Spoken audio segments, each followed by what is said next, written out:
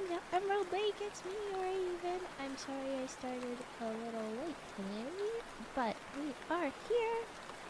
And hello! Happy December. I know I streamed before in December, but it was right at the start, and it was just to wrap up more of the fishing stories.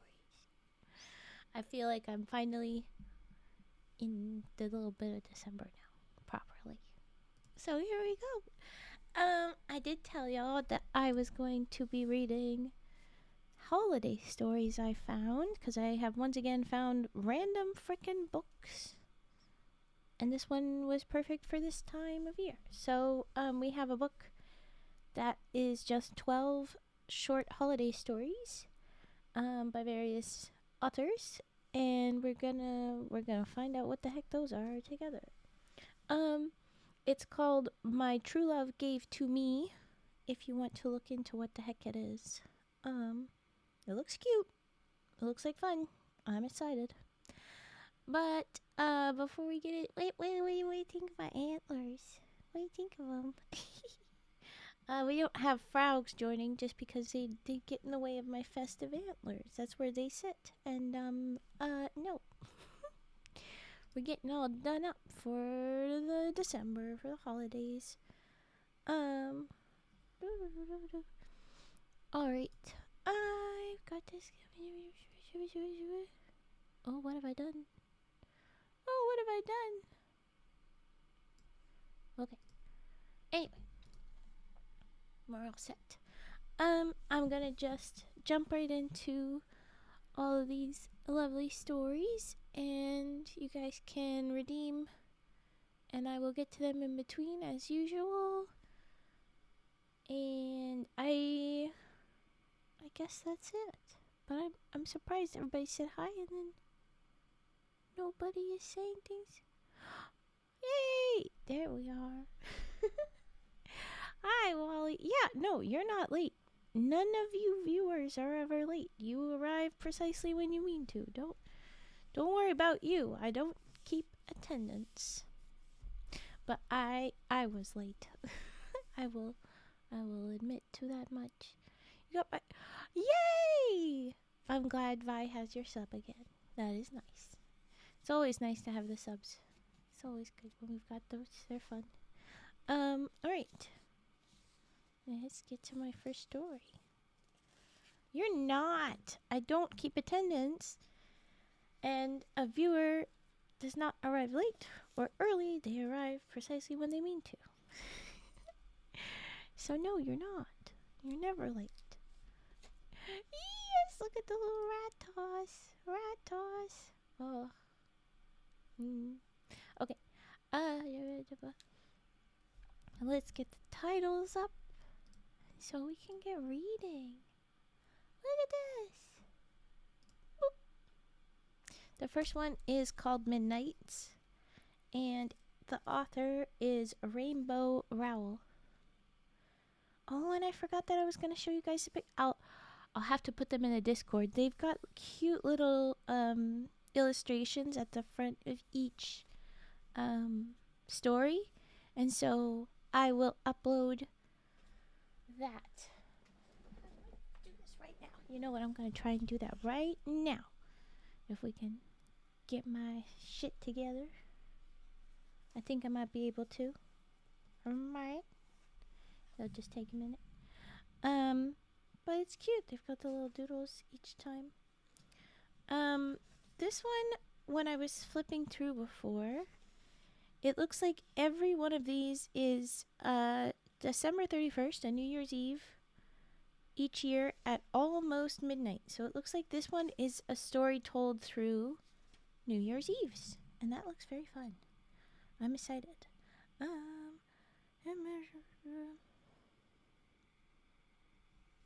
Trying to get this up for that. Okay, Raven, can we take a good picture and upload it to Discord in a speedy time? Probably not. Why are we so bad at this? Okay. Into the chatting.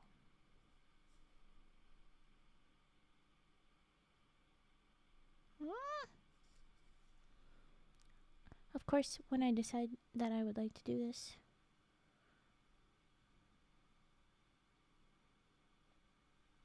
it's always late. Okay.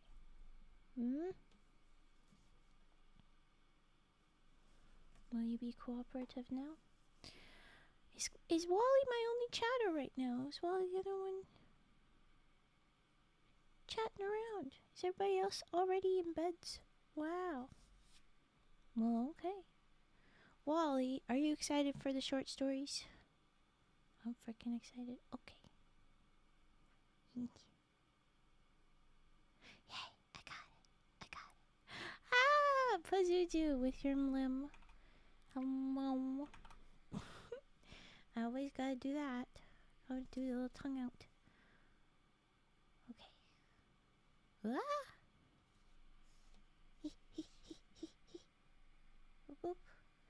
Midights! Yay. Okay. Now I got that sorted. I feel good. I did it. Success. Huzzah. Okay. What the? Okay. Alright. First New Year's Eve of our first story. I'm fishing in a game, so I'll be chatting very little. That is very fair. Very fair. Enjoy your fishing. But here we go. The first story, I've got the photo up in chatting in the Discord. Oh, don't fail me now, Mike. Mic adjustment should be fine. Okay. December 31st, 2014, almost midnight. It was cold out on the patio under the deck, frigid, dark. Dark because Mags was outside at midnight, and dark because she was in the shadows. This was the last place anyone would look for her. Anyone, and especially Noel. She'd miss all the excitement. Thank God. Mags should have thought of this years ago. She leaned back against Alicia's house and started eating the Chex Mix she'd brought out with her. Alicia's mom made the best Chex Mix. Mags could hear the music playing inside, and then she couldn't, and that was a good sign. It meant that the countdown was starting. 10, she heard someone shout. 9, more people joined in. 8, Mags was going to miss the whole thing. Perfect. Okay, and then we go back in time to December 31st, 2011. Almost midnight. 3 years before. Ooh. Are there nuts in that? The boy asked. Mags paused, holding a cracker piled with pesto and cream cheese in front of her mouth. I think there are pine nuts, she said, crossing her eyes to look at it. Are pine nuts tree nuts? I have no idea, Mags said. I don't think pine nuts grow on pine trees. Do they? The boy shrugged. He had shaggy brown hair and wide-open blue eyes. He was wearing a Pokemon t-shirt. I'm not much of a tree nut expert, Mags said. Me neither, he said. You'd think I would be. If I accidentally eat one, it could kill me. If there was something out there that could kill you, wouldn't you try to be an expert on it? I don't know. Mags shoved the cracker in her mouth and started chewing. I don't know very much about cancer or car accidents. Yeah, the boy said, looking sadly at the buffet table. He was skinny and pale. Why are we roasting him? Okay. But tree nuts specifically have it out for me. For me personally. They're more like assassins than, like, possible dangers. Damn, Mag said. What did you ever do to tree nuts? The boy laughed. Ate them, I guess. The music, which had been really loud, stopped. It's almost midnight, somebody shouted.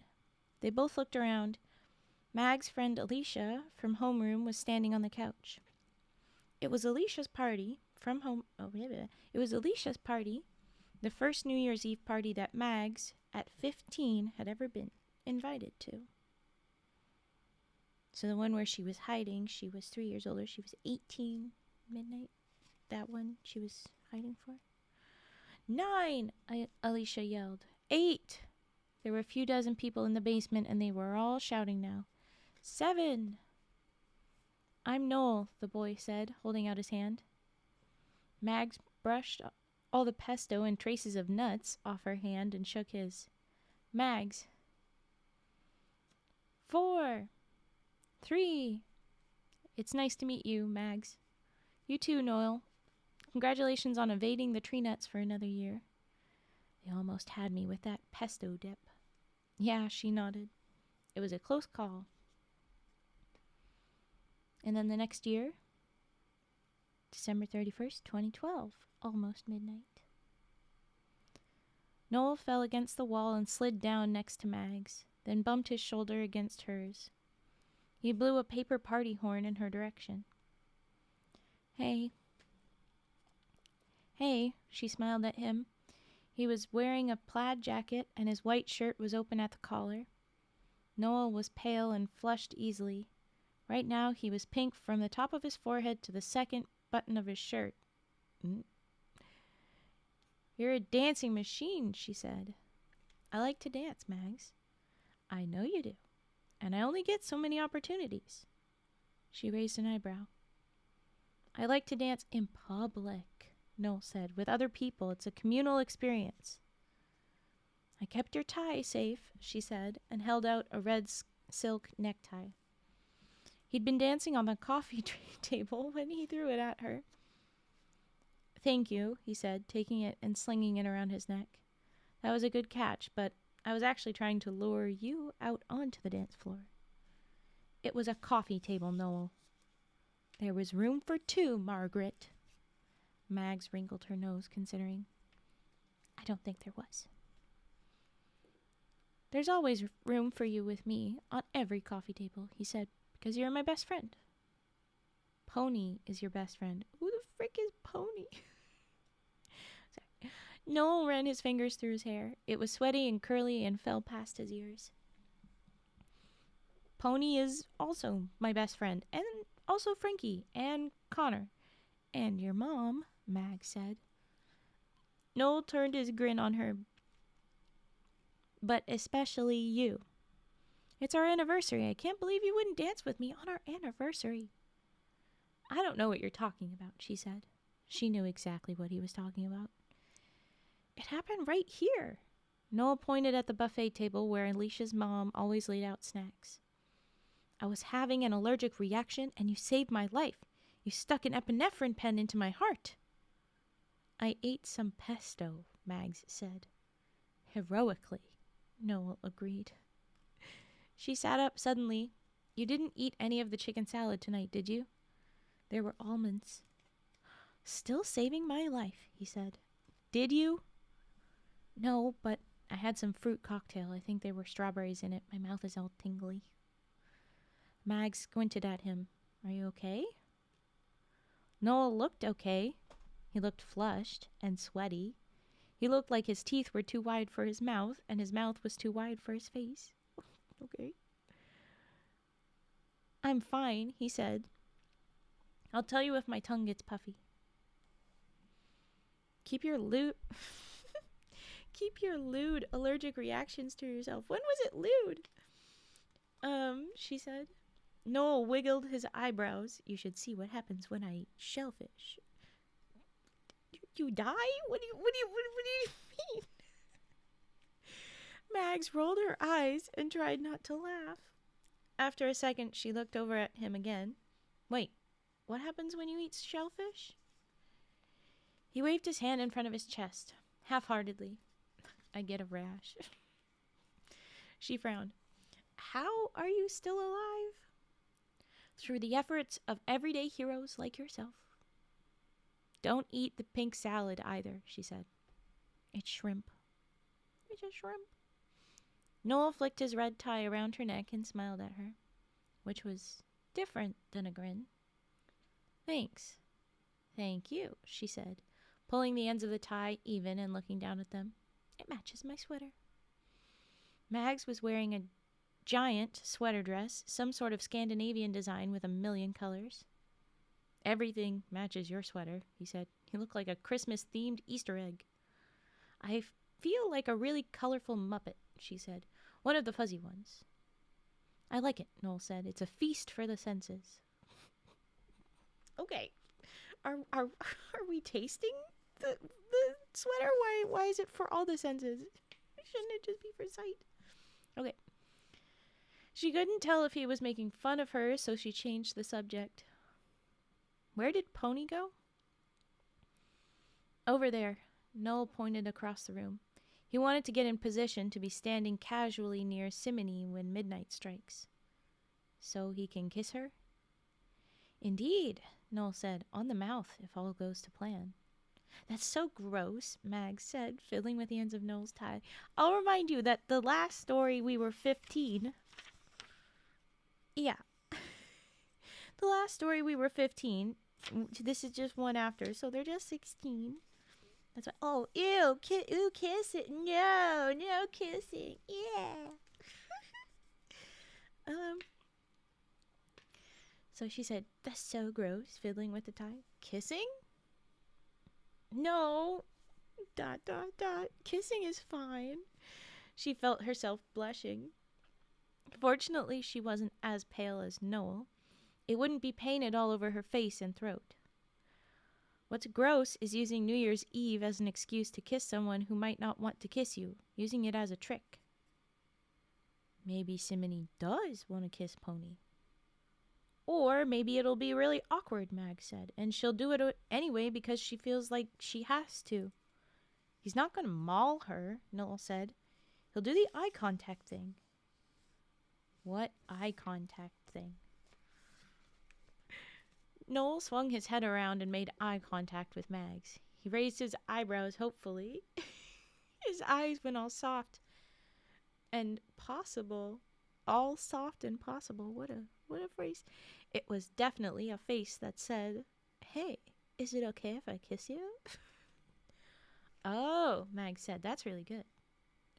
Noel snapped out of it and made a face that said, well, duh. Of course it's good. I've kissed girls before.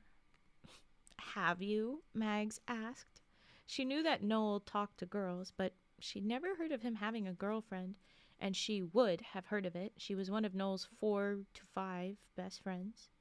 Pfft, he said, 3 girls, 8 different occasions. I think I know how to make eye contact. I'm sorry. They did well to write teenagers. I feel like this is very much that. This was significantly more kissing than Mags had managed in her 16 years. Oh no. She glanced over at Pony again. He was standing near the television, studying his phone. Simony was a few feet away, talking to her friends. Still, Mags said, it feels like cheating. How is it cheating? Noel asked, following her eyes. Neither of them is in a relationship. Not that kind of cheating, Mag said. More like skipping ahead. If you like someone, you should have to make an effort. You should have to get to know the person. You should have to work for that first kiss. Pony and Simony already know each other. Right, she agreed. And they've never gone out. Has Simony ever even indicated that she's interested? Sometimes people need help, Noel said. I mean, look at Pony. Mags did. He was wearing black jeans and a black t-shirt. He had a half-grown-out mohawk now. Ooh. But he'd had a ponytail back in middle school, so everyone still called him that. That's why his name is Pony. Okay. Should we be calling him Mohawk now? Oh. Pony was usually loud and funny, and sometimes loud and obnoxious. He was always drawing on his arm with ink pens. That guy has no idea how to tell a girl he likes her, Noel said. None at all. Now, look at Simony. Mags did. Simony was small and soft and so shy that coming out of her shell wasn't even on the menu. If you wanted to talk to Simony, you had to climb inside her shell with her. Not everyone has our social graces, Noel said, sighing and leaning into Mag's space to gesture toward Pony and Simony. Not everyone knows how to reach out for the things they want. Maybe midnight is exactly what these two need to get rolling. Would you begrudge them that? Mags turned to Noel. His face was just over her shoulder. He smelled warm and like some sort of Walgreens body spray. Okay. You're being melodramatic, she said. Life or death situations bring it out in me. Like coffee table dancing? No, the strawberries, he said, sticking out his tongue and trying to talk around it. Does it look puffy? Hi, Andy. Sorry.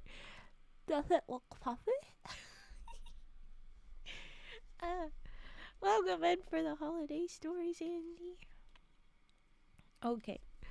We're just following these two 16-year-olds through... They're currently 16 in the story, or this part of the story, but we're following them through their different New Year's Eves, it seems. Currently talking about 16-year-olds not knowing how to flirt, basically. It's so silly. Okay.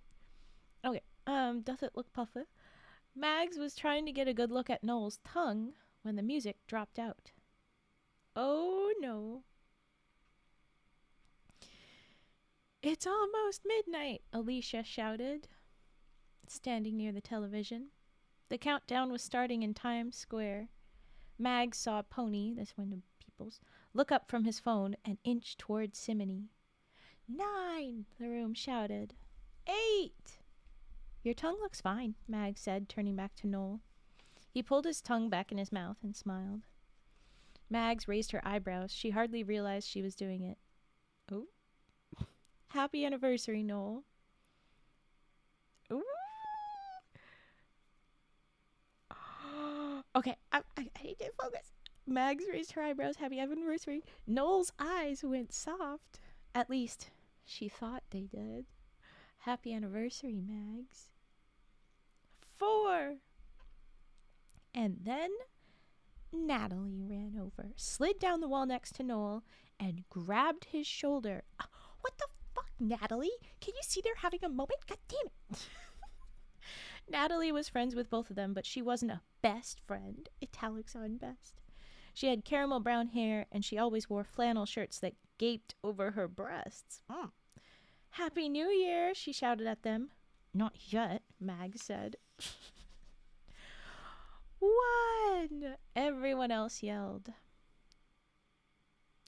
Happy New Year, Noel said to Natalie. Then Natalie leaned toward him, and he leaned toward her, and they kissed. Yep. Oops. Okay, and then the next year, 2013, December 31st, 2013, almost midnight. Here we are again. Noel was standing on the arm of the couch with his hands out to Mags. Mags was walking past him, shaking her head. Oh, because he's probably trying to get her to dance on the coffee table again. But she's probably remembering last year. Okay. Mags was walking past him, shaking her head. Come on, he shouted over the music. She shook her head and rolled her eyes. It's our last chance to dance together, he said. It's our senior year. We have months left to dance. Yeah, what the fuck is prom for? Come on, Noel, use your brain. Anyway, Mag said, stopping at the food table to get a mini quiche. Noel walked down the couch, stepped onto the coffee table, then stretched one long leg out as far as he could make it into the love seat next to Mags. Hello, Generium. That's unfortunate with the Riz, but welcome in. They're playing our song, he said. They're playing Baby Got Back, Mag said. Noel grinned. Just for that, she said, I'm never dancing with you. You never dance with me anyway.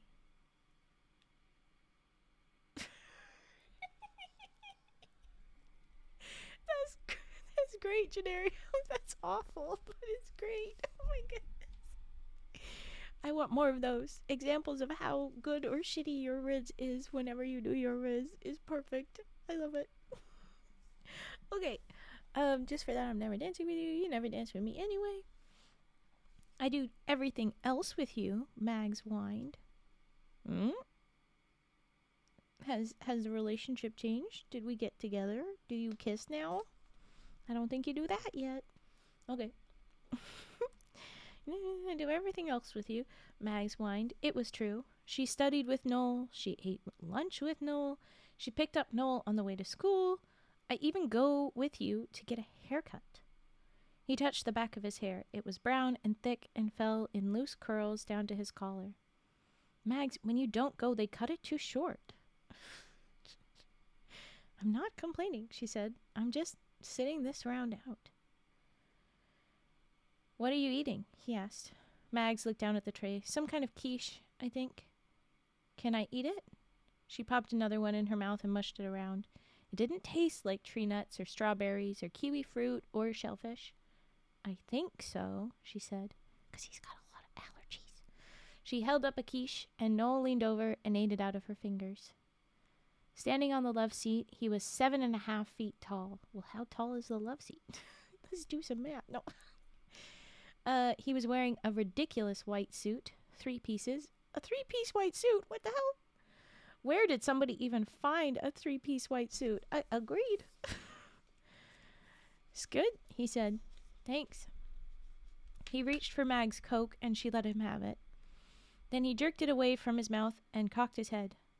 Margaret, they're playing our song. Mags listened. Is this that Kesha song? Hello, sleazy soul. Welcome in. It's going well. We're just starting up some holiday short stories. A couple of teenagers at every New Year's Eve, apparently, is what this series is. They're currently 17 in 2013. And last year, it seemed like, the subtext was that they were supposed to kiss, but then Natalie showed up, freaking Natalie, and stole the New Year's kiss. Hi, Kate. I'm just seeing you're here too. Okay. Is that Kesha song? Dance with me. It's our anniversary. I don't like dancing with a bunch of people. But that's the best way to dance. Dancing is a communal experience. For you, Mags said, pushing his thigh. He wavered, but didn't fall. We're not the same person. I know, said... I know, Noel said with a sigh, I guess. You can eat tree nuts. Eat one of those brownies for me. Let me watch.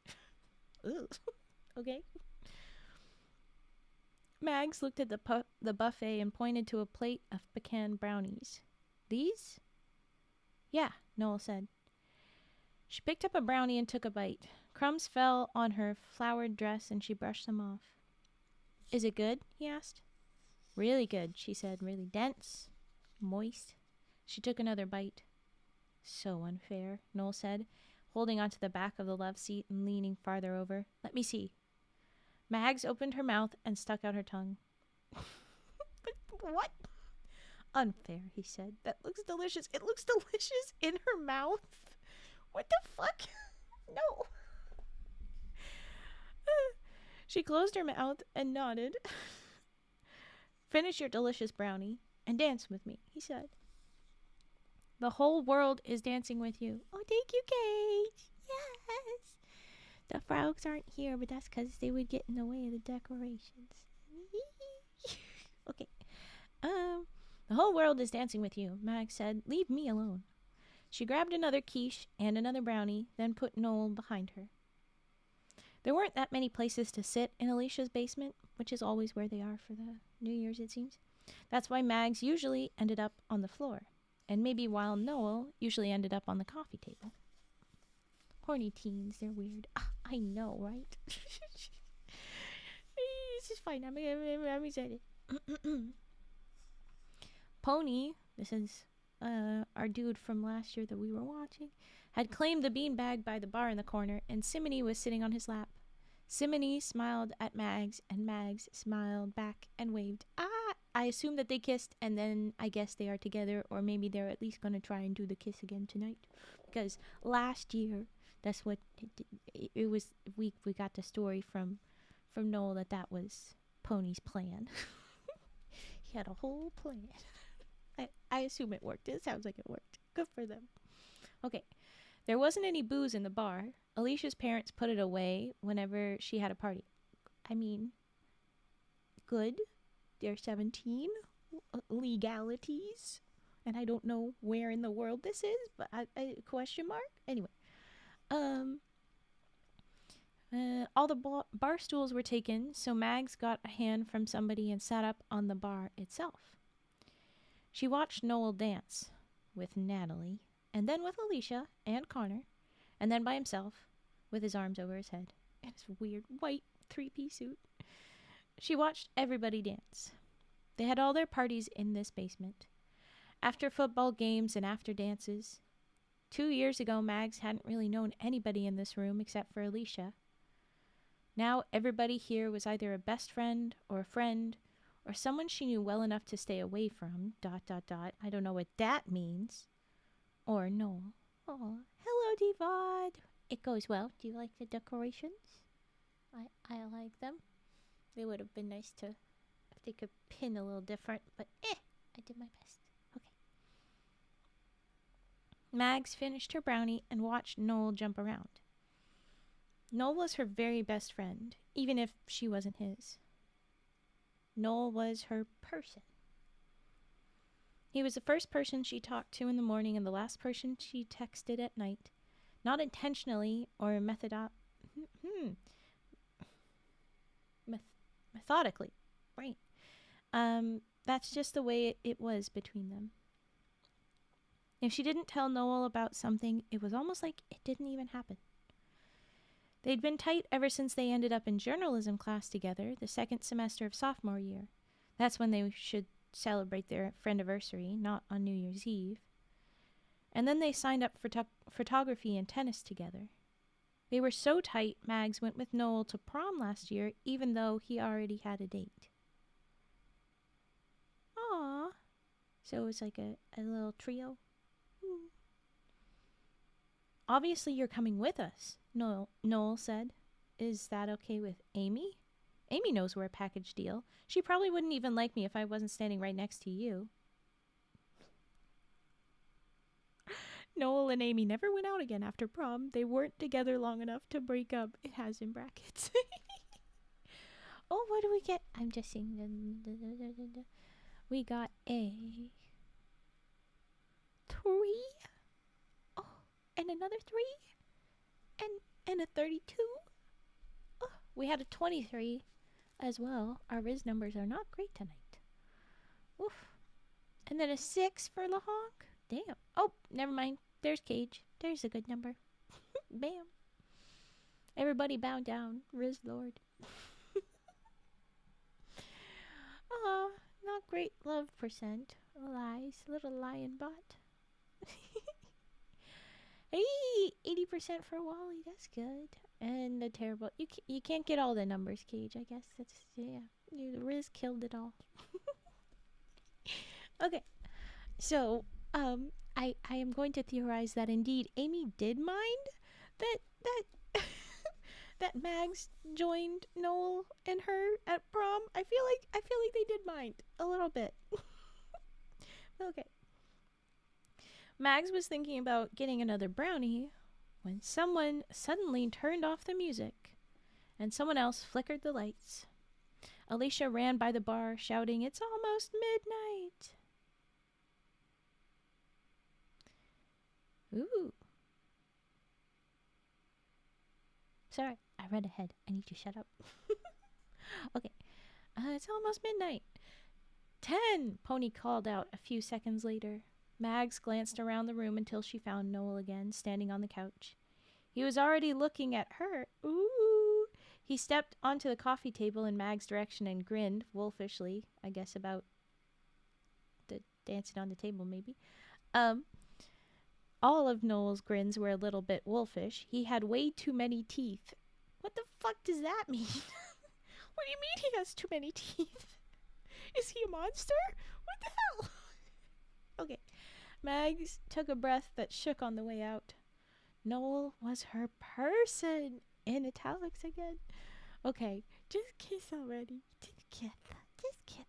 Okay. But then 8, the room shouted.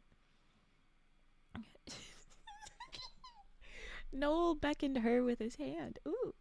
Mags raised an eyebrow. Woo! He waved at her again and made a face that said, "Come on, Mags." 4. Then Frankie stepped onto the coffee table with Noel and slung an arm around his shoulders. And I had read Frankie as he, because I thought Frankie, but it is evident. Noel turned to Frankie and grinned. 2. Frankie raised her eyebrows. I was hoping it was gay. Oh well. We can't have a bi king. Aww. 1. Frankie leaned up into Noel, and Noel leaned down into Frankie, and they kissed. Frickin' Natalie, frickin' Frankie. What the hell?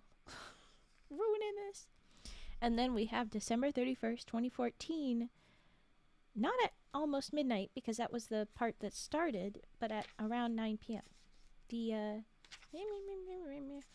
first insert was 2014 almost midnight, and Mags was hiding outside on the patio in the dark, hiding in the shadows. She was trying to avoid Noel, and she was happy about it when they started doing the countdown, and she was outside away from people. But they had only gotten to 8, and then we cut to the couple of years before. So here we are. We're caught back up. Dramatic. We go back to before the countdown at around 9 p.m. Mags hadn't seen Noel yet this winter break. Right, because the last one was their senior year, so maybe they've gone off to their post-secondary, as people over here say, or maybe it'll be university, maybe it'll be trade school, college. You don't know. But anyway, Mags hadn't seen Noel yet this winter break. His family went to Walt Disney World for Christmas. Ooh, fun. It's 80 degrees, he texted her, and I've been wearing mouse ears for 72 hours straight. Even while you slept? Even in the shower? Sir. What? More and more facts for me to think he's maybe a monster. Too many teeth. No. Possibly doesn't sleep. Okay. Mags hadn't seen Noel since August, and when she went over to his house early one morning to say goodbye before his dad drove him to Notre Dame. Okay, so that's where he's going to school. Noel didn't come home for Thanksgiving. Plane tickets were too expensive. She'd seen photos he posted of other people online. People from his residence hall, people at parties, girls. And she and Noel had texted. They texted a lot, but Mags hadn't seen him since August. She hadn't heard his voice since then. Honestly, she couldn't remember it. She couldn't remember ever thinking about Noel's voice before, whether it was deep and rumbled, or high and smooth. She couldn't remember what Noel sounded like, or what he looked like, not in motion. She could only see his face in the dozens of photos she had still saved on her phone. You're going to Alicia's, yeah? He'd texted her yesterday. He was in an airport on his way home. Where else would I go? Mags texted back. Cool. Mags got to Alicia's early and helped her clean out the basement, then helped Alicia's mom frost the brownies. Alicia was home from college in South Dakota. Okay, so Alicia's going to school in South Dakota. She had a tattoo on her back now of a meadowlark. Ooh. Mags didn't have any new tattoos. She hadn't changed at all. She hadn't even left Omaha. Oh, they're in Omaha. Now we know where in the world they are. And considering how old they were, of course you didn't have the booze there. That is extra illegal. Okay. She got a scholarship to study industrial design at one of the schools in town. A full scholarship. It would have been stupid for Mags to leave. Yeah, because school's fucking expensive, especially over there. Okay. Nobody showed up for the party on time, but everybody showed up. Is Noel coming? Alicia asked when the doorbell had stopped ringing. How would I know? Mags wanted to say, but she did know. Yeah, he's coming. She said, he'll be here. Well, that's not what the texts say. Just implied it. Okay, fine. She'd gotten a little chocolate on the sleeve of her dress. She tried to scrape it off with her fingernail. Okay. Mags had changed 3 times before she settled on this dress. Oh, okay, that's why we care. She was going to wear a dress that Noel had always liked, gray with deep red peonies, but she didn't want him to think that she hadn't a single original thought since the last time she saw him. Okay, we're really thinking about this. You must be a dark roast coffee because you make my heart rate increase every time we get to enjoy you. That's a cute one. Yeah, I'd say that's worthy of a 49% Riz. Yeah, it's pretty good. It's half effective. I like. Okay. Back to her panicking about her dress choice and what it means and overthinking it. And girl, he don't notice. Don't worry. He don't know shit. So she'd changed, then changed again, and ended up in this one, a cream-colored lace shift that she'd never worn before with Baroque patterned pink and gold tights. She stood in front of her bedroom mirror, staring at herself, at her dark brown hair, her thick eyebrows and blunt chin. She tried to see herself the way Noel would see her for the first time since August. Then she tried to pretend she didn't care. Then she left. Hi, Rose. We're reading about 2 awkward teenagers at New Year's Eve parties all the time. What's worthy of 107? Honestly, Cage, I don't know. I've never met a 107% Riz. I feel like it's unsafe to share with everybody at that point. Honest, it's truly it's unsafe. Hi, Knightley. Welcome. Okay. So she'd figured out her dress, overthinking it a bunch. She got halfway to her car, then ran back up to her room to put on the earrings Noel had given her last year for her 18th birthday. Angel wings. Ooh, okay. An extra little nod to him. Maybe he will notice that one, because he bought those for you. I don't know. But he's not going to put pieces together. I mean, no, he's a dumb 18-year-old boy. It's fine. How am I today? I'm good. I'm all decorated. Look at that. I'm excited. We are reading about 2 horny teenagers. No, there's more than 2. There's also Pony, and Natalie, and Frankie, and Alicia. There's more than 2. Okay. Mags was talking to Pony when Noel finally arrived. There's a little piece of me that's like, she's gonna kiss Pony just to spite him if he picks another girl again. just feeling it. Unless Pony is really happy with Simony. Are those antlers on your hair? Because I want to hold you dear. No, that's more of a 70%. 7 may in fact be impossible. Yeah. I feel like it's just dangerous to share online. It'll be too effective. I need a cough. Hold on. Oh, jeez. You ever cough so hard you hiccup? Because I just did.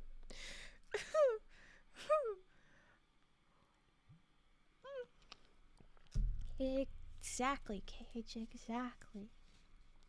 Alright. Yes, it is mostly the 2 that we hear about, Noel and Max. Don't think so. Ever sneeze so hard you see stars? Don't think so, but that one sounds fun. Oh no. Okay, alright. We're talking to Pony. And then Noel finally shows up. Pony was in school in Iowa studying engineering. He'd grown his hair back out into a ponytail. Pff, of course. And Simony was tugging on it just because it made her happy. Just to bug him. Ever cough so hard you almost throw up? No, that one's bad. If you have, I'm sorry. Ow. Okay. She was studying art in Utah, but she was probably going to transfer to Iowa, or Pony was going to move to Utah, or they were going to meet in the middle.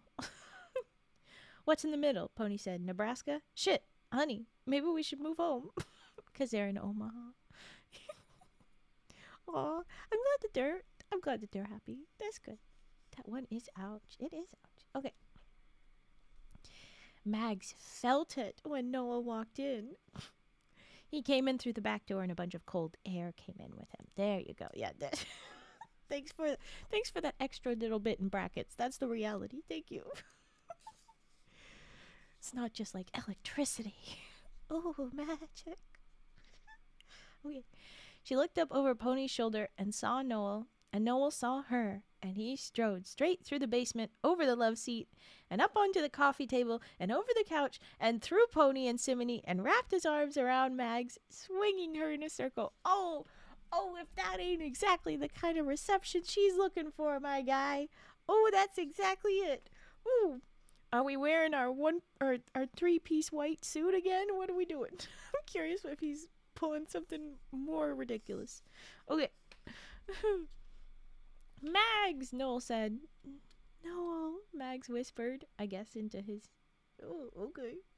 Noel hugged Pony and Simony too, probably not spinning them, and Frankie and Alicia and Connor and everybody. Noel was a hugger. Same, bruh. Then he came back to Mags and pinned her against the wall. What? Crowding her as much as hugging her. Oh, God, Mags, he said, never leave me. What in the fork? No wonder she's got feelings. Oh, God, Mags, he said, never leave me. I never left you, she said to his chest. I never go anywhere. Never let me leave you, he said to the top of her head. When do you go back to Notre Dame? She asked. Sunday. Noel was wearing wine-colored pants, softer than jeans, rougher than velvet, on a blue on blue striped t-shirt, and a gray jacket with the collar turned up. Okay. His style's interesting. He was as pale as ever. Okay. His eyes were as wide and as blue. You would hope those things didn't change too much. It's not typical. But his hair was cut short, buzzed over his ears and up the back, with long brown curls spilling out over his forehead. Ah. Yep. Whenever she's not there, they cut it too short. That's what they said.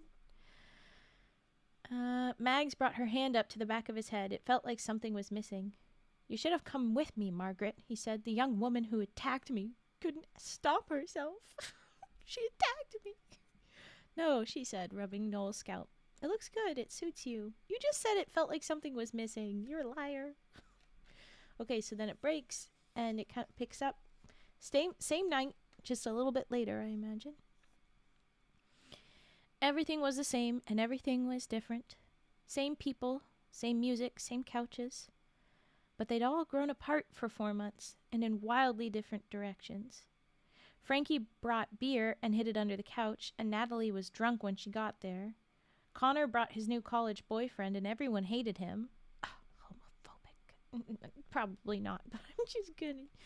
We got one little bit of gay, and I'm gonna poke at it for the silly. And Alicia kept trying to pull Connor aside to tell him so. Alicia, you're starting shit. Oh my god. The basement seemed more crowded than usual, and there wasn't as much dancing. ... There was about as much dancing as there would be at a normal party, at somebody else's party. Their parties used to be different. There used to be 25 people in a basement who knew each other so well they never had to hold back. Noel didn't dance tonight. Blasphemy. He stuck with Pony and Simony and Frankie. He stuck by Mag's side like he was glued there. She was so glad that she and Noel hadn't stopped texting, that she still knew what he woke up worried about. Everybody else's inside jokes were 7 months old, but Noel and Mags hadn't missed a beat.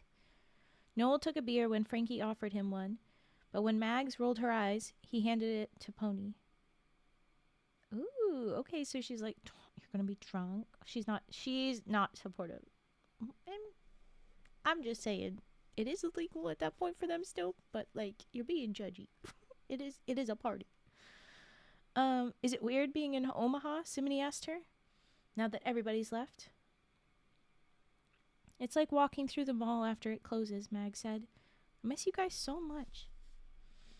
Noel startled. Hey, he said to Mags, pulling on her sleeve.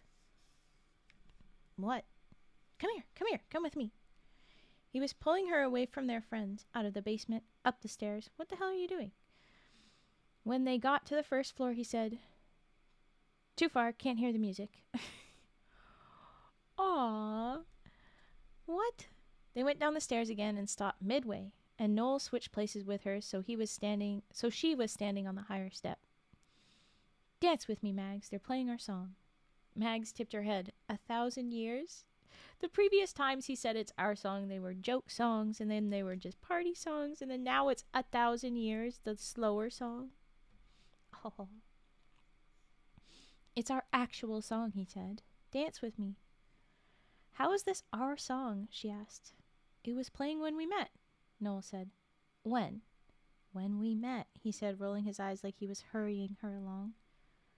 "When we met here?" "Yes, when we met, downstairs, sophomore year, and you saved my life." "I never saved your life, Noel." "Why do you always ruin this story?" "You remember the song that was playing when we met?" "I always remember the song that's playing," he said, "all the time." That was true. He did. All Max could think to say now was, "What?" Noel groaned. "I don't like to dance," she said. "You don't like to dance in front of people," he said. "That's true." "Just a minute." Noel sighed and ran downstairs. "Don't go anywhere," he shouted up to her. "I never go anywhere," she shouted back. She heard the song start over. Oh. Then Noel was running back up the stairs. He stood on the step below her and held up his hands. "Please." Mags sighed and lifted up her hands. She wasn't sure what to do with them. ...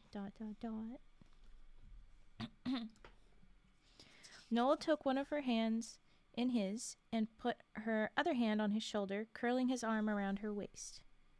"Jesus Christ," he said. "Was that so hard?" "Well, now you're not going to be able to dance too much. You're on the frickin' stairs." "Okay." "I don't know why this is so important to you," she said. "Dancing." "I don't know why it's so important to you," he said, "not to dance with me." She was a little bit taller than him like this. They were swaying. Yeah, exactly. Alicia's mom came down the stairs. "Oh, yay! Sup, adult? Hey, Mags. Hey, Noel. How's Notre Dame?" Noel pulled Mags closer to let Miss Porter squeeze by. "Good," he said. "You guys really fell asleep against Michigan." "I'm not actually on the football team," Noel said. "That's no excuse," Mrs. Porter said. Noel didn't loosen his grip after Alicia's mom was past them. His arm was all the way around Mags's waist now, and their stomachs and chests were pressed together. Ooh. They'd touched a lot over the years as friends. Noel liked to touch. Noel hugged and tickled and pulled hair. Noel pulled people into his lap. He apparently kissed anyone who raised their eyebrows at him on New Year's Eve. Ooh, she's salty about it. I knew she would be. But Noel had never held Mags like this. Mags had never felt his belt buckle in her hip. Oh. She'd never tasted his breath. Oh. Mrs. Porter came back up the stairs, and Noel held Mags even tighter. 1,000 years began again. "Did you tell somebody to start it over?" Mags asked. "I put it on repeat," he said. "They'll stop it when they notice." Was this on the Twilight soundtrack? "Dance with me, Mags." He's like, stop ruining the moment. Stop, shut up and just, I'm trying so hard to be romantic, Margaret. Just let me be romantic. "I am," she said. "I know," he said. "Don't stop." Okay. Mags had been holding herself rigid so that she'd still be standing upright even if Noel let go. She stopped that now. She relaxed into his grip and let her arm slide over his shoulder. She touched the back of his hair again because she wanted to, because it was still missing. Eek! "You don't like it," he said. "See, he knows." "I do like it," she said. "It's different." "You're different." Mags made a face that said, "You're crazy." "You are," Noel said. "I'm exactly the same," she said. "I'm the only one who's the same." "You're the most different." "How?" I don't know, he said. It's like we all left, and you let go, and you're the one who drifted away. That's bananas, Mags said. I talk to you every day. It's not enough, he said. I've never seen this dress before. You don't like my dress? No. Noel shook his head. She wasn't used to seeing him like this, agitated. I like it. It's pretty, but it's different. You're different. I feel like I can't get close enough to you. Oh! He pushed his forehead into hers. She pushed back. We're pretty close, Noel. He's trying so hard to be subtle. He's been trying since Pony was trying. I bet the same day that Pony was like, "Hey, I'm gonna kiss Simony," Noel probably was like, "Okay, and I'm gonna kiss Mags," and then Mags just did not respond the way he wanted her to, and he got awkward, and then Natalie was there, and he's like, "Well, kiss." I'm a horny boy. It's good. And here she is again. We're very close right now. No. You don't get the freaking point, Mags. Come on. You're ruining this. He sighed, frustrated, and it filled her nose and mouth. You're standing there with your mouth wide open. What the fuck are you doing, Mags? Okay. Why don't you have a boyfriend? Can we tell where this is going, Mags? I bet you can, but you're still being... Okay. Mags frowned. Maybe I do. He looked devastated and pulled his head back. You wouldn't tell me something like that? No, she said. No, Noel, of course I would. I'd tell you. I just don't know what you want me to say. I don't know why I have a boyfriend. It's going to get worse, he said. You're going to keep changing. Jeez, you guys are awful at doing this, these two. Hi, Gary-san. Well, so are you, she said. I never change. Mags laughed. You're a kaleidoscope. You change every time I look away. Don't you hate that? He asked. Mag shook her head. Her nose rubbed against his. I love it. They'd stopped swaying at this point. Are we still dancing? She asked. We're still dancing. Don't get any big ideas, Margaret. You're not dancing. He just wants an excuse to hold you because you're still dumb kids. Okay. He let go of her hand and wrapped that arm around her too. Don't go anywhere. I never go anywhere, Mags whispered. Hold on, I got a big cough. I can't.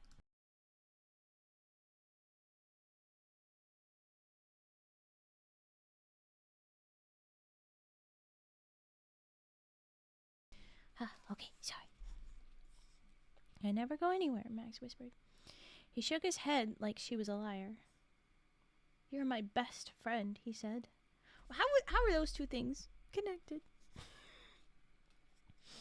You have lots of friends, she said. No. Lots of best friends, she said. No. Noel said, just you. Woohoo! Mags held onto his neck with both arms. She pushed on his forehead. He smelled like skin. I'm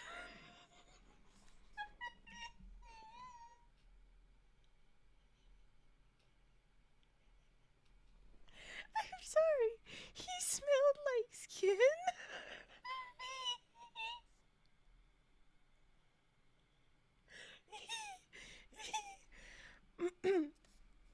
Rainbow Rowell, I don't know how to pronounce the author name.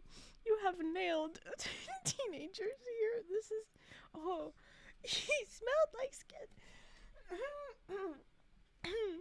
Okay.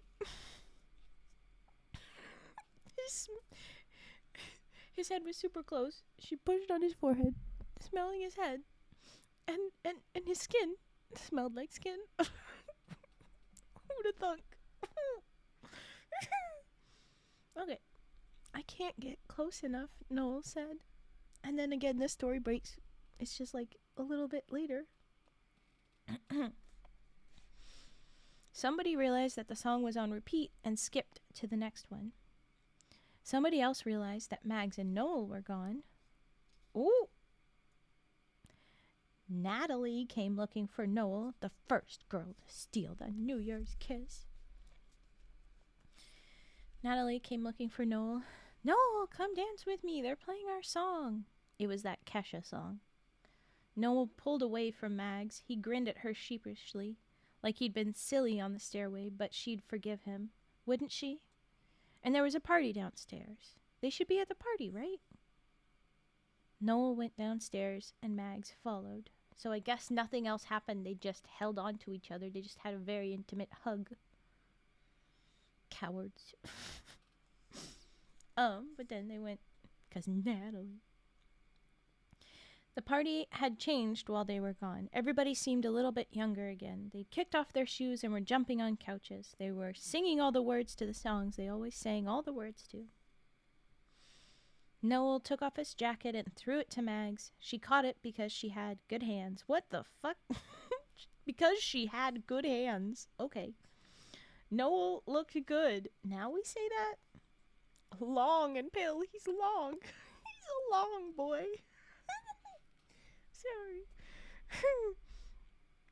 In dark red jeans that no one else would wear, and a t-shirt that would have hung on him last year. Ooh, so I guess he beefed up is what we're saying. He looked so good. And she loved him so much. Finally, you admit it, you coward. And Mags couldn't do it again. She couldn't stand across the room and watch Noel kiss someone else. Not tonight. She couldn't watch somebody else get the kiss she'd been working so hard for since the moment they met. Oh, girl. Oh, girl. Just do what Pony did. You do it. You go for it. What the hell? So, a few minutes before midnight, Mags scooped up a handful of Chex Mix and acted like she was going into the hall. Like maybe she was going to the bathroom. Or maybe she was going to check the filter on the furnace. Yeah, you know, like a party thing for teenagers to do. Check on the furnace. What the fuck, Mags? Then she slipped out the back door. No one would think to look for her outside in the snow because it's insane. It was cold, but Mags still had Noel's jacket, so she put it on. She leaned against the foundation of Alicia's house and ate Alicia's mom's Chex Mix. Mrs. Porter made the best Chex Mix and listened to the music. Then the music stopped and the counting started, and it was good that Mags was out here because it would hurt too much to be in there. It always hurt too much, and this year it might kill her. That's a dramatization. That is not true. But she is a teenager still. So, fair. Okay, and so they pick up the counting at 7. So all that counting we did before, we're right back to where we once were. 7, 6. Mags, someone called. It was Noel. She recognized his voice. Well, she ought to. Margaret. 4. Here, Mags said, then a little louder. Here, because she was his best friend, and avoiding him was one thing, but hiding from him was another. Also, she must be realizing what the fuck's going on now. I mean, it's the countdown, and he's in the outside for her. He's in the outside. He left the party to find her. Buddy, come on. 2. Mags, ... She could see Noel then, in a shaft of moonlight breaking through the slats of the deck above her. His eyes had gone all soft, and he was raising his eyebrows, which is what he said was the cue. You know, eye contact and eyebrows. That's what convinces you we should kiss. And then 1. Mags nodded and pushed with her shoulders away from the house. Then Noel pushed her right back, pinning her as much as he was hugging her, as much as he was crowding her against the wall. He kissed her hard. Mags hooked both arms around the back of his head, pressing their faces together, their chins in open mouths. Noel held on to both of her shoulders. Oh, goodness. How much more story? Oh, we still got a good deal of... okay. What happened now? After a few minutes, maybe more than a few minutes, after a while, they both seemed to trust the other not to let go. They eased up. Horny teenagers. Mags petted Noel's curls. Pet, pushing them out of his face. Noel pinned her to the wall from his hips to his shoulders, kissing her to the rhythm of whatever song was playing inside now. My goodness! They did not ease up. When he pulled away, she was going to tell him that she loved him. When he pulled away, she was going to tell him not to let go. Don't, Mag said, when Noel finally lifted his head. Mags, he whispered, my lips are getting numb. That's so long they've been there. I guess it is outside, but anyway. I thought this was what was gonna happen. Oh my gosh, no, okay.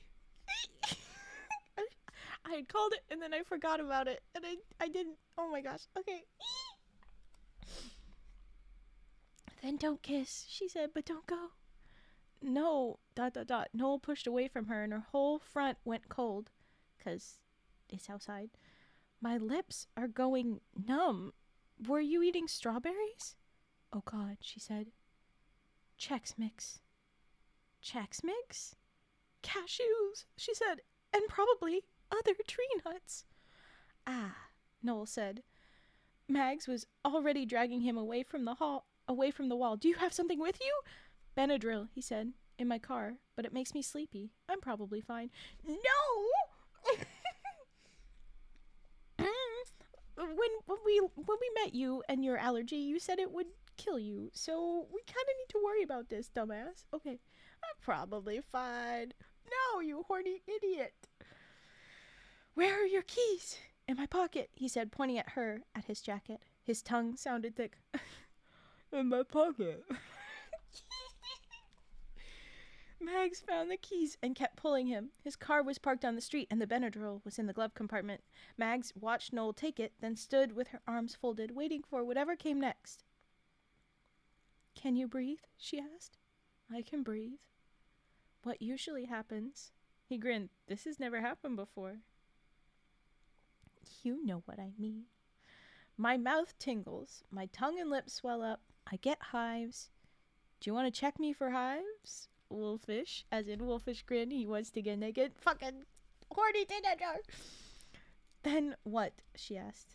Then nothing, he said. Then I take Benadryl. I have an EpiPen, but I've never had to use it. I'm going to check you for hives, she said. He grinned again and held out his arms. She looked at them. She lifted up his striped t-shirt, ... He was pale and covered in goosebumps. And there were freckles she'd never known about on his chest. Ooh. I don't think you have hives, she said. I can feel the Benadryl working already. He dropped his arms and put them around her. Don't kiss me again, Mag said. Immediately, Noel said. I won't kiss you again immediately. Yeah, there you go. She leaned into him, her temple on his chin, and closed her eyes. I knew you'd saved my life, he said. I wouldn't have had to save it if I didn't almost kill you. Don't give yourself too much credit. It's the tree nuts who are trying to kill me. She nodded. They were both quiet for a few minutes. No? Yeah? She had to ask him this. She had to make herself ask it. Are you just being melodramatic? Mags, I promise, I wouldn't fake an allergic response. No, she said. With the kiss. There was more than one kiss. ... They were. It was a while. With all of them, she said. Were you just embellishing? Mags braced for him to say something silly. No, Noel said. Then, were you just humoring me? No. Oh, sorry. God, no, she said. I read the line again. Did it feel like I was humoring you? Noel shook his head, rubbing his chin into her temple. What are we doing? Max asked. I don't know. ... He said eventually. I know things have to change, but I can't lose you. I don't think I get another one like you. I'm not going anywhere, Noel. You are, he said, squeezing her. And it's okay, just... I need you to take me with you. Mags didn't know what to say to that. It was cold. Noel was shivering. She should give him his jacket. Mags? Yeah? What do you need? First time you fucking asked? Mags swallowed. In the 3 years she and Noel had been friends, she'd spent a lot of time pretending she didn't need anything more than what he was already giving her. She'd told herself there was a difference between wanting something and needing it. ...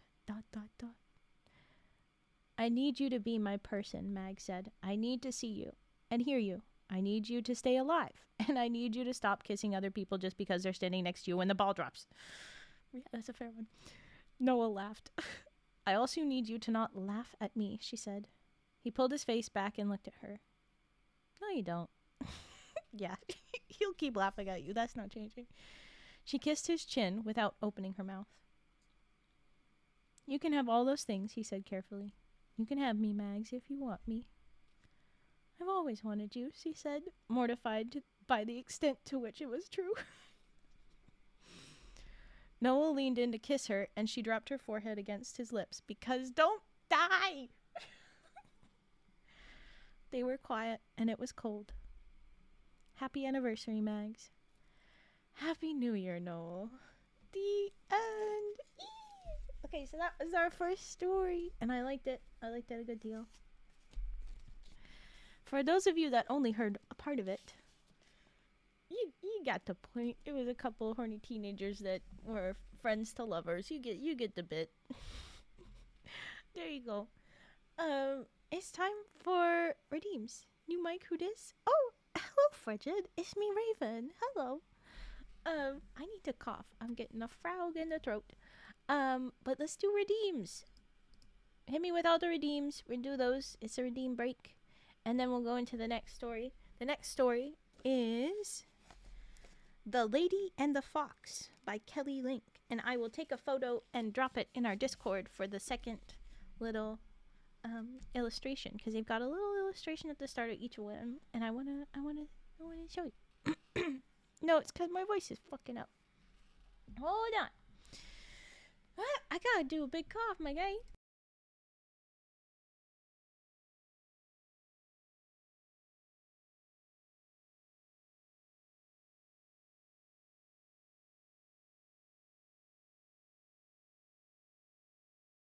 Okay. Oh, I'm still gonna feel weird. Redeems. Hit me with the redeems. And I'm taking the photo. If I just pull up the frickin' thingamajig.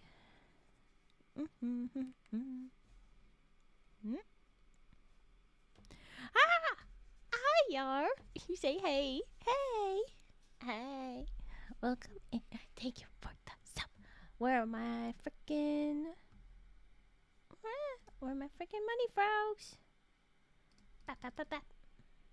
Twitch being stupid? Why are you being stupid? Thank you very much for the resub. Yar. Glad you're here.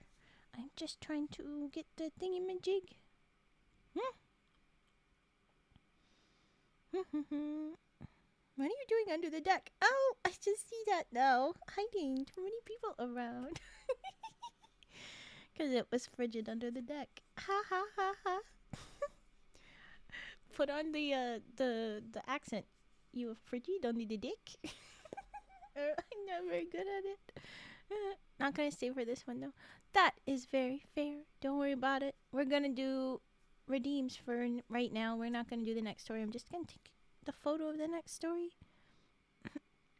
So maybe you'll just immediately vamoose. Or maybe you'll be able to catch the redeems. But this is... if it'll cooperate. This is the little illustration for the next story. Dropped in the Discord chats. My freaking voice. Alright. It won't let me. Twitch is being mean, I guess. What is it not doing? Alright. We're gonna put away these guys. Boop. It's not all the requests paused. Is there one you want that it's not letting you? Tell me what it is. They shouldn't be. They look open. They're not all illegal. There's a handful illegal, like the origamis, because that's not what this is right now. You're in Twitch jail. What did you do? What did you do? Spell the T for Jed. Spell the T. What did you do? Okay. I tried scissors, but nothing is working. Well, that is weird. Because I see scissor snips open, ready to go. But maybe something's being funny. We will do scissor snips. Certainly. If it's fighting you for no good reason, I will honor that. I'm assuming you're not just gaming the system so that you can hoard radioactive ribbits. I'm assuming. The squints. Very sus. Anyway. And then we'll do it. It's all good. Yes, mobile is perpetually nonsense. Of course.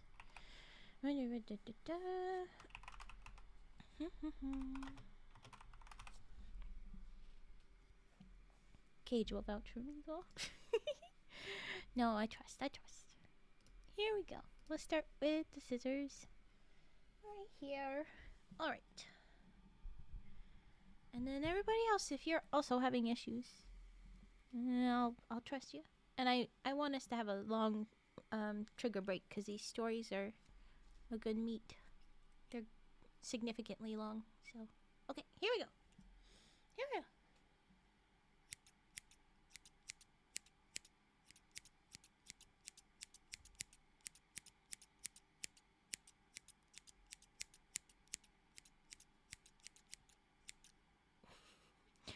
Cage, are you implying that Frigid has diseases?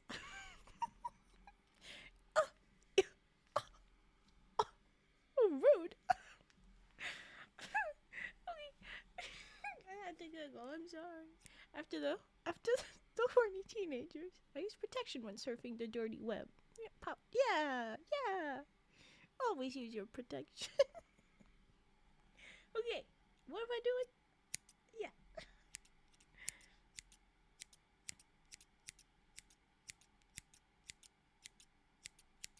Hi, Rana. Welcome.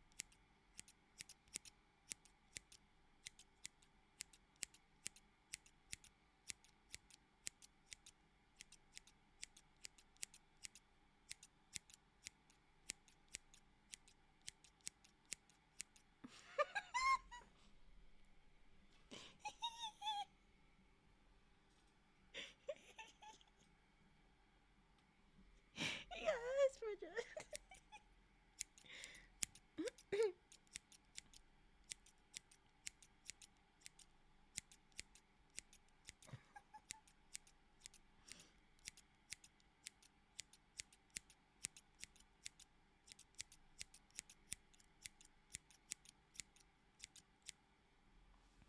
Okay, so there is our. Jeez, my throat is just not gonna cooperate. I think because I had a long walk today in the cold, and I was doing lots of the sniveling because of the cold, and I think it has affected my throat.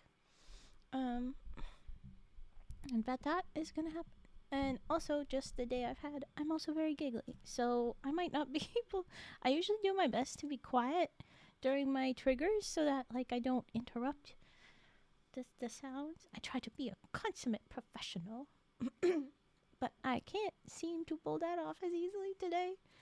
So, giggly Raven and voice being wild because of that is all good. I put STD in stun because all I need is you. Oh! Cage, maybe that's our 107% Riz. It's so much that it's concerning. Oh, gee, STD? Oh, yeah, 104. It does. It fits. That's too much, Riz. That's concern. Oh. Brianna, okay, what would your Riz line be that is worth 82% Riz if you have one? That's what we're doing tonight. I don't know. I love it though.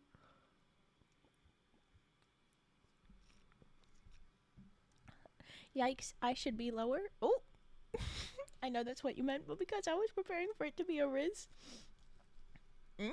Are you suggesting you go down? Raymond's just being extra silly today, for sure. Okay, Rose, what's yours? What's yours? I'm socially awkward and don't understand social cues. Raven, shame. So close to 69. Is that your Riz line? Is that what it is? But also, yes. We love a yassified Patrick. Okay, I'm glad we're being silly. I read about a horny teenagers. I had to be silly. They were so stupid. I had to. We have to be silly. Okay, any other redeems? Because if not, my dudes, what the heck? Actually, you know what I do? You know what anyway, I lurk. It's so much more. Yes, please. Lurk and then go bed immediately, Rena. Eat well. Take care. That is very reasonable. Okay. Right. Like that one King Julian meme where he's like, how long is this going to take? I love that one. It's so fun. Oh, bubble wrap pops. Okay, I'll save my humming for later because that's just I was gonna do because I want. But bubble wrap pops. Bubble. Period. No. There you go. Okay, bubble wraps is coming out. Bubble wraps out of the funky little bubble wrap drawer. Is that what we have? Yeah, we'll go with this one. Lurk well, Rena, and sleep soon, hopefully.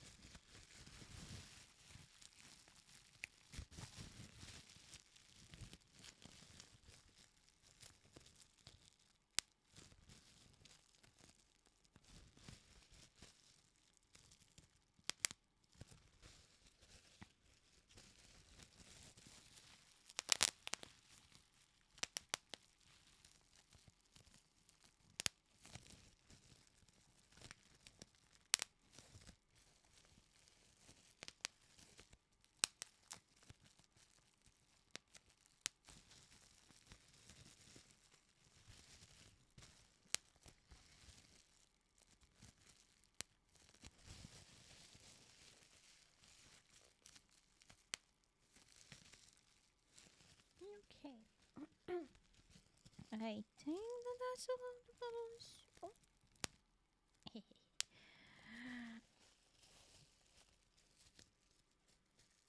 Oh.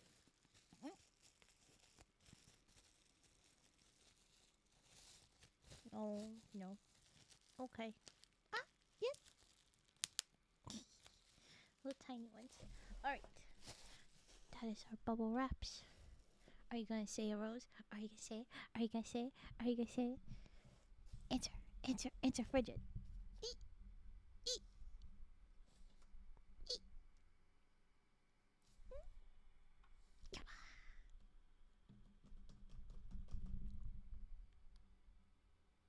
Oh, come on. Rose, where did you go? We have a very important question.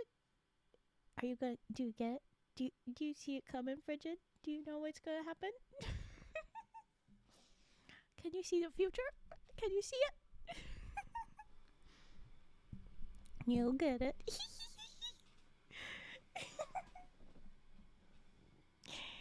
Where'd you go, Rose? Complete it. Complete it.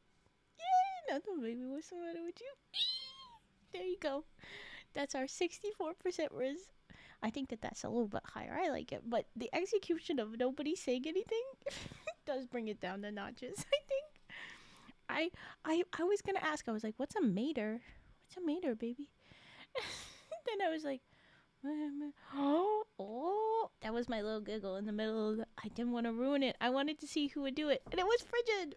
Frigid fell in the trap. That's a good one, Rose. That's a very good one.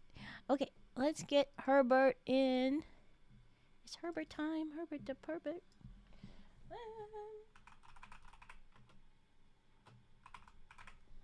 Yeah, you walked right in. Walked right in, that little awkward burb. like that little cage burb into that little jail. I know that's a bird cage, but he looks like he's awkwardly in jail. Whenever I see it, it's very cute, but it's like, oh no, Cage got arrested. Oops. It's silly. I like it. Anyway, okay. Here comes Herbert. Oh no, all of the cages are in the jail. Oh no. Okay, here we go. Here we go, Herbert. Not death row, no! What? No! I do not believe that Cage has done anything worth being on death row for, even in his burb sona. No, I vehemently disagree. Cage, if you have done something to warrant bird death row, tell me what happened. Well, okay, focus, Raven. Herbert. Nope. Yeah. Okay. Good. I thought so. Okay. Okay, Herbert.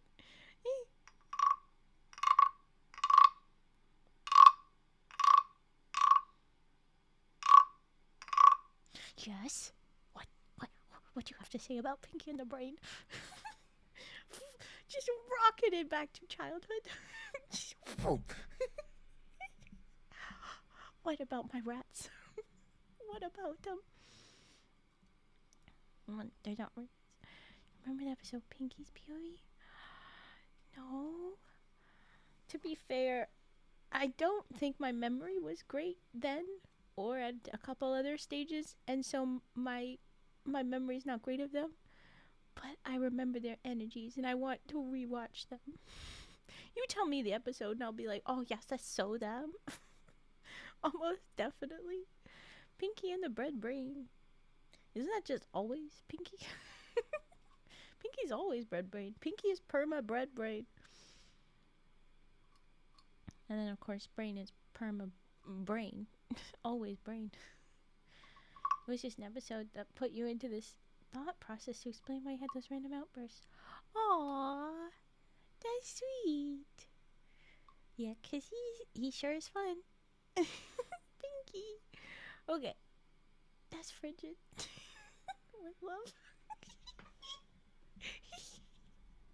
Yeah. Yeah, back in your burb jail. I know it's not burb jail, but it feels like burb jail. Okay, freaking Herbert, we haven't done. I told you I'm easily extra silly, distractible today. We all know. Yes, yes. Okay. Frog down.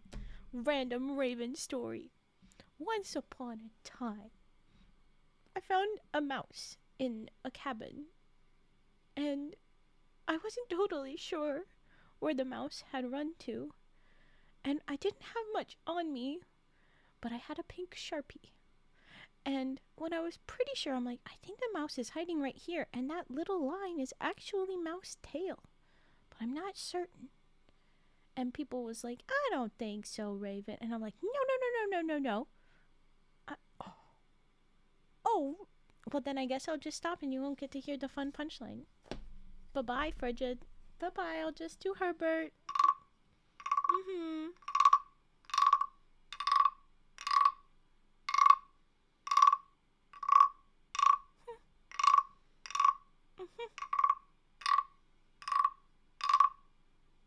You said to go. You said to go tell Reader's Digest. You were the little shit.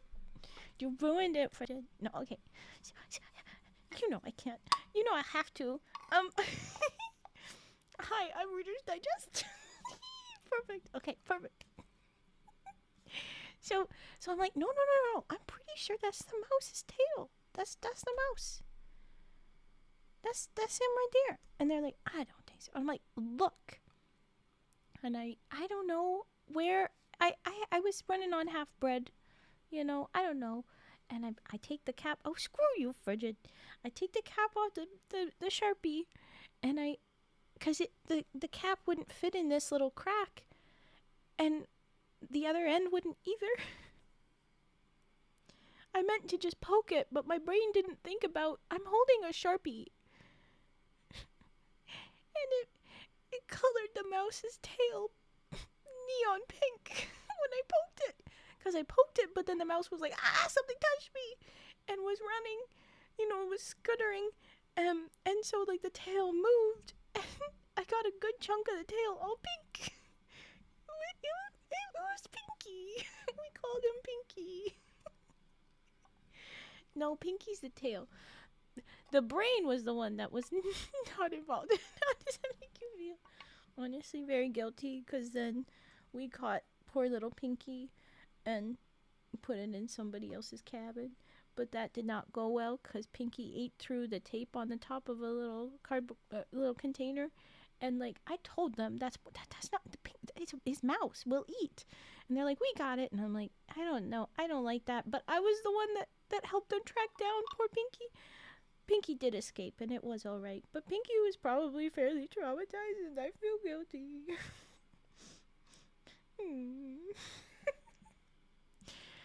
Anyway, here's Wonderwall. Here's Frigid. Here's Herbert. I didn't do enough Herbert. Pinky Ballsy. What?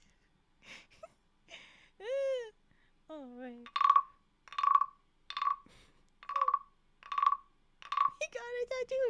He got a temporary tattoo. It's true. But based on, I have no idea how often he cleaned his tail. It probably stuck around for a while. He got a tattoo and then went on an adventure. He got a tattoo and went to a jail. But then he made a breakout. He ate through his bars. Oh my gosh. I tatted a mouse and put it in jail. Well, I didn't put it in the jail. That was not me. But, oh my gosh. Ooh, realizations. That poor little guy. I feel so dumb to be playing little Herbert right after that. But I haven't done enough Herbert time. I feel like I'm shorting the honk if I don't do enough Herbert. The honk, where are you? Tell me when there's been enough Herbert. I feel like I've lost my brain. Jail tat using a mousetrap as an exercise bar. Yes! Oh my gosh. Ooh, this is... Okay. Yeah, the honk always leaves. The honk always leaves.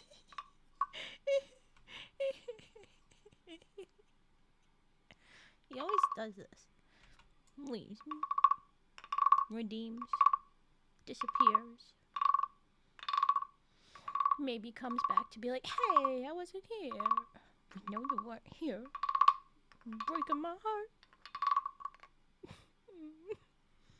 Very sad Herbert playing. You know what, Herbert, we're done. We're done.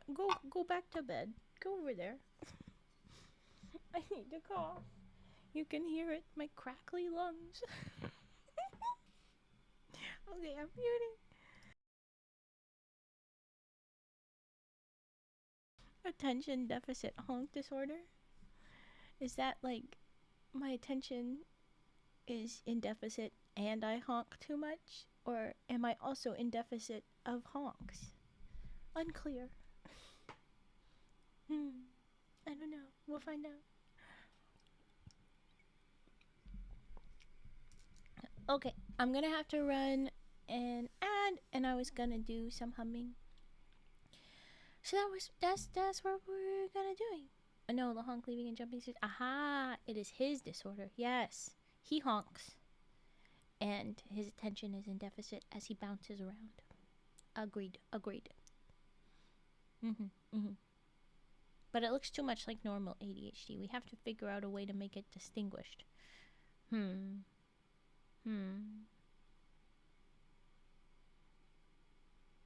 I don't know. Okay, I'm going to run the ad, and then I'm gonna hub through it, and after. Oh, you gotta head to bed. Okay, Andy, eat well. Where is my cozy? There you go. Eat well. We'll see you when we see you. I will be back tomorrow if nothing gets fucked up. I will be reading more of these stories tomorrow. Alright. Ad incoming. I'm sorry. Boop. It's working its way. It's doing its loading. Ugh. And then I'm gonna do humming after I cough again. I can never stop coughing.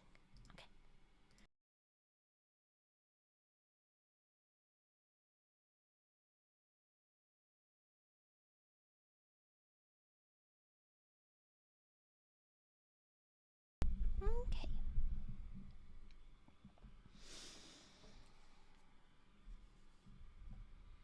Okay.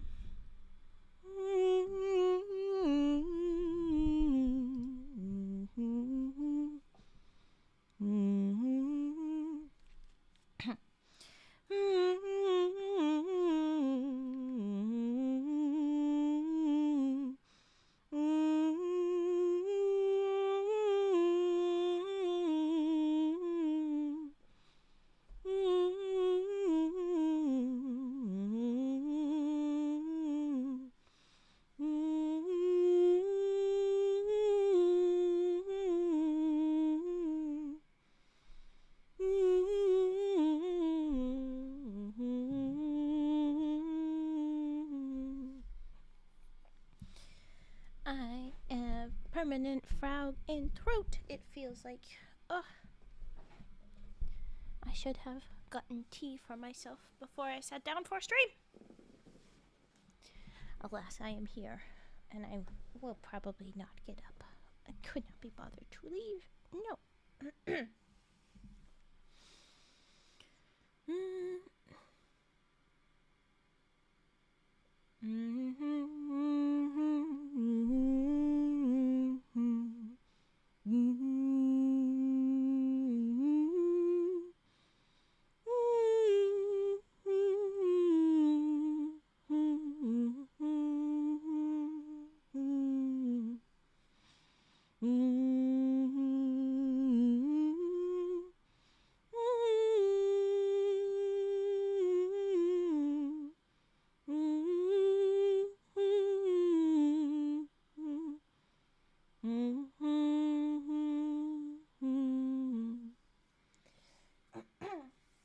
Oh, I need to do a big cough again. My gosh.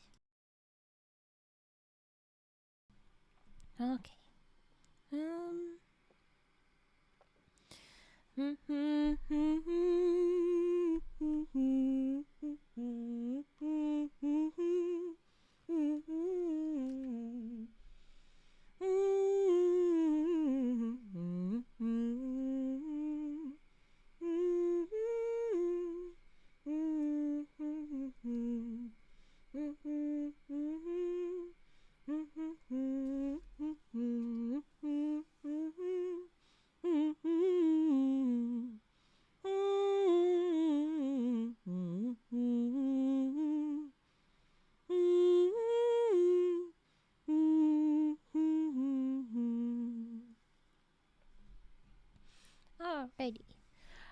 Okay, keys. Yes, yes, yes.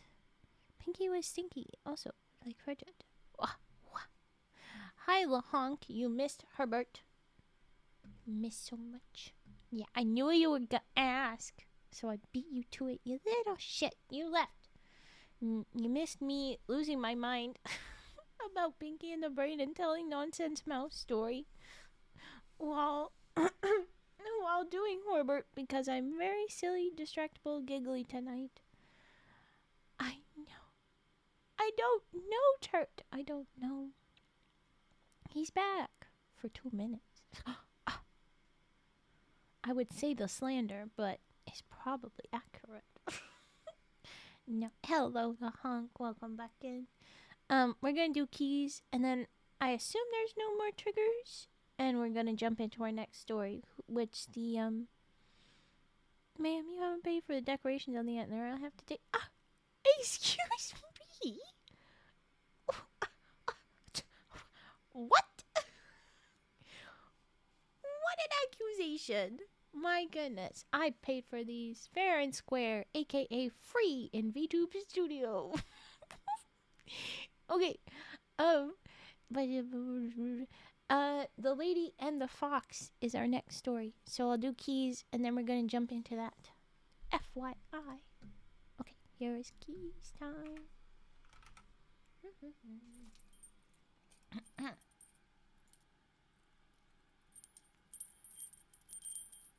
I'm floating. Shh. No, I'm not. You didn't. No. Never. I have legs. What?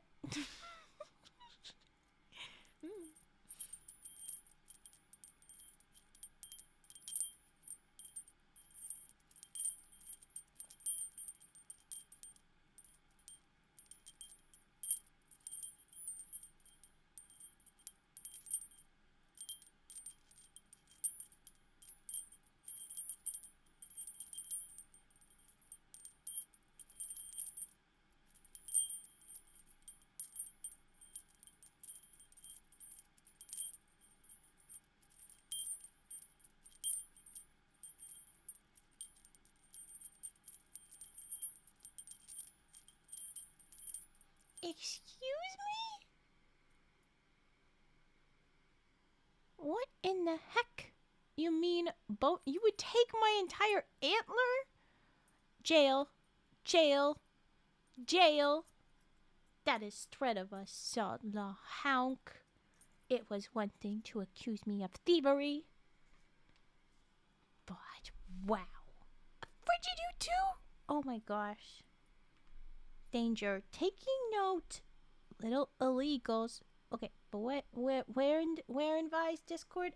I'll be honest, I never check it. I'm like never there. Where, Turt? Where were we? Where is the nonsense? You meant for the frogs. You're gonna cut the frogs with the bone saws? They didn't even hear what you're threatening the poor little guys. Where were we?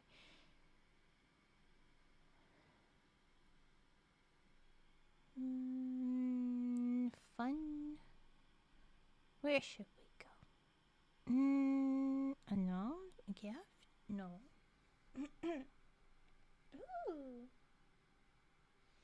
Ooh, that's a nice mouse pad for Vi. That's pretty. These are funky. This is all very old, though. Scroll up a bit in general. There'll be a big message. Okay. General. Where the fuck is General? Where it is, I do not know. I have to scroll. I do not know. I don't see a general. Do you mean chat? Chatting. Probably chatting. Okay.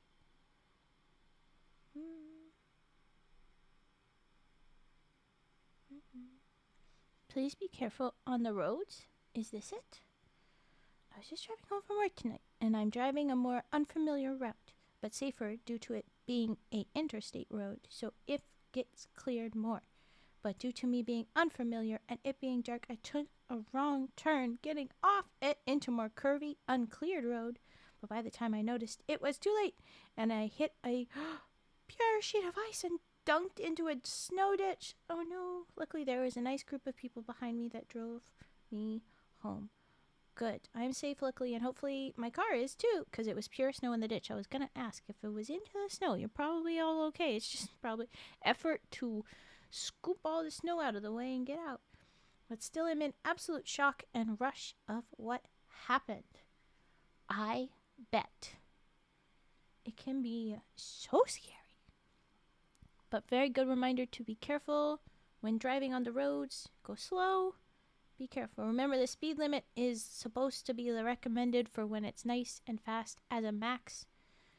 Go slow, even if other people are going fast, if you need to be careful. Trust what feels safe. Yeah.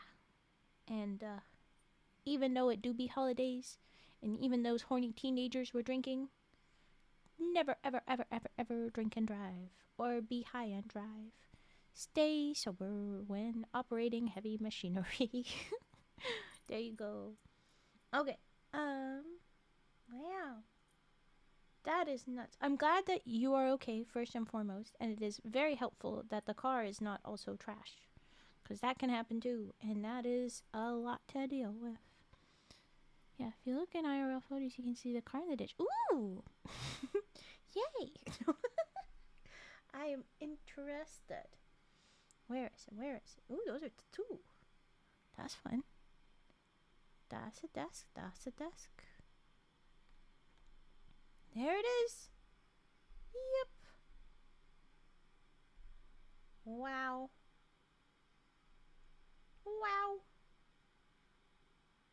Look at that. But yes, nice fluffy ditch. A little bit of water iciness, but it looks like, yeah, mostly good and safe. It's 3/4 into a drain ditch. Needed a tow truck to pull it out. Yeah. Ugh.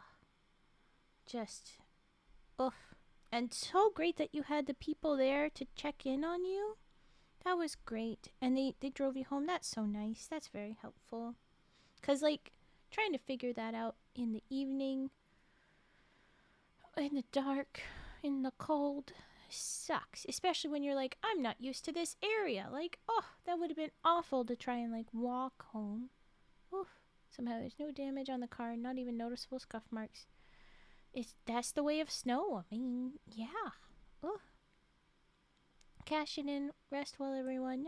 All right, frigid. Good night. You've been tucked in. Good, good. Eat well. We will see you when we see you. I will be here tomorrow.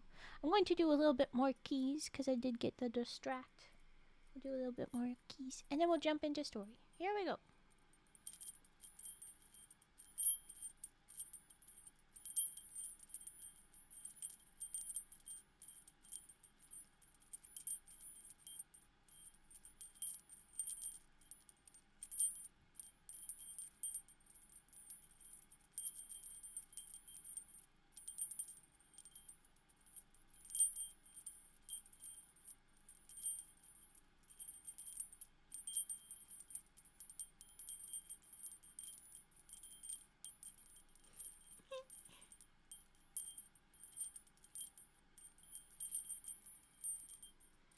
There you go. The end of our keys. Hello, Pudgy. Cute little uppies. Blue hair is always fun. Alright. We're gonna jump into our next story then. Good timing, Pudgy. You won't miss any of the front of it. Alright, so like I said, we have the photos of the little illustrations that are in the front of the stories in the Discord. Ooh. And then, oh, I'm getting distracted everywhere. Oopty daisy. Alright. Raven, how distracted can you get? Try to focus. There you go. Alright. A touch sore from getting jostled a bit. Yeah. Chance I twisted something in my lower back. Nothing bad, just tight. Ah, okay. You sure after crash the seatbelt did its job. Yes. Exactly. Ugh. Whenever you think you twisted something in your back, I recommend slow yoga. Like maybe find something on YouTube and watch it at like half speed. Because they usually go zippity doo dah in YouTube yoga instructional thingies. Go slow, get your stretches out, and you'll be able to see where things go, what went wrong, and stop as soon as you feel pain. And you'll be like, well, there's a problem. Or it will gently stretch and undo whatever you twisted, or whatever. And then just rest, of course. I hope it's no more sore, and it's all good. Very glad that it wasn't worse. Oh my goodness. Okay. The Lady and the Fox. Let's get the story up. Nope.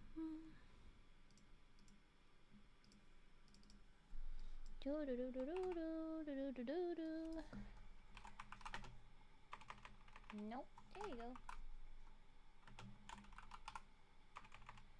Nope again.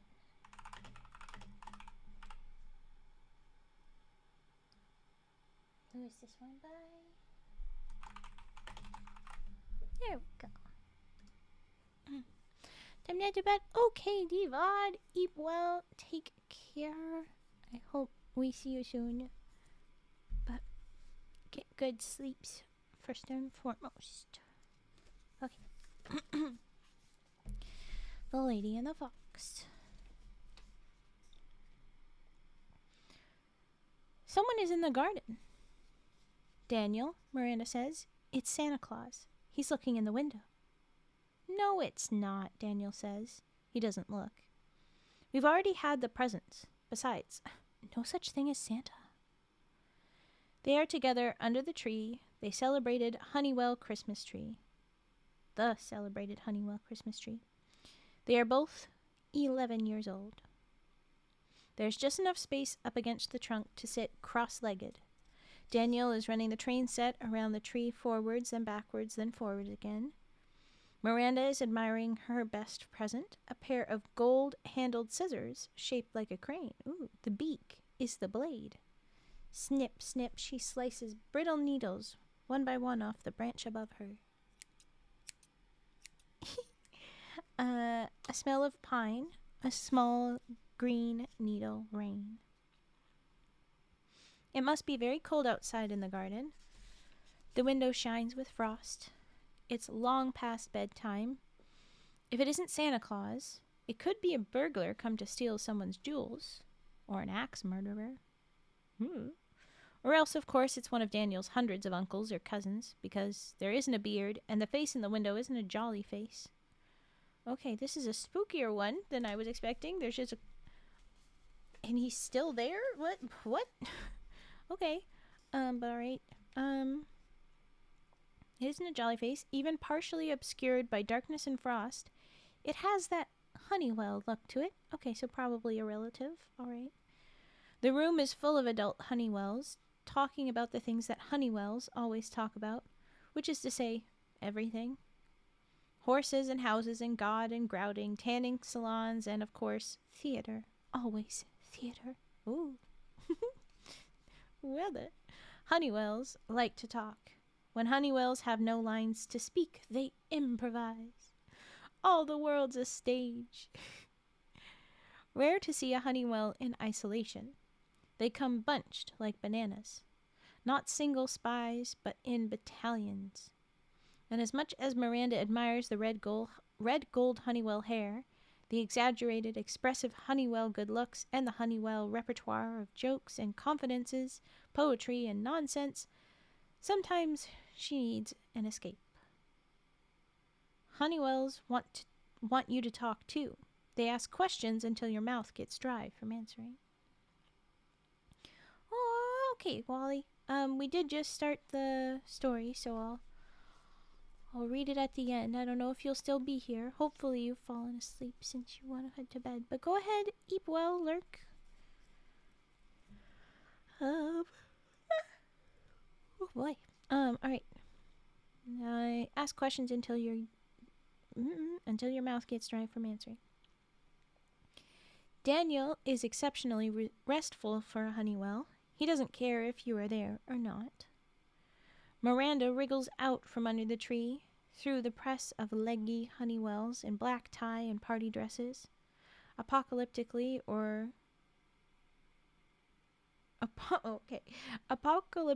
orange taffeta, slithering clingy satins in canary and violet, foamy white silk already spotted with wine. She is patted on the head, winked at. Someone in cloth of gold says, "Poor little lamb." "Bah, humbug," Miranda blurts, beats on. Her own dress is green, fine whale corduroy, empire waist, pinching at the armpits. Oof. Miranda's interest in these things is half professional. Her mother, Joni, resident the last 6 months in a Phuket jail. What? Oh my gosh. This is a hell of a family. Will be there for many years to come. Was Elspeth Honeywell's dresser and confidant. Daniel is Elspeth's son. Miranda is Elspeth's... I'm not used to this name. Elspeth. Not like Elsbeth. Elspeth. My goodness. You have returned with the saw. Put that away. Her mother, Joni, resident in the jail, will be there for many years. Her mother was Elspeth Honeywell's dresser and confidant. Elspeth. Okay. So, they're not exactly cousins. Elspeth is mom to Daniel. Or, actually, I don't know what I assumed. Elspeth is Daniel's parent of some sort. Joni is mom to Miranda. Elspeth is godparent to Miranda. So, not uncle, but they're supposedly both Honeywells. So, somewhere in me, I'm like, are they cousins? I think they were cousins. All right. And then it picks up. There's like a little break, and it says, there are 2 men languorously kissing in the kitchen. Well, okay. Leaning against the sink where one of the new Honeywell kittens licks sauce off a gravy boat. A girl, only a few years older than Miranda, lays soiled and tattered tarot cards out on the farmhouse table. Empty wine bottles tilt like cannons, a butcher knife sheathed in a demolished Christmas cake. Warmth seeps from the stove, just inside the Aga's warming drawer. Miranda can see the other kittens asleep in a crusted pan. Why are the cats sleeping in the kitchen? Frog enforcement here. I'm going to have to ask you to put the saw down and back away. Yes. Christmas. Sorry. I'm tripping over my words. Christmas. Christmas cake. There you go. Miranda picks up a bag of a party trash. Lipstick blotted napkins, throwaway champagne glasses, greasy fragments of pastry, hauls it out through the kitchen door. Mama Cat slips inside as Miranda goes out. Snow is falling, big sticky clumps that melt on her hair, her cheeks. Snow on Christmas. None in Phuket, of course. She wonders what they give you to eat on Christmas Day in a Thai prison. Her mother always makes the Christmas cake. Miranda helps roll out the marzipan in sheets. Her ballet flats skid on the grass. Put the weapon down, don't make me shoot. Yes. I'm here for the cops taking down the honk with his weapons right now. The threat of violence. Okay. But this little girl, wishing her mom was not in a Thai prison. What did she do? Anyway, she slips on the grass. She ties the bag, leaves it against the steps. And here is the man in the garden, still standing before the window, looking in. He must hear Miranda. Surely he hears her. Her feet upon frozen grass, but he doesn't turn around. Even seen from the back, he is recognizably a Honeywell. Lanky, yellow-haired, perfectly still, he is somehow perfectly still, perfectly posed to catch the eye. Unnaturally natural. The snow that is making Miranda's nose run, her cheeks blotchy with cold, rests unmelted upon the bright Honeywell hair, the shoulders of the surprising coat. Typical Honeywell behavior, Miranda thinks. A lover's quarrel, or else he's taken offense at something someone said and is now going to sulk himself handsomely to death in the cold. Her mother has been quite clear about how to behave when a Honeywell is being dramatic when drama isn't required. Firmness is key. At this last thought of her mother, Miranda has some dramatic feelings of her own. She focuses on the coat, sends the feelings away. It is quite a coat. A costume? Pilfered from some production. 18th century. Beautifully cut. Not a frock coat. Just a core. Rose damask. Embroidered all over with white silk thread, poppies and roses, and there, where it flares out over the hips, a staghorn beetle on a green leaf. She has come nearer and nearer, cannot stop herself from reaching out to touch the beetle. Hello, DJ. Mother Miranda. Sorry, I'm not sure I know what you're referring to, actually. Brain? No, I don't. You'll have to inform me another time. Okay, so she's like, ooh, pretty embroidery. This weird stone still man that is probably related to me. He looks very like us, but I don't know what he's doing. Freaking creepy, but it's an old coat. Is this gonna be like, oh, are you like Scrooge? Come to see us future and you're from the past? What are you? What is it, 18th century? Okay, she almost expects her hand to pass right through. Surely there are ghosts at Honeywell Hall. But it doesn't. The coat is real. Miranda pinches the damask between her fingers. Says, whatever it is that happened, it isn't worth freezing to death over. You shouldn't be out here. You should come inside. The Honeywell in the Justicore turns around then. I am exactly where I am supposed to be, he says. Which is here, doing precisely what I am supposed to be doing. Which does not include having conversations with little girls. Go away, little girl. Well, screw you too, dude. She's like, hey, don't die. And you're like, ew, a child. Rude. Jeez. Okay, little girl she may be, but Miranda is well armored already against the Honeywell arsenal of tantrums, tempests, ups, downs, charm, strange. Above the wide right pocket of the Justicore is a fox stitched in red and gold, its foreleg caught in a trap. Ooh. I'm Miranda, she says. And then, because she's picked up a Honeywell trick or two herself, she says, my mother's in jail. They trained you for that? Wow, okay. The Honeywell looks almost sympathetic for the briefest of moments, then shrugs. Theatrically, of course. Sticks his hands in his pockets. What's that got to do with me? Everyone's got problems, that's all, Miranda says. I'm here because Elspeth feels sorry for me. I hate when people feel sorry for me. And I don't feel sorry for you. I don't know you. I just don't think it's very smart standing out here because you're in a mood. They're supposedly full of sass, so I'm going to give her a little sassy. But maybe you aren't very smart. My mother says good-looking people often don't bother. What's your name? If I tell you, will you go away? The Honeywell says. Yes, Miranda says.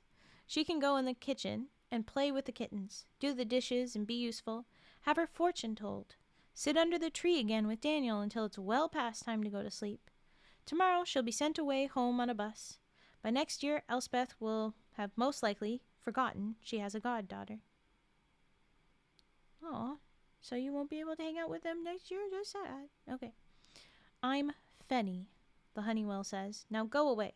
I have things to not do, and not a lot of time to not do them in. Well, Miranda says. She pats Fenny on the broad cuff of the sleeve of his lovely coat. She wonders what the lining is. How cold he must be. How stupid he is standing out here when he is welcome inside. Merry Christmas. Good night.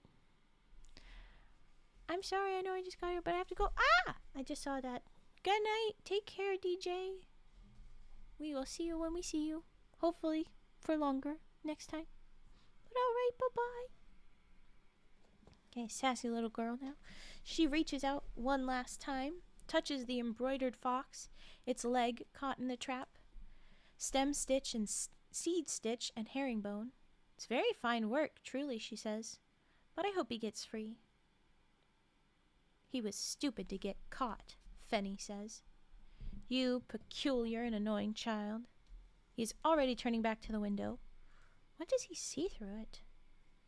When Miranda is finally back inside the drawing room, where tipsy Honeywells are all roaring out inappropriate lyrics to carols, pulling Christmas crackers, putting on paper crowns, she looks through the window. The snow has stopped. No one is there. And then it breaks, and it picks up. But Elspeth Honeywell, as it happens, remembers Miranda the next year, and the year after that. So, another 3. There are presents for Miranda under the magnificent tree, a ticket to a London musical that she never sees, a makeup kit when she is 13. The year she is 14, Daniel gives her a chess set and a box of assorted skeins of silk thread. Under her black tights, Miranda wears a red braided leather anklet that came in an envelope, no letter, from Phuket. The kittens are all grown up and pretend not to know her. The year she is 12, she looks for the mysterious Fenny. He isn't there. When she asks, no one knows who she means. The year she is 13, she has champagne for the first time. The Christmas she is 14, she feels quite grown up. The man in the Justicore was just a dream, or some story she made up for herself in order to feel interesting. At 14, she's outgrown fairy tales, Santa Claus, ghost stories. When Daniel points out that they are standing under the mistletoe, she kisses him once on each cheek. He then sticks her tongue in his ear. I don't know what that's about, but okay. And I'm getting the feeling, I don't think she is a Honeywell, but I'm not sure here. Certainly Elspeth, Daniel, most of them are Honeywells, but unclear if Miranda is. Anyway, okay. It breaks and it says, it snows again the Christmas she is 15. Snow is predicted, snow falls. Something about the chance of snow makes her think of him again. The man in the snowy garden. There is no man in the garden, of course, there never was. But there is Honeywell Hall, which is enough, and seemingly endless heaps of Honeywell adults behaving as if they were children again. It's exhausting, almost Olympic, the amount of fun Honeywells seem to require. She can't decide if it's awful or if it's wonderful. Late in the afternoon, the Honeywells are playing charades. No fun playing with people who do this professionally. Miranda stands at the window, watching the snowfall, looking for something. Birds, a fox, a man in the garden. A Honeywell shouts, "Good God, no! Cleopatra came rolled up in a carpet, not in the Sunday supplement. What in the fuck?" Okay, Daniel is up in his room, talking to his father on Skype. Miranda moves from window to window, pretending she is not looking for anything in particular. Far down the grounds, she sees something out of place. Someone. She's out the door in the flash. "Going for a walk," she yells, while the door is swinging closed, in case anyone cares. She finds the man navigating along the top of the old perimeter wall, stepping stone to stone. Fenny. He knocks a stick against each stone as he goes. "You," he says. "I wondered if I'd see you again." "Miranda," she says, "I bet you forgot." "No," he says, "I didn't. Want to come up?" He holds out his hand. She hesitates, and he says, "Suit yourself." "I can get up by myself," she says, and does. She's in front of him now, walks backwards so that she can keep an eye on him. "You're not a Honeywell," he says. "No," she says. "You are." Okay, so she's not a Honeywell. She is just the goddaughter of a Honeywell. Yes, he says. Sort of. She stops them, then, so that he has to stop too. It isn't like they could keep on going anywhere. There's a gap in the wall just behind her. I remember when they built this wall, he says. She's probably misheard him, or else he's teasing her. She says, you must be very old. Older than you, anyway, he says. He sits down on the wall, so she sits down too. Honeywell Hall is in front of them. There's a copse of woods behind. Snow falls lazily, a bit of wind swirling it, tossing it up again. Why do you always wear that coat? Miranda says. She fidgets a little. Her bum is getting cold. You shouldn't sit on a dirty wall. It's too nice. She touches the embroidered beetle and the fox. Someone very... special gave it to me, he says. I wear it always because it is her wish that I do so. The way he says it makes Miranda shiver just a little. Right, she says. Like my anklet. My mother sent it to me. She's in prison. She'll never get out. She'll be there until she dies. What the hell did you... Mom, what did you do in Thailand? Okay. Like the fox, he says. Like your fox, Miranda says. She's horrified to find that her eyes are watering. Is she crying? It isn't even a real fox. But your mom is real? What the hell? She doesn't want to look at the man in the coat, Fenny, to see if he's noticed. So she jumps down off the wall and begins to walk back toward the house. When she's halfway to the hall, the drifting snow stops. She looks back. No one sits on the wall. The story breaks and it picks up, so I'm guessing another chunk of time. No, same year, okay. The snow stops and starts, on and off all day long. When dinner is finished, Honeywell's groaning, clutching their bellies. Elspeth has something for Miranda. Ooh. Elspeth says, wagging the present between her fingers like it's a special treat. Miranda, some stray puppy. It's a treat, and she's a puppy anyway. Someone left it on the doorstep for you, Miranda. I wonder who. The wrapping is a sheet of plain white stationery tied with a bit of green thread. Her name in a scratchy hand, Miranda. Inside is a scrap of rose damask. The embroidered fox, snarling, the mangled leg, the bloodied trap. Let me see, sweet, Elspeth says, and takes the rose damask from her. What a strange present. A joke? I don't know, Miranda says. Maybe. It's 8 o'clock. Honeywell Hall, up on its hill, must shine like a torch. Miranda puts on her coat and walks around the house 3 times. The snow has all melted. Daniel intercepts her on the final circuit. He's pimply, knobbly at present, and his nose is too big for his face.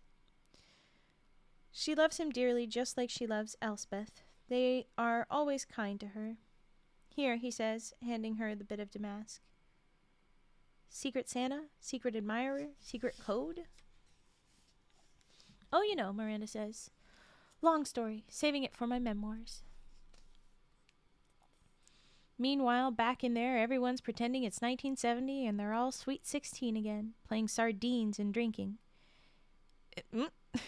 It'll be orgies in all the cupboards, dramatic confessions and attempted murders in the pantry, under the stairs, in the beds, and under them all night long. They really are wild. So I took this and snuck out. Hold on.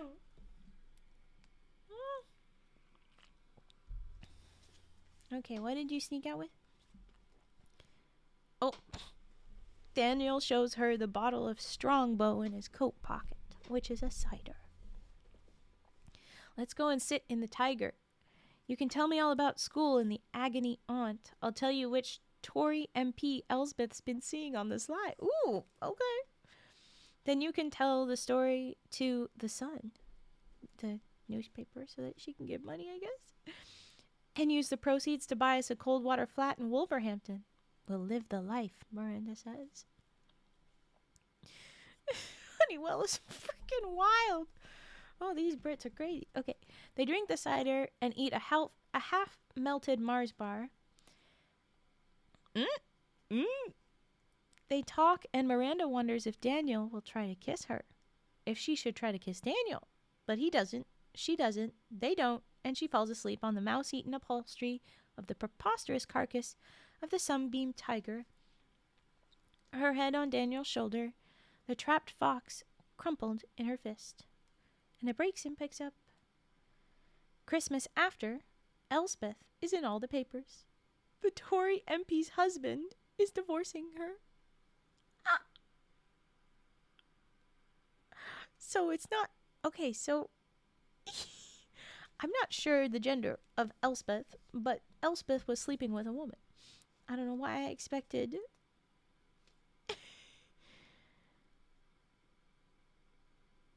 No, she. So she had a lady. Okay. Christmas after, Elspeth is in all the papers. The Tory MP's husband is divorcing her. Elspeth is a correspondent in the divorce. Meanwhile, she has a new thing with a footballer 20 years her junior. A footballer, soccer player. It's the best kind of Christmas story. Oh, the tea. Oh. Journalists everywhere. Elspeth, in the Sunbeam Tiger, picks up Miranda at the station in a wide-brimmed black hat, black jumpsuit, black sunglasses, triumphantly disgraced. In her element. Disgraced. And loving it. Miranda's aunt almost didn't let her come this year, but then, if Miranda had stayed, they would have both been miserable. Her aunt has a new boyfriend. Almost as awful as she is. Someone should tell the tabloids. Miranda's aunt almost... No, I did that. Lovely dress, Elspeth says, kissing her on the cheek. You make it? Miranda is particularly pleased with the hem. It's all right. I want one just like it, Elspeth said. In red. Lower the neckline. Raise the hem a little bit. You could go into business. Ever think of it? Okay. I'm only 16, Miranda says. There's plenty of room for improvement. Alexander McQueen left school when he was 16, Elspeth says. Went off to apprentice on Savile Row. Used to sew human hair into his linings. A kind of spell, I suppose. I have one of his manta dresses somewhere in the hall. Manta dresses somewhere in the hall. Misread it. And your mother, she was barely older than you are now. Hanging around backstage, stitching sequins and crystals on tulle. Where's Daniel? Miranda says. Changing the subject. She and her mother have been corresponding. Miranda is saving up money. She hasn't told her aunt yet, but next summer, Miranda's going to Thailand. Back at the house, in a mood, listening to my old records, the Smiths. Miranda looks over, studies Elspeth's face. That girl broke up with him, didn't she? If you mean the one with the ferrets and the unfortunate ankles. Oh, roast her, Elspeth says. Yes. What's her name? It's a mystery. Not her name, the breakup. He grows 3 inches in 2 months. His skin clears up. Honestly, Miranda, he's even better looking than I expected he'd turn out.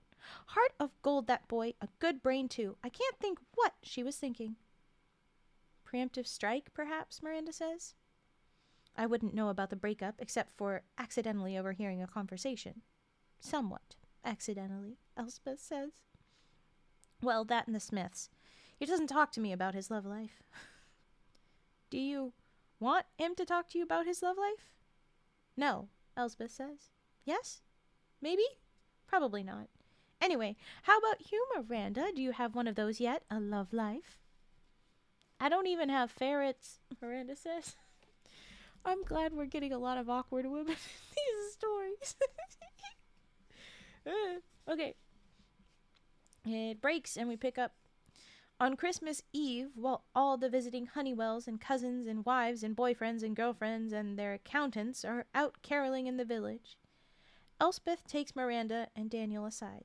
She gives them each a joint. Eat. All right then. I'm not gonna even begin with the legality because I don't know. There's many of the laws about age of these things, but I don't think any of this has been legal. Okay. It's not as if I don't know you've been raiding my supply, Daniel, Elspeth says. At least this way I know what you're up to. If you're going to break the law, aha, I knew it. You might as well learn to break it responsibly, under adult supervision, which I've always thought is a very fair thought. Anyway, Daniel rolls his eyes, looks at Miranda. Whatever he sees in her face makes him snort. It's annoying, but true. He really has become quite spectacular looking. Oh no, he's hot! Well, it was inevitable. Apparently they drown all the ugly honeywells and birds. No! Oh god, that's awful. Don't even say it. It's okay, Mirandy. He says. I'll have yours if you don't want it. Miranda sticks the joint in her bra. Thanks, but I'll hang on to it. Anyway, I'm sure the two of you have lots of catching up to do, Elspeth says. I'm off to the pub to kiss the barmaids and make the journos cry. Yay, she's gay. When she's out the door, Daniel says, she's matchmaking, isn't she?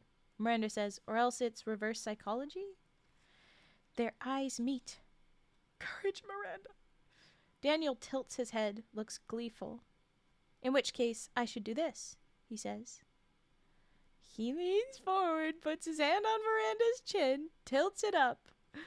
We should do this. He kisses her. Is this a kissing book? Is this all kissing book? You're supposed to be about the holidays book. Oh my goodness. He kisses her. His lips are soft and dry. Miranda sucks on the bottom one experimentally. She arranges her arms around his neck, and his hands go down, cup her bum. He opens his mouth and does things with his tongue until she opens her mouth, too. He seems to know how this goes. He and the girl with the ferrets probably did this a lot. Miranda wonders if the ferrets were in the cage at the time or out. How unsettling it is, she wonders, to fool around with ferrets watching you, their beady button eyes. She can feel Daniel's erection. Ah! Oh, God, how embarrassing. She pushes him away. Sorry, she groans. Sorry, yeah, no, I don't think we should be doing this, any of this. Probably not, Daniel says. Probably, definitely not. It's weird, right? And it's probably, I think a drink smoke. Some places still have age requirement. But yeah, in general, minor, especially unsupervised drinking in most areas, is flat illegal. Yeah. There you go. Case.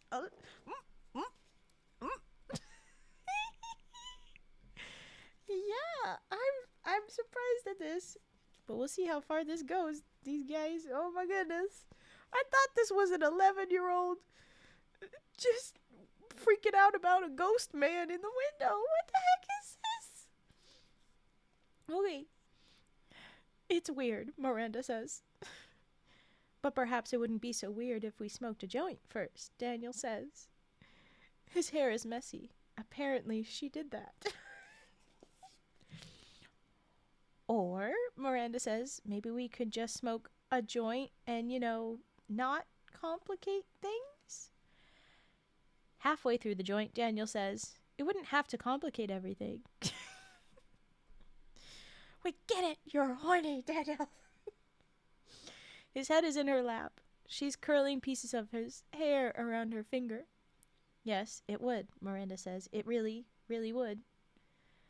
Later on, she says, I wish it would snow. That would be nice. If it snowed. I thought that's why you lot came here at Christmas. The whole white Christmas thing. There you go. Awful stuff, Daniel says. Cold, slippy, makes you feel like you're supposed to be singing or something in a movie or in a snow globe. Stuck, Miranda says. Trapped. Stuck, Daniel says. They're lying, tangled together on a sofa across from the Christmas tree. Occasionally, Miranda has to remove Daniel's hand from somewhere it shouldn't be. She doesn't think he's doing it intentionally. She kisses him behind the ear now and then. That's nice, he says. Pats her bum. She wriggles out from under his hand. Kisses him again. What the heck, lady? Pick a direction with this. There's a movie on television, lots of explosions, zombies, Cameron Diaz unloading groceries in a cottage all by herself. Same movie? Oh, yeah. No, that's another movie entirely, Miranda thinks. Apparently, she's been asleep. Yeah, I think that those are two different things. Daniel is sleeping. Why does he have to be so irritatingly good-looking, even in his sleep? Miranda hates to think what she looks like asleep. No wonder the ferret girl dumped him. Wait, what? Oh, okay. No, now I follow what you're thinking. Yes. Elspeth must have come back from the pub because there's a heap of blankets over the both of them. Outside, it's snowing. Miranda puts her hand in the pocket of her dress, feels the piece of damask she has had there all day long. It's a big pocket. Plenty of room for all kinds of things. Miranda doesn't want to be one of those designers who only makes pretty things. She wants them to be useful, too, and provoking. She takes the prettiest blanket from the sofa for herself, distributes the other blankets over Daniel's so that all of him is covered. She goes by a mirror, stops to smooth her hair down, collect it into a ponytail, wraps the blanket around herself like a shawl, goes out into the snow. He's there, under the hawthorn tree. She shivers, tells herself it's because of the cold. There isn't much snow on the ground yet. She tells herself she hasn't been asleep too long. He hasn't been waiting long. He wears the same coat. His face is the same. He isn't as old as she thought he was the first time. Only a few years older than she. Than Daniel. He hasn't aged. She has. Where is he when he isn't here? Ah, you're back! Hi, DJ! Are you a ghost? She says. No, he says, I'm not a ghost. Then you're a real person? A Honeywell? Fenwick Septimus Honeywell. He bows. It looks better than it should, probably because of the coat.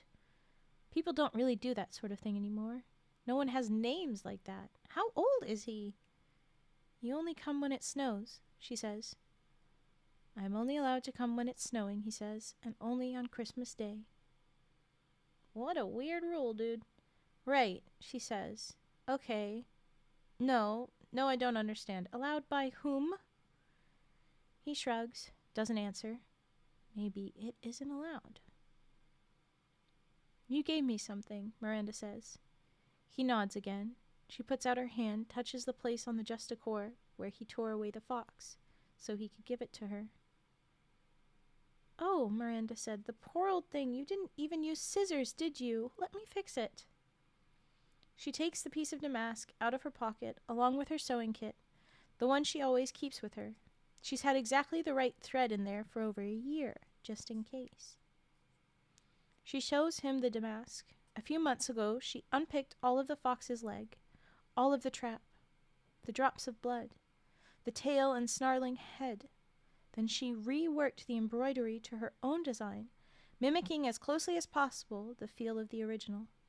Now the fox is free, tongue lolling, tail aloft, running along the pink plain of the damask. Pink cotton backing, a piece she cut from an old nightgown. He takes it from her, turns it over in his hand. You did this?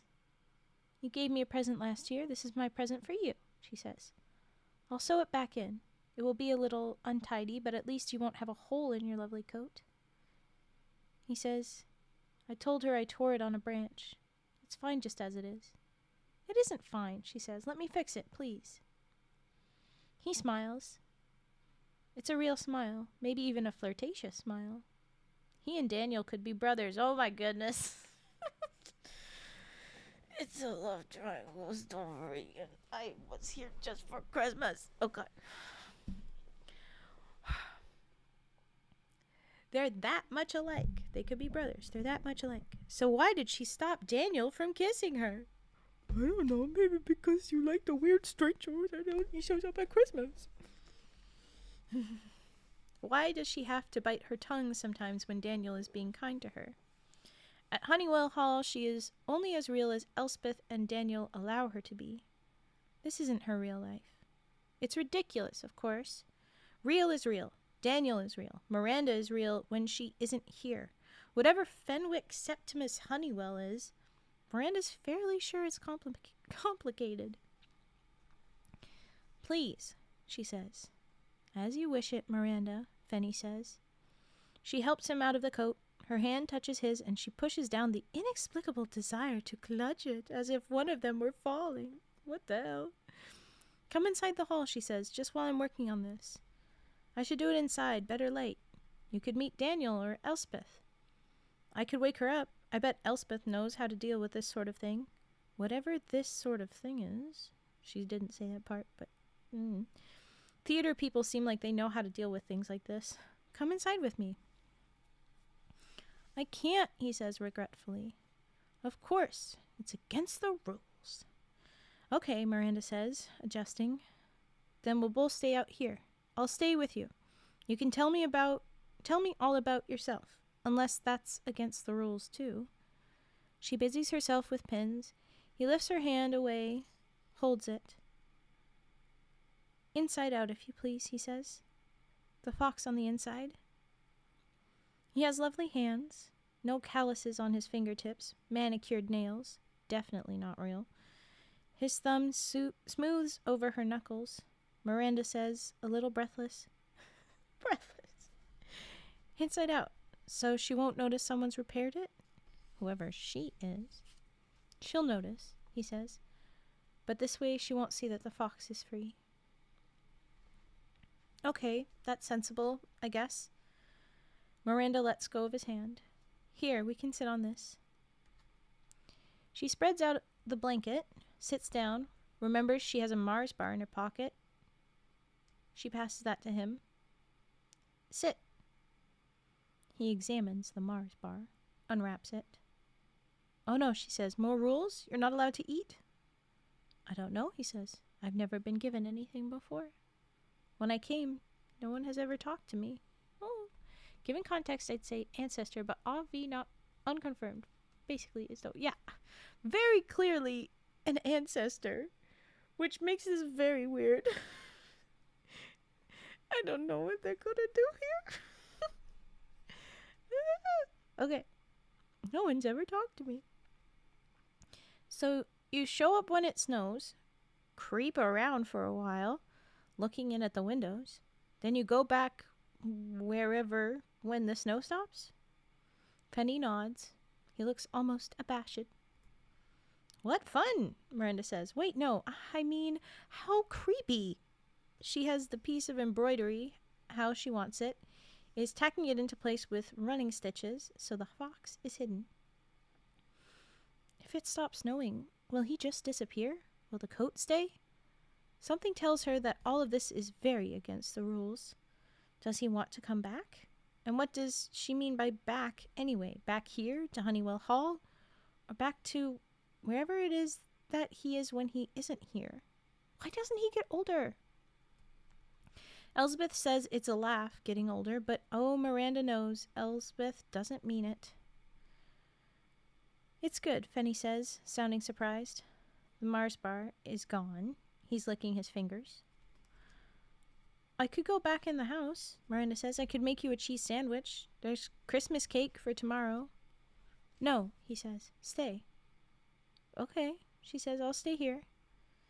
That's the best I can do in this light. My hands are getting too cold. He takes the coat from her, nods, then puts it around her shoulders. Ooh! Pulls her back against his chest. Ooh! All that damask is heavy. There's snow inside and out. Fenny is surprisingly solid for someone who mostly isn't here. She wonders if she is surprising to him, too. Ooh! Ooh. His mouth is just above the top of her head, blowing little hot circles against her hair. She's very, very cold. Ridiculous to be out here in the snow with this ridiculous person, with his list of ridiculous rules. She'll catch her death of cold. Cautiously, as if he's waiting for her to stop him, he puts his arms around her waist. He sighs. Warm breath in her hair. Miranda is suddenly so very afraid that it will stop snowing. They haven't talked about anything. They haven't kissed. She knows every part of her knows that she wants to kiss him, that he wants to kiss her. All of her skin prickles with longing. Her insides fizz. She puts her sewing kit back into her pocket, discovers the joint Elspeth gave her, Daniel's lighter. She's gonna get this 18th century man high. I bet you haven't ever tried this either, she says. She twists at his arms. You smoke it. Here. She taps at his lips with the joint, sticks it between his lips when they part, flicks the lighter until it catches, and then she's lunging at him, kissing him, and he's kissing her back. With the joint still in his face? What the fuck? What the fuck? What the fuck? You didn't even give him any time to get hot? Wait, what? Okay. The second time tonight that she's kissed a boy, the first 2 boys she's ever kissed, and both of them Honeywells. One of them's a fucking ghost as far as she knows. And oh, it was lovely kissing Daniel, but this is something better than lovely. All they do is kiss. She doesn't know how long they kiss. At first, Fenny tastes of chocolate, and she doesn't know what happens to the joint. She doesn't know what happens to the joint or the lighter. Yeah, okay. Okay, this is fine. They kiss until Miranda's lips are numb. Does she have an allergy? She's cold. Okay. Until the lips are numb, and the gestacore has come entirely off of her, and she's in Fenny's lap, and she has one hand in Fenny's hair, and one hand digging into Fenny's waist. And all she wants to do is keep on kissing Fenny forever and ever until he pulls away. Oh my god. They're both breathing hard. His cheeks are red. His mouth is redder. Miranda wonders if she looks as crazed as he looks.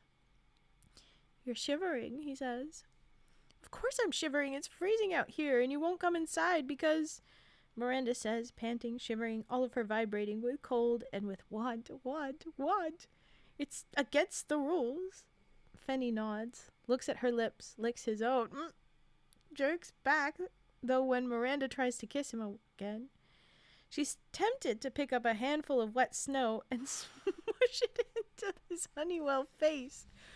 Okay. Fine. You stay right here. Don't move. Not even an inch. You understand? I'll get the keys to the Tiger, she says. Unless it's against the rules to sit in old cars. All of this is against the rules, Fenny says. But he nods. Maybe she thinks she can get him in the car and just drive away with him.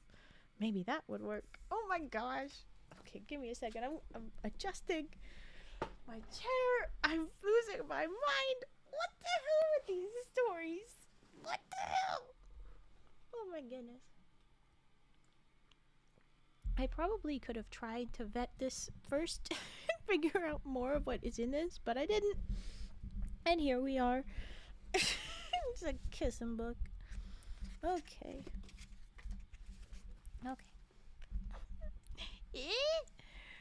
Alright. Maybe that would work. Here we go. I mean it, Miranda says. Don't you dare go anywhere. He nods.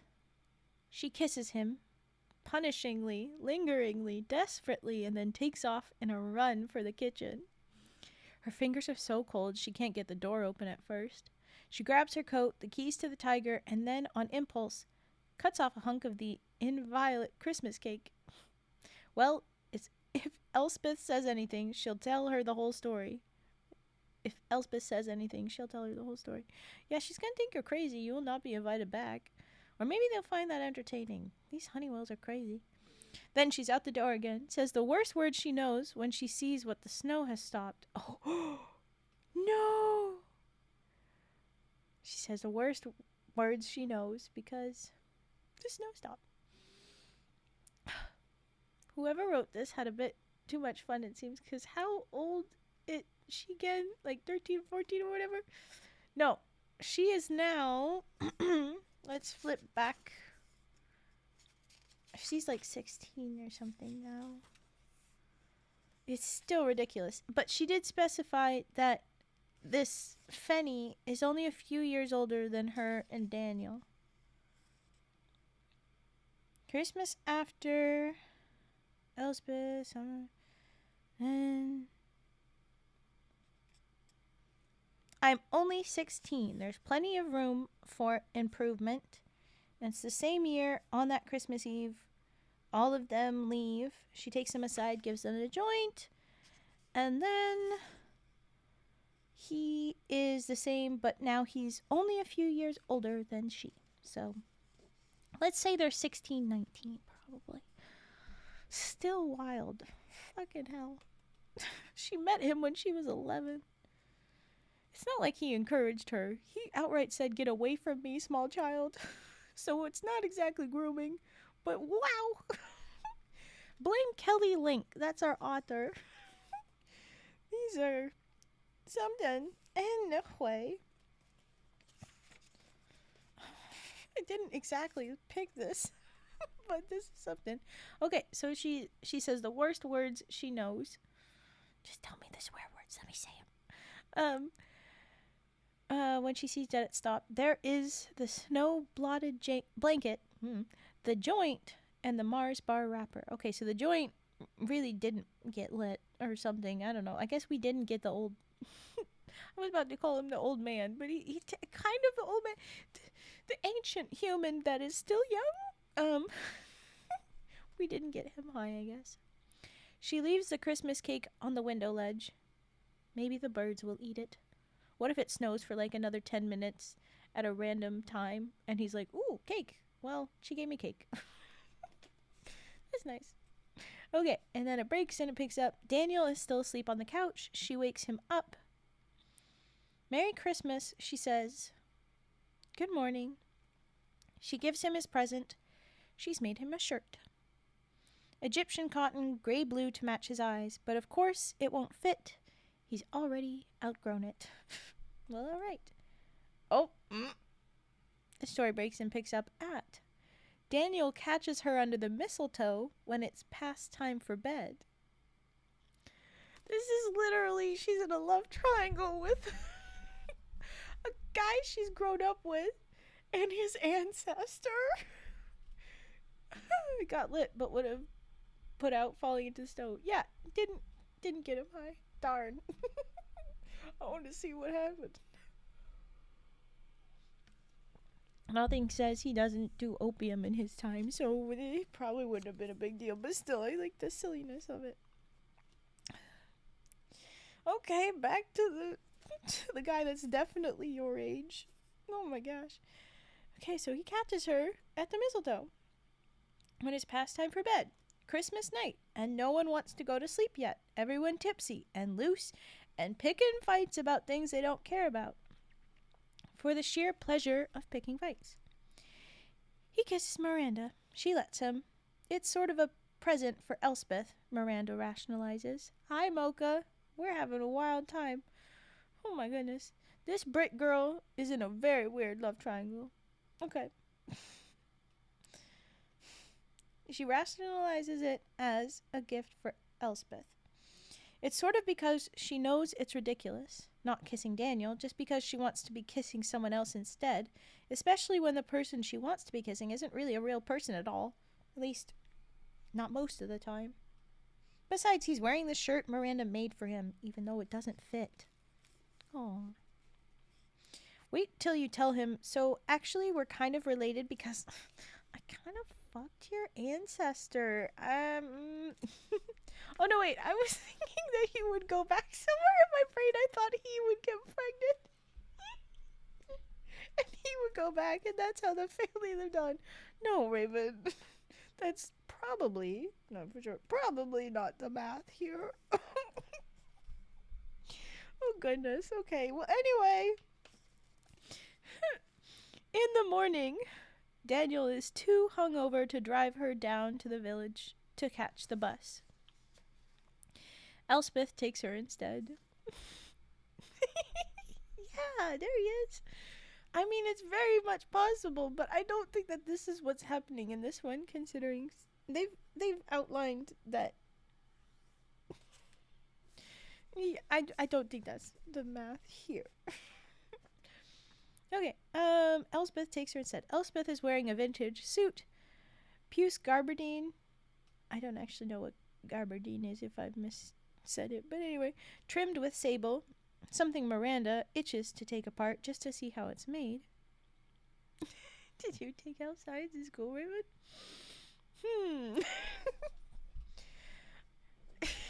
I just mean, like, trans exist. Theoretically, any one of these people could be. No, Daniel can't. He was described as having an erection. He's very clearly making direct choices. He it seems, yeah, cis, but theoretically the others could not be. I don't know. Anyway, what a tiny waist she has. Miranda's obsessed. Miss Raven, you still haven't paid the fee for the decoration. Get out of here, lahonk. Don't make me bonk you. Maybe he just had a rock in his pocket. The rock grew out of nowhere in his pocket? Okay.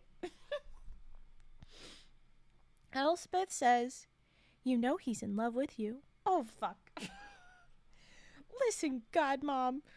Elspeth, I don't know how to tell you. I'm in love with your ghost grandpa. Your ghost great-great-great-great-grandpa. Anyway, if you say so. No, wait. He's not, Miranda says. He loves me, but he's not in love with me. I love him, but I'm not in love with him. If you say so, Elspeth says. Her tone is cool. Although I can't help being curious how you've come to know so much about love, Miranda, at your tender age. Miranda flushes. Is that a rock in your pants? Just happy to see. They're very pretty decorations. They must have cost a fortune. Oh man, I don't want to do this. You're not gonna. Get out of here, lahonk. For real? Let's not do threaten me. Let's not do violence, please. And it's just VTube Studios. I didn't have to pay nothing. I didn't. I could have gone through finding other arts, but I didn't. I didn't want to do this either. Good, thank you for giving bonk. How did you know about love? She flushes. You know you can talk to me, Elspeth says. You can talk to me whenever you want to. Whenever you need to, darling Miranda. There's a boy, isn't there? Not Daniel. Oh, poor Daniel. Why do I keep getting ads? There was an ad just now? That definitely shouldn't have happened. Unless you popped out and popped back in. I don't know. Okay. Poor Daniel. There's nobody, Miranda says. Yes, there is. Really, there's nobody. It's nothing. I'm just a bit sad because I have to go home again. It was such a lovely Christmas. Such lovely snow, Elspeth says. Too bad it never lasts. Yes, 'cause if it did, maybe she'd be able to fuck her ghost. I don't fucking know. Turtle boy, thank you for gifting. That is so nice. Do you have an ad blocking style? Time Twitch rebels against ad blockers by making ads funky and unfair. Oh, illegal. Okay, but let's drop some money, Frogs. Thank you very much for giving that gift. That is very sweet of you. There you go, DJ. Use your Frogs wisely. Okay, so the story broke. And we pick up at Daniel comes to visit in the spring. They're not all above you. She was having those comments about, like, it's not real when I go there. It's not real. I'm just like a pet. I'm just there for them. No, girl. They like you. Mobile stinky, but otherwise I can't explain. Aw. Yeah. It just is stinky, apparently. Alright. So Daniel visits in the spring. That's very nice. 2 months after Christmas. Miranda isn't expecting him. He shows up at the door with a bouquet of roses. Oh, Miranda's aunt's eyebrows go almost up to her hairline. Oh my gosh. Yeah, I got them every 5 minutes. I would reload. Sometimes my ad manager is like, you have to play one right now. You have to play one right now. And I have to like reload it 5 times before I then properly like kick off the stream because it'll do that. Maybe you just have to reload. I don't know. Ah! Violetta! It's so close to the last one that we got a hype train coming. Oh my goodness. I don't think we're going to really train it up, but thank you, cute. Thank you for the resub, Violetta. Here we go with more money, frogs. You guys are so sweet. Good to see all the resub. It's so fun. Look at all the parties. Gotta go. No worries, Violetta. Take care. And I guess you're missing out on our kissing book. Yeah. Oops. Unintentional kissing book. It's supposed to just be holiday book. Oof. Horny teenagers. What the fuck, mask? Get out! Get out! No!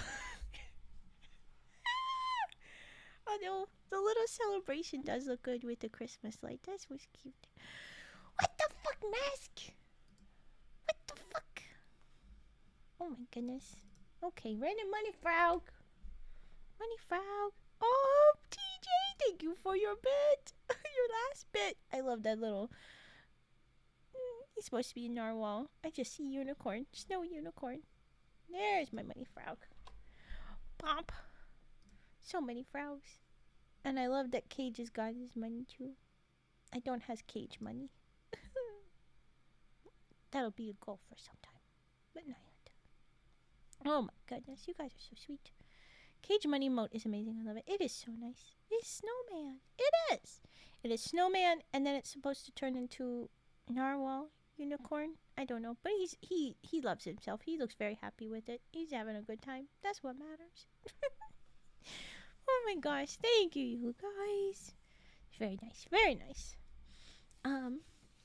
Do I go back to my horny teenagers again? Daniel's being so sweet and romantic, and he's apparently very attractive. Are we still going to shun him and choose Ghost? I think we're probably still going to choose Ghost up until the Ghost is like, and now I die. And then we'll be like, okay, now I'll go back to Daniel. That's my prediction. I was about to do more gifted just to add a bit, but I already spent like $230 on the tow truck earlier. Tow truck? Oh, right. Yeah, my brain.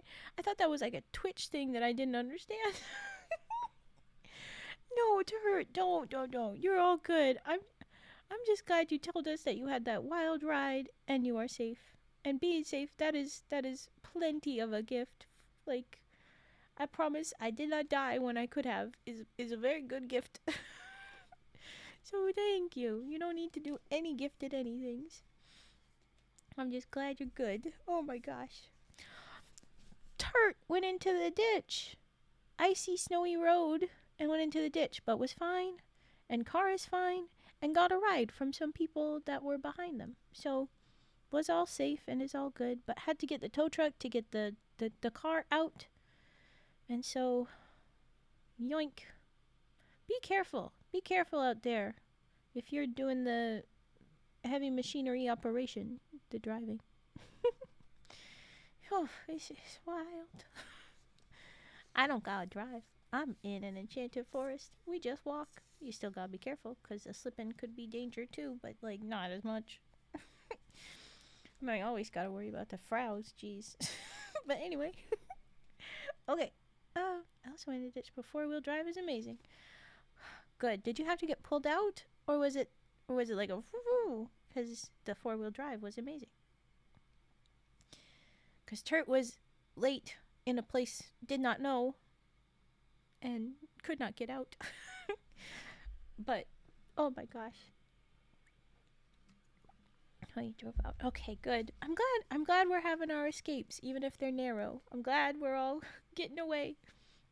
Hit an eye patch driving home last night and dropped 3/4 the way into the drain ditch. Somehow I'm fine, and there seems to be no damage to car. Very good luck. You rolled a 20 on you hit ice. How do you manage about that?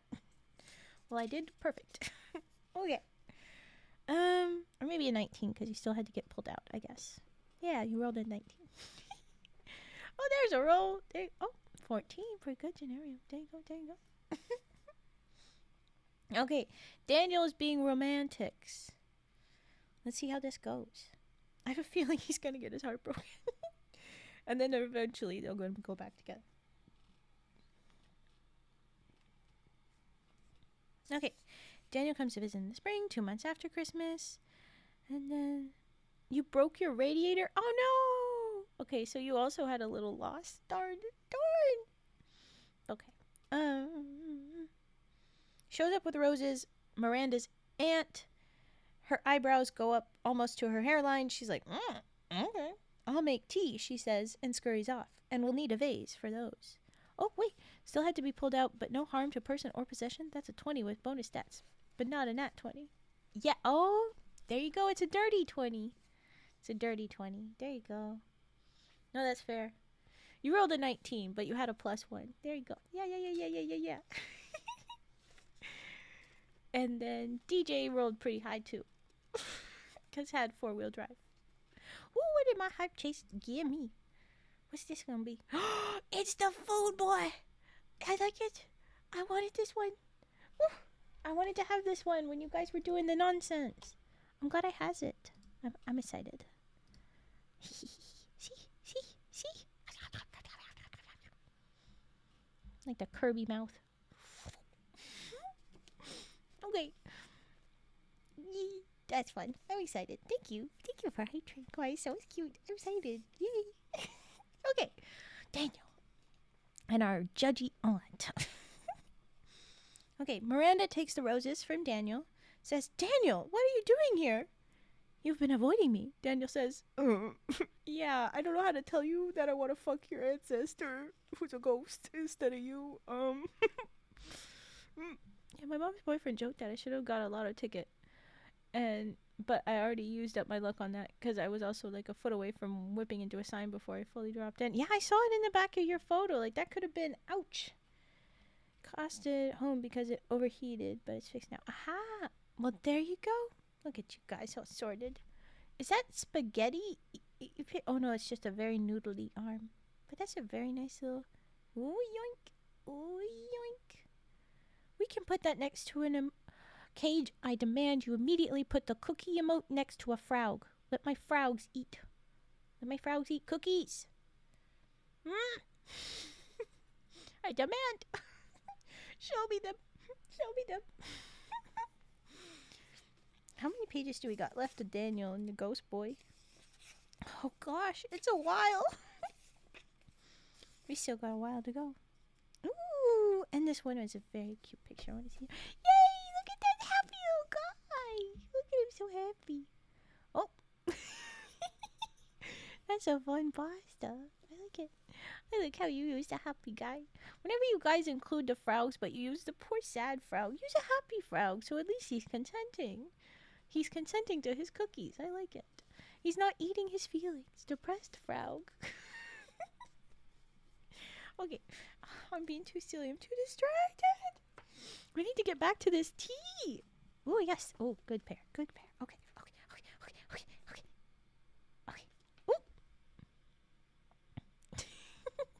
Well, in that case, DJ, it looks like he's just taunting poor little Wisp and Madge. That looks like it's just, he, you're angry, ha, I don't care. And yeah, Mask, that looks like a frog that's eating his feelings. I'm so sorry, frog. I'll give you a hug. I'm so sorry. Oh my gosh. Okay. Alright, he shows up. He says, you've been avoiding me. Avoiding you? We don't live in the same place, Miranda says. I wasn't even sure you knew where I lived. She can hardly stand to have him here, standing in the spotless foyer of her aunt's semi-detached bungalow. Look at that cocky little frog. Oh my gosh. Okay. You know what I mean, Miranda. You're never online, he says. And when you are, you never want to chat. You never text me back. Aren't you going to invite me in? No, she says. Grabs her bag. Girl, he's being so nice. What are you doing? Don't bother with the tea, Aunt Dora, she says loudly. We're going out. She yanks at Daniel's hand. Oh, look at the hug. Thank you. You're so sweet. Oh, it's good to have you. Okay. She yanks at Daniel's hand, extracts him violently from her life, her real life, if only. She speed walks him past the tract houses with their small white stone frontages, all the way to the dreary, dingy, Midlands typical high street. And my voice is getting weird again. Daniel trailing behind her. It's a long walk, and she has no idea what to say to him. He doesn't seem to know what to say either. Her dress is experimental. Nothing she's ever intended to wear out. She hasn't brushed her hair today. It's the weekend. She was planning to stay in and study. How dare he show up? Literally, they said, how dare he show up? 'Cause he loves you. There's a tea shop where the scones and the sandwiches are particularly foul. She takes him there, and they sit down, order. I should have let you know I was coming, Daniel says. Oh, the poor guy is feeling bad. Miranda, please don't break his heart. Don't make him listen to the Smiths again. The ferret lady already broke his heart. Yes, Miranda says. Then I could have told you not to. Oh. He tries to take her hand. Mirandy, he says. I think about you all the time, about us. I think about us. Don't, she says. Stop. Hello, Darkstorm. Sorry, I'm getting loud. I'm going to pull my mic back. We're reading a holiday story, but apparently this book is not just holiday stories book. It's a kissing book. It's a bunch of horny teenagers. And a ghost, for whatever reason. Okay. Sorry, the mic is wibbling, so it's making funny noises. But I'll stop moving and I'll be still. I'm not gonna catch you up. Just you'll get the love triangle with a ghost. Okay, moving on. Okay, Mirandy, I think about you all the time. About us. I think about us. Don't, she says. Stop. I can't. I like you very much. Don't you like me? It's a horrible conversation. Like stepping on a baby mouse. No! A baby mouse who happens to be your friend. Why are you doing this? Don't step on the baby mouse. It doesn't help that Miranda knows how unfair she's being. She shouldn't be angry that he's come here. He doesn't know how she feels about this place. Just a few more months and she'll be gone from here forever. She's gonna go to Thailand, right? She's running away to Mom. But that can't happen. She has to go back to see Ghost Boy. Oh my gosh. Oh no. She'll be gone from here forever. It will never have existed. They are both practically on the verge of tears by the time the scones come. Daniel takes one bite and then spits it out onto the plate. It's not that bad, she snaps, dares him to complain. You just said that it was awful. You're a liar. Yes, it is, he says. It really, truly is that bad. He takes a sip of his tea. And the milk has gone off, too. Oh, poor guy can't catch a break today. Oh.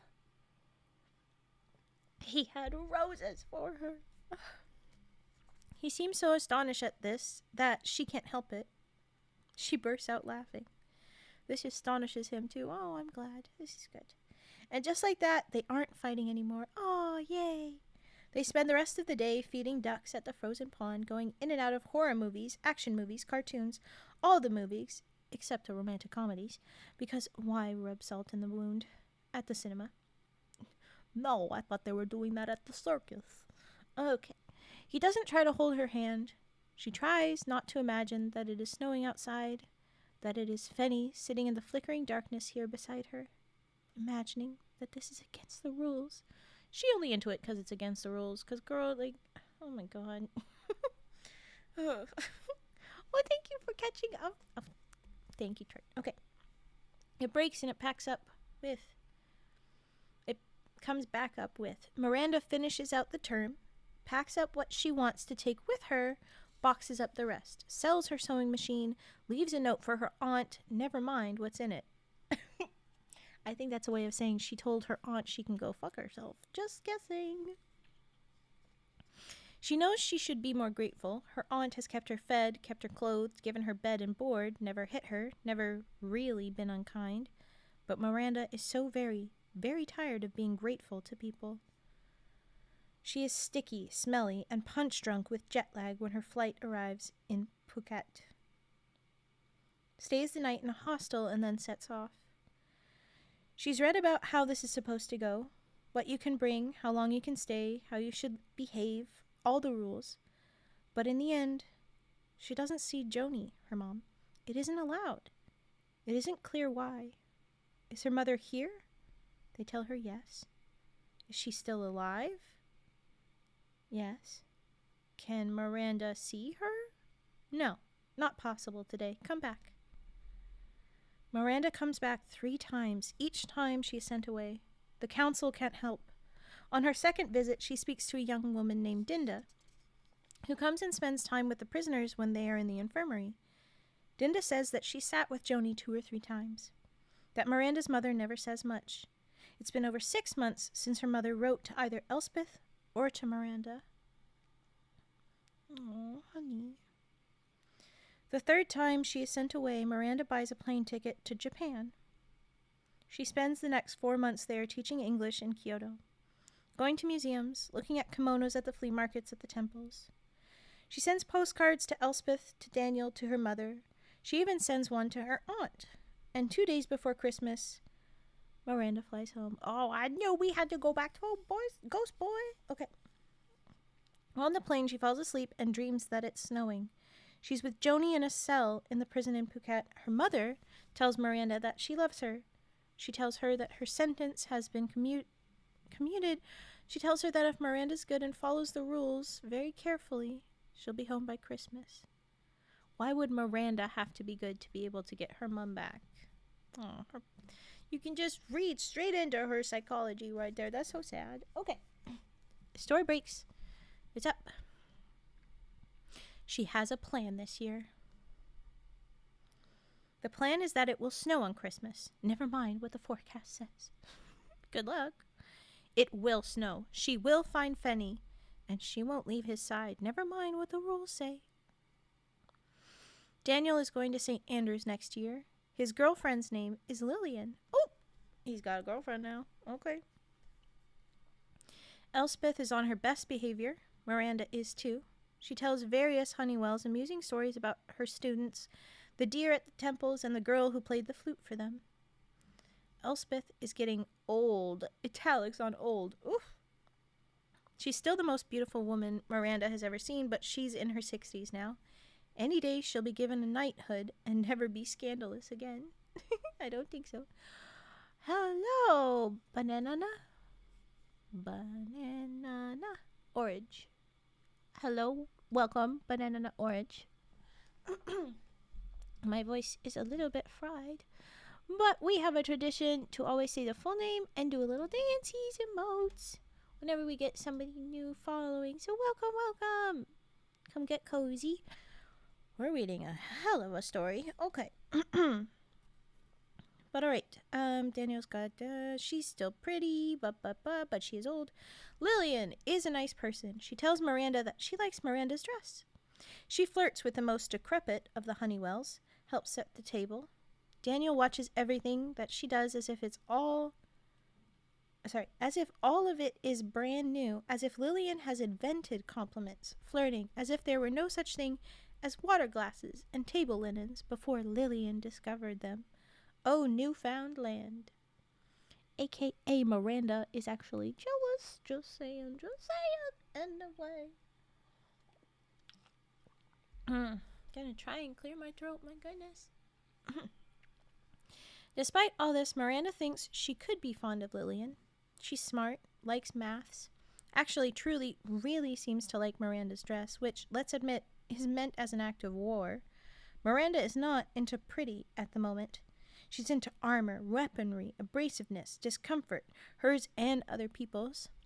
The dress is leather, punk, studded with spikes, buckles, metal cuffs, chain looped round and around. Whenever she sits down, she has to be careful not to gash, impale, or skewer the furniture. Hugging is completely out of the question. And what exactly were you going to do with this outfit when our ghost boy sees you, I wonder? Lady, you're not thinking ahead. But that does sound like fun. Okay, and then story breaks and it picks up. Lillian wants a tour, so after dinner and the first round of cocktails, Miranda and Daniel take her all through Honeywell Hall, the parts that are kept up and the parts that are falling into shadow. They end up in one of the attics, digging through Elspeth's trunks of costumes. They make Lillian try on cheesecloth dresses, hand-beaded fairy wings, ancient cakey stage makeup, take selfies. Daniel reads old mail from fans, pulls out old photos of Elspeth and Joni backstage. Here's Joni perched on a giant urn. Joni, her mouth full of pins. Joni at a first night party, drunk and laughing and young. It should hurt to look at these pictures, shouldn't it? Oof. Oof. Do you think it will snow? Lillian says. I want snow for Christmas. Daniel says, snowed last Christmas.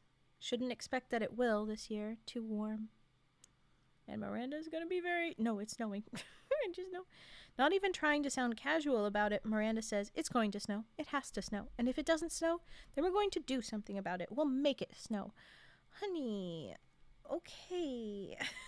Well then. She feels quite gratified when Lillian looks at her as if Miranda is insane, possibly dangerous. Oh, okay. DJ, there's 2, 4, like 5-ish pages left. I'll try to read fast. And then you go bed, or just go bed and watch the VOD. Either way. She's gratified when she thinks she's crazy, so that's something. Well, the dress should have told her that she was possibly dangerous and maybe insane. Anyway. My present this year, Miranda says, is going to be snow. Call me the Snow Queen. Come and see. Her suitcases, her special equipment, what the fuck does that mean, barely fit into the tiger. Elspeth didn't say a word, just raised an eyebrow. Most of it is still in the carriage house. Oh, go to bed, DJ, go to bed. Daniel is game when she explains. Lillian is either game or pretending to be. Oh, so I'm guessing it's going to be fake snow stuffs. That's probably what it is. There are long, gauzy swaths of white cloth to weave through tree branches to tack down to the ground. There are long strings of glass and crystal and silver ornaments. Hand-cut lace snowflakes caught in netting. The piece de resistance is the Snow Boy Stage Whisper fake snow machine with its 50-foot extending hose reel. Miranda's got bags and bags of fake snow. Over an hour's worth of the best quality fake snow money can buy, according to the guy who rented her the Snow Boy. It's nearly midnight by the time they have everything arranged to Miranda's satisfaction.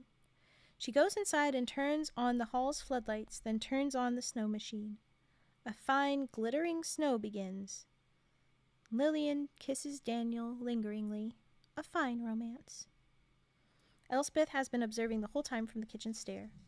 She puts a hand over her cocktail. Fake snow dusts her fair hair, streaks it white. All of the Honeywells who haven't gone to bed yet, which is most of them, ooh and ah. The youngest Honeywells, the ones who weren't even born when Miranda first came to Honeywell Hall, break into a spontaneous round of applause. Miranda feels quite powerful. Santa Claus exists after all. Hello, Corn Man.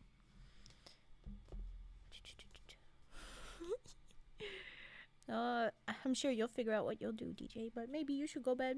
I don't know, VODs exist, but yes. Okay, so then the story breaks and it picks back up. All of the Honeywells eventually retreat back into the house to drink and gossip and admire Miranda's special effects from within. It may not be properly cold tonight, but it's cold enough. Time for hot chocolate, hot toddies, hot baths, hot water bottles, and bed. She's not sure, of course, that this will work, if this is playing by the rules. But isn't she owed something by now? A bit of luck? Well, no, unfortunately, bud. And she is! Oh, okay. At first, not daring to hope, she thinks that Daniel has come from the hall to fetch her in. But it isn't Daniel. Fenny, ghost boy. In that old just decor, Miranda's stitching around the piece above his pocket, walks out from under the hawthorn tree. It worked, Miranda says. She hugs herself, which is a mistake. All those spikes. Ow. Oof. I shouldn't be here, should I? Fanny says. You've done something. Miranda looks closely at his face. How young he looks. Barely older than she. How long has he been this young? Fake snow is falling on their heads. We have about an hour, Miranda says. Not much time. Oh, God, I know where this is going. Okay, not much time. He comes to her then, takes her in his arms. Be careful, she says. I'm all spikes. Yeah, as I said, you should have chose something better. A ridiculous dress, he says, into her hair, though comely. Is this what people wear in this age? Says the man wearing a justacore, she says. They're almost the same height this year. He's shorter than Daniel now, she realizes.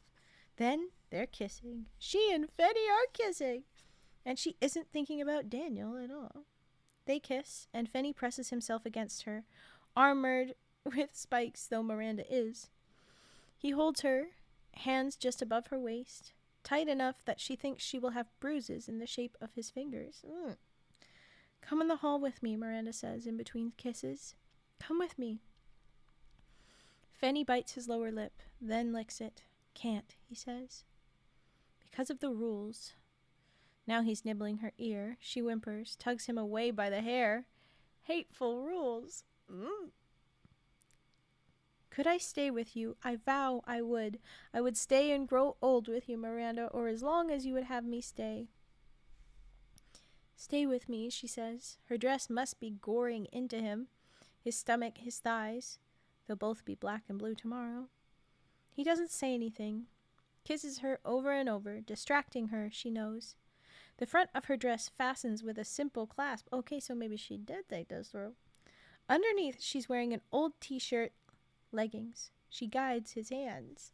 Yep, okay, but she is wearing something underneath. All right. If you can't stay with me, she says, as Fanny opens the clasp, then I'll stay with you. His hands are on her rib cage as she speaks. Simple enough to draw him inside the armature of the dress, to reach behind his back, pull the belt of a heavy chain around them both, fasten it. The key is in the hall, in the attic, where she left it. What in the fuck? Miranda, Fanny says when he realizes, what have you done? A crucial component of any relationship is the capacity to surprise the one you love. I read that somewhere, a magazine. You're going to love women's magazines. You don't know anything about him. Why would you think he loved women's magazines? He's an 18th century sassy man, but maybe. Oh, and the internet. Well, parts of it anyway. I won't let you go, Miranda says. The dress is a snug fit for two people. She can feel every breath he takes. If you go, then I'll go too, wherever it is that you go. It doesn't work that way, he says. There are rules. There are always ways to get around the rules, Miranda says. That was in another magazine. She knows that she's babbling, a coping mechanism. There are articles about that too. Why can't she stop thinking about women's magazines? I don't know. Some byproduct of realizing that you're in love?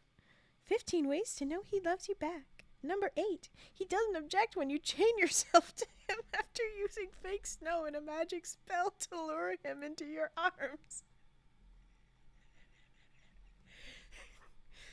If I read that, I don't know why I'd be reading one of those magazines, but if I read that in one of them, I'd be like, that's too specific. I'm concerned. Someone needs to get help to that author right away. What editor allowed this to go to print? Okay. The fake snow is colder and wetter and heavier than she'd thought it would be. Much more like real snow. Fanny has been muttering something against her neck. Either I love you or else what the hell were you thinking, Miranda? Those do not sound at all the same, bud. What do you mean either it was this or that? They are not the same. It's both. He's saying both. Yeah, that makes sense. It's fake snow and real. Real snow mingling with the fake. Oh, yay! Aw, the real snow started falling. That's helpful. Her fake magic and real magic coming down heavier and heavier until all the world is white. The air colder and colder and colder still. This is ridiculous. Hi, Dumda, sorry. We're in the middle of nonsense, so I didn't notice. Something's happening, Fenny, she says. It's snowing, really snowing. It's as if he's turned to stone in her arms. She can feel him stop breathing, but his heart is racing. Let me go, he says. Please let me go. Uh-oh. I can't, Miranda says. I don't have the key. You can. A voice like a bell, clear and sweet. And here is the one Miranda has been waiting for. Fenny's she. The one who catches foxes in traps, never lets them go, the one who makes the rules. Oh, no. It's silly, perhaps, to be reminded in this moment of Elspeth, but that's who Miranda thinks of when she looks up and sees the lady who approaches. More Honeywell than any Honeywell Miranda has ever met. The presence, the puissance that Elspeth commands, just for a little while. I have no idea what that word is, but I took a stab. Just for a little while Elspeth takes the stage is a game. Elspeth plays at the thing. Here is the substance. Power is something granted willingly to Elspeth by her audience. Fenny's lady has it always. What a burden, never to be able to put it down. Can the lady see what Miranda is thinking? Her gaze takes in all. Fenny keeps his head bowed, but his hands are in Miranda's hands. He is in her keeping, and she will not let him go. I have no key, Miranda says, and he does not want to go with you. He did once, the lady says. She wears armor too, all made of ice. What a thing it would be to dress this lady, to serve her. She could go with Fenny, if the lady let her. Down inside the dress, where the lady cannot see, Fenny pinches the soft web between Miranda's thumb and first finger. The pain brings her back to herself. She sees that he is watching her. He says nothing, only looks until Miranda finds herself again in his eyes. I went with you willingly, Fenny agrees, but he doesn't look at the lady. He only looks at Miranda. But you would leave me now? Only speak it and I will let you go at once. Fenny says nothing. A rule, Miranda thinks. There is a rule here. He can't say it, she says, because you won't let him. So let me say it for him. He will stay here. Haven't you kept him from his home long enough?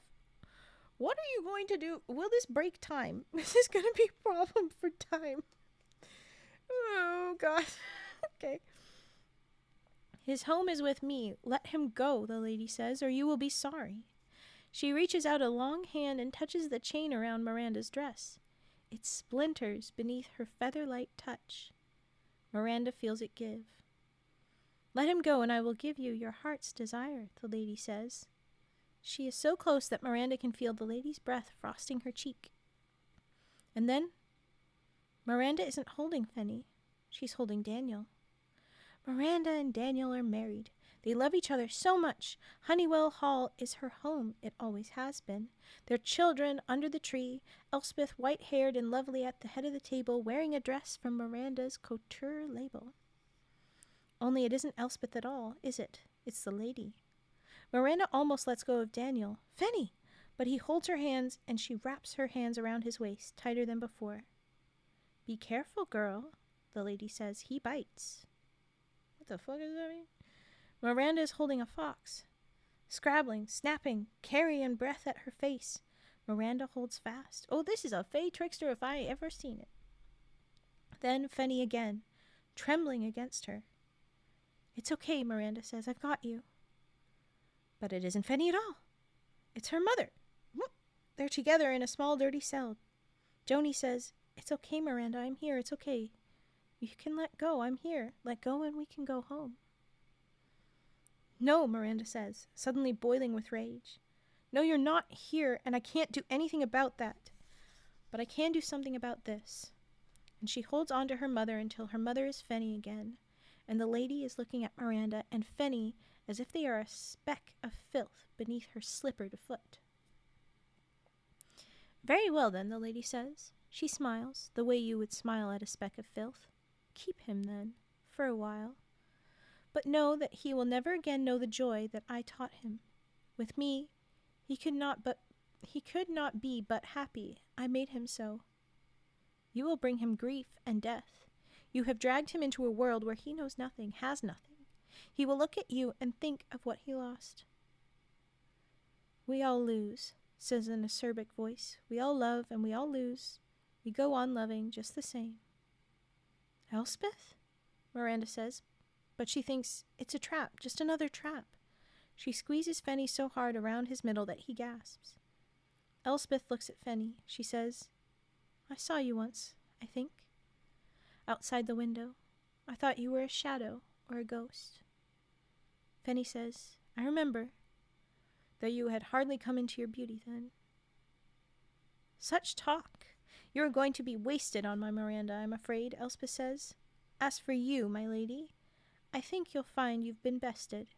Go and find another toy. We are not your meat. The lady curtsies, looks one last time at Elspeth, Miranda, Fanny. This time, he looks back. What does he see? Does any part of him move to follow her? His hand finds Miranda's hand again. Then the lady is gone and the snow thins and blows away to nothing at all. Elspeth blows out a breath. Well, she says, you're a stubborn girl, a good-hearted girl, Miranda, and brighter than your poor mother. But if I'd known that you were about, we would have had a word or two. Stage magic is well and good, but better to steer clear of the real kind. You knew this, you freaking crazy person! Hi, Scooby Bobby, we're just wrapping up this story. Better for Miranda, Fanny says. But she has won me free with her brave trick. And now I suppose I'll have to figure out what to do with you, Elspeth says. You'll be needing something more practical than that coat. Come on, Miranda says. She's still holding on to Fanny's hand. Perhaps she's holding on too tightly, but he doesn't seem to care. He's holding on just as tightly. So she says, let's go in. The end. Okay, so we didn't end up with Daniel, but even our weird fey trickster lady, she knew that that was like a little secret wish. She knew. It was there. Okay, now go the fuck to bed, DJ. Get out of here. You said you need to sleep. I want you to get sleep. Take care of yourself. I will refund your humming. I will do other humming anyway, so you might still be able to hear it. And then I'll do Singing Frog for Dumda. Boop. Alright. Alright. We need to talk. We need to talk.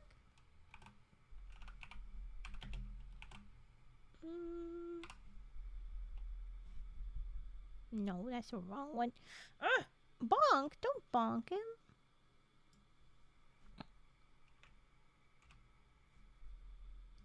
There we go.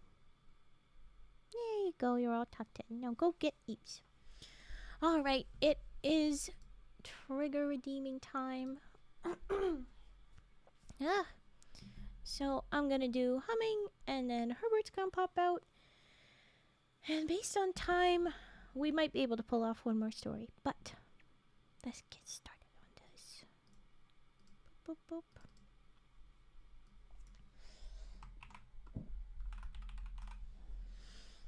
Okay.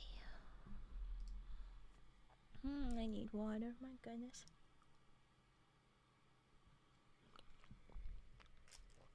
Okay.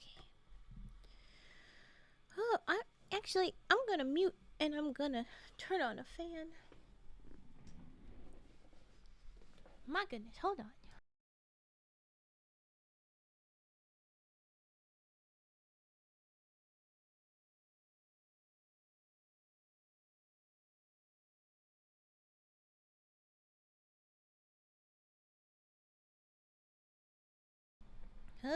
Okay. Ooh, thank you for the hydrate and stretch. And whoa, oh gosh, there's a lot of redeems. My good, we're definitely not gonna finish the next one if there's this many frickin' redeems. Lahonk, are you sure you actually want all of these? Because like I said, we're not going to get to the next story if we do. Thank you for the posture check, stretch, and hydrate. We'll do that too. My God, Lahonk. Lahonk. Ugh. Okay. Easy there. Indeed, indeed, you want all of them? My God, sir. LeChonk, damn. Okay. Sniffy sniffs. Is that one of them? Did you miss the sniffs? Doesn't look like you got around to sniffs. Oh, surprise. Lahonk be point dumping them out just so he can pretend to leave and complain. It's very possible. It's very possible. There's such thing as taking a joke too far. Better not catch you on AFK for a second. Or you get a timeout. Absolutely, Cage. Threaten. Threaten. Please do. Okay. Humming.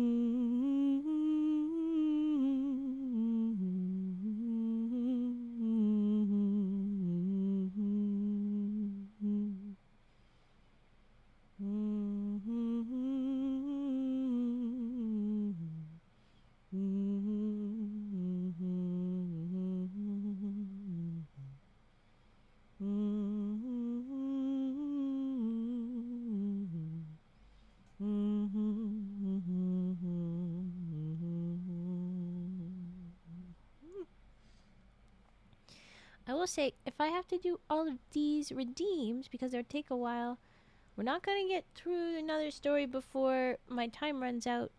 I'll probably end stream early instead of reading another story. I'm just telling you guys. So, Lahonk, decide now how many of these you still want with this knowledge. I assume still all of them, but I thought I would give you a shot. Let's read. You want to read instead? Okay. Tell me how many you want to keep, and I'll redeem the others. Okay, but I'm going to do more hummings, so...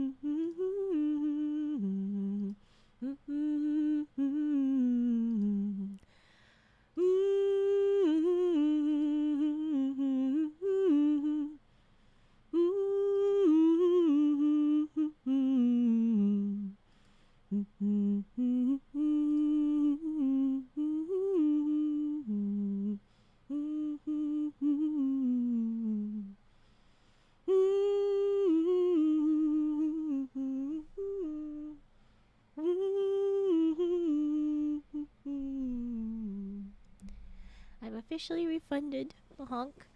We're back on track for stories. He did not steal. He didn't know that that was the options, and now that he knows that that's the options, he said, no, we should read. So don't get too mad. Right, it was... Who got mad? No, the Dumdale got mad. Okay. No, but it's all good. Okay. And hello, May. Hello. Okay.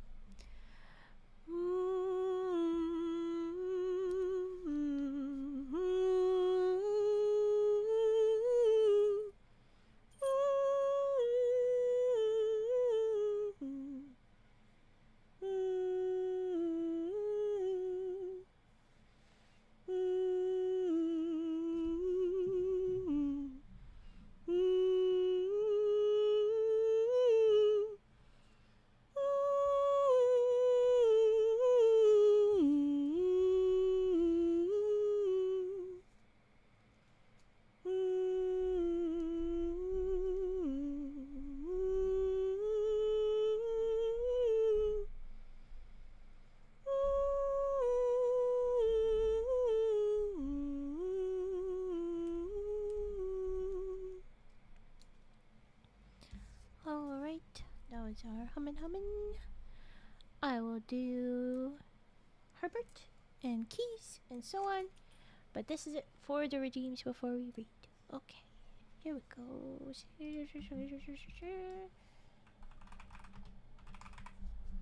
Come on out, Herbert.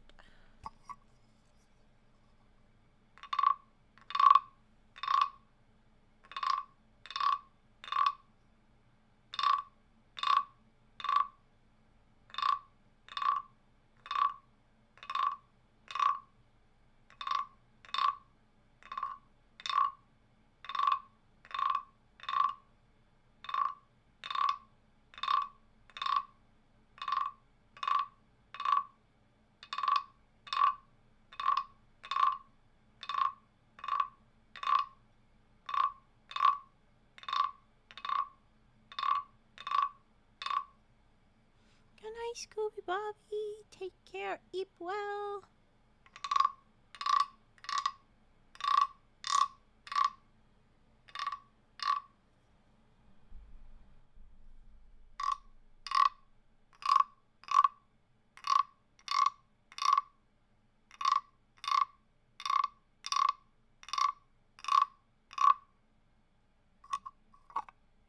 Here we go. How was that? Now we're doing keys. Okay. Boop. And boop. Here we go.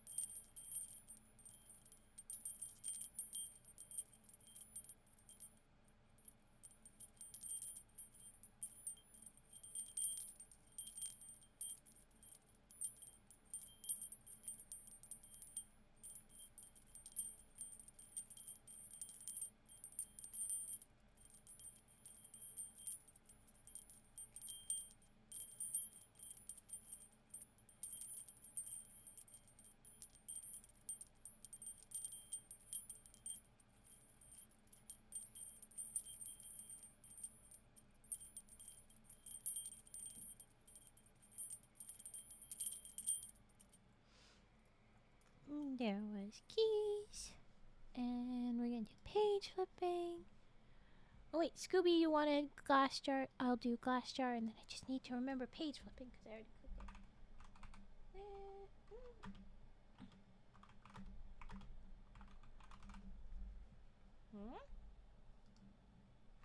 Tatappies. Tatappies. Okay, here we go.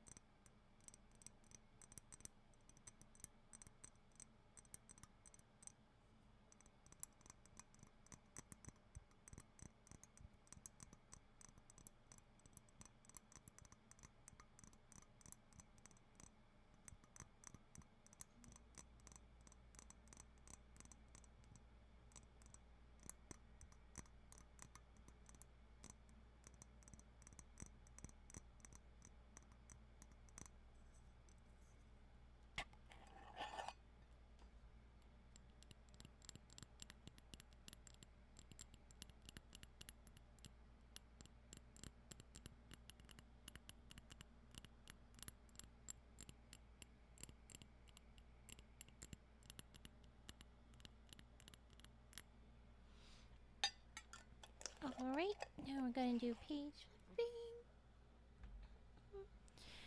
Have a good day at work, May. Take care. Hopefully we see you again soon. Page flipping. I'm very glad I did not forget it. Okay, little book first. Here we go. Mike.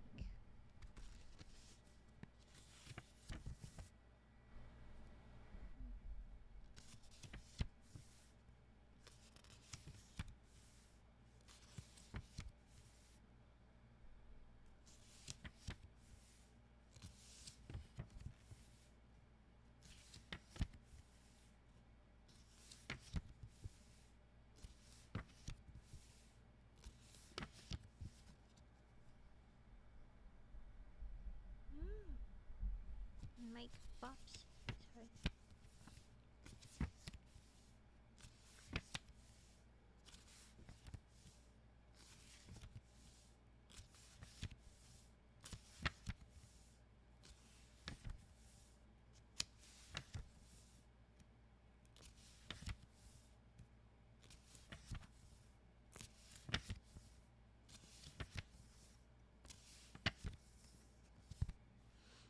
Okay, and now the bigger book. And we can unpin the Lahonk point dumping. I think he has redeemed himself. I think so. Here's the fluffy book.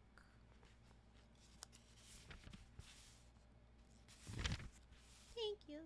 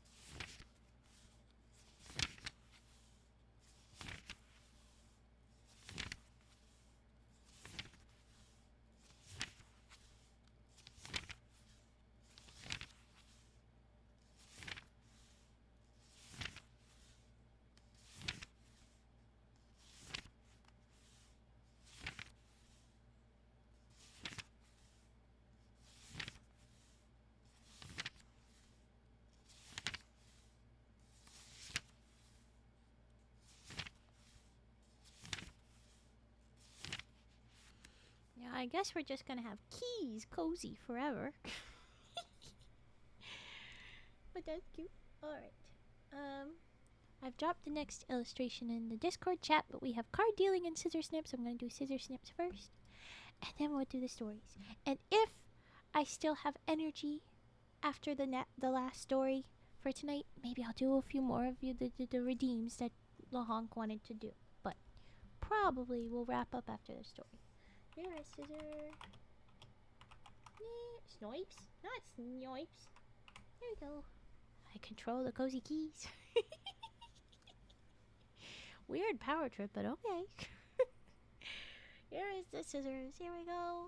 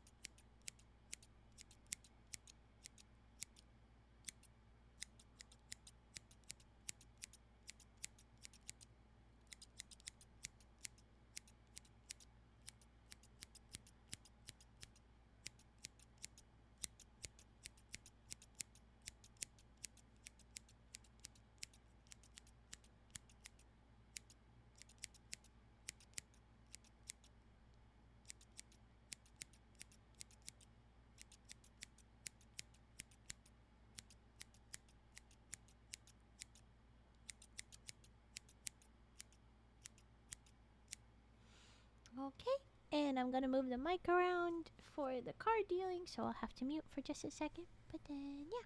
Okay. Well, actually, let's run an ad while I set up for card dealing, because we're gonna need to do that. I'm gonna gamble and only run 30 seconds. We're gonna see if I need another ad later, but I'm gonna make it short. Here we go. Here's our ad. Sorry, folks. Ad time. I'm sorry.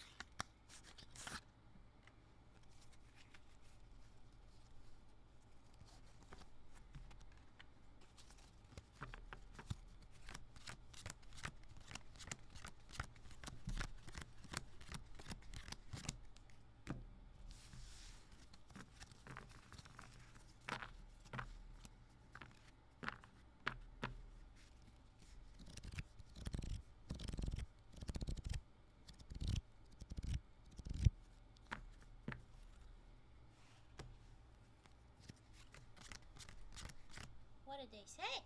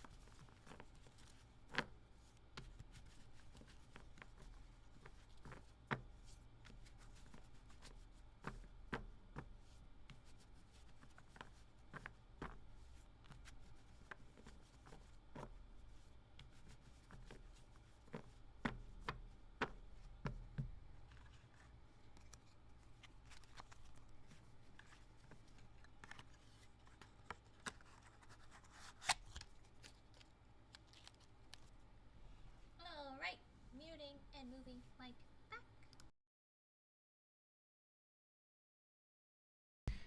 What?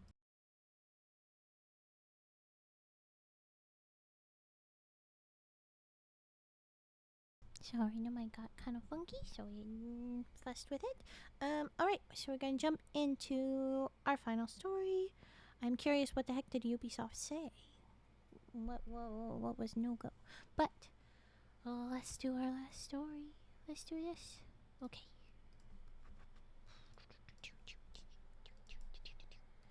Alright. So, I put the photo up, as I'm sure y'all saw. This one is... Gib.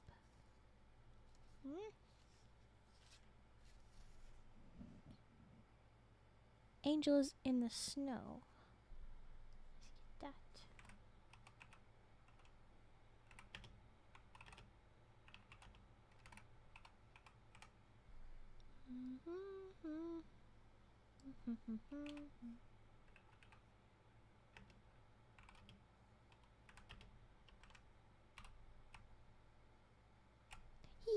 Good, good, good. Matt de la Pena. I was like, do we have the NA? Yes, we do. OBS cooperates with the NA. Yay, yay, yay. Okay, here we go.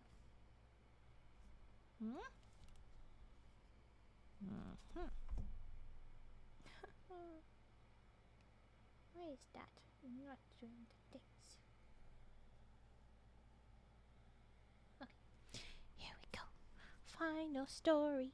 It's a picture of a cat. So this is why you gotta look. You gotta join the Discord. You gotta be able to look at the illustrations. They're so cute. Okay. Angels in the Snow by Matt de la Pena. I didn't tell anyone how dire shit had become. Well, shit. We're swearing in the first sentence. Here we go. I hope this one isn't a kissing one. Just because I want some variation, my goodness. No horny teenagers, question mark, please? Part of my French. But then if that is the case, what the fuck am I paying for? I saw someone say, You said that their customers... Whoa, things moved. The customers... Oh my gosh, no, everything is moving! Customers needs to getting used to not own their own games. Oh yeah, if buying isn't owning, then piracy isn't theft. Go wild, friends. Yep, purchase isn't over, so piracy isn't theft. On the same page, Cage. Whoa, whoa, whoa, whoa, whoa. Okay. Indeed, what the fuck is the point then? What the fuck are you paying for? Yeah. Okay. Okay. I didn't tell anyone how dire shit had become. Yeah, maybe my old man could slip a few bucks in an envelope, mail it to my Brooklyn apartment where it might get carried off by a pack of gangster rats, but he had his own worries. He was saving up for my little sis's summer camp, and our dog, Peanut, probably the most flea-bitten, buck-toothed crossbreed you could ever imagine, has just required an emergency dental extraction. I know, right? The dog with the busted grill has dental needs. Okay. But according to my sis, the procedure cost over 300 bones, and they had to put my old man on some kind of payment plan. It's fine. I just go hungry this holiday season. Nothing to see here. Oh, that's so sad. Oh, this one's going to be fun. And this one has chapters within it, I see. That's fun. Let's see. Oh, no. Oh, no. Oh, no. It's long. Oh, no. Oh, no. Oh, no. Oh, goodness. Oh, no.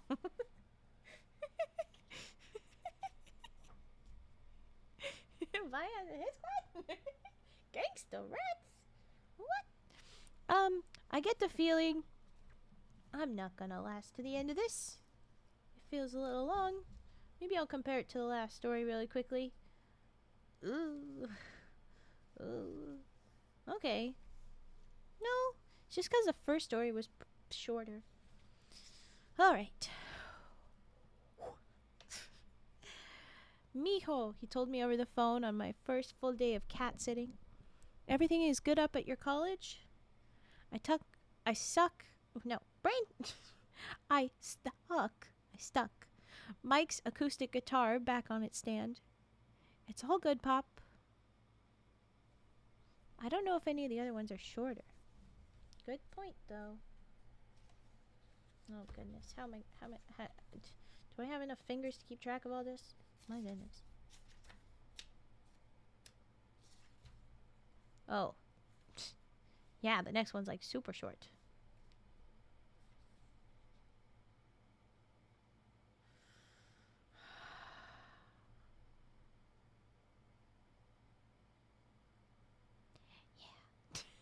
Yeah, okay. Okay. We're gonna come back to Angels in the Snow with the cute kitty. It's what we'll open with tomorrow. Change of plans. We'll have to be erasing my little notebook. Okay. One moment, please.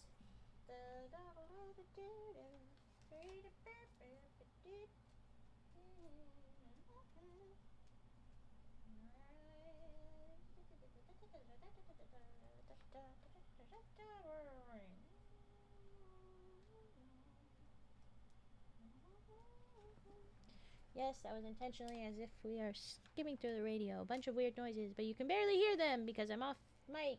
I'm in a corner. Woo! Okay. I can do this.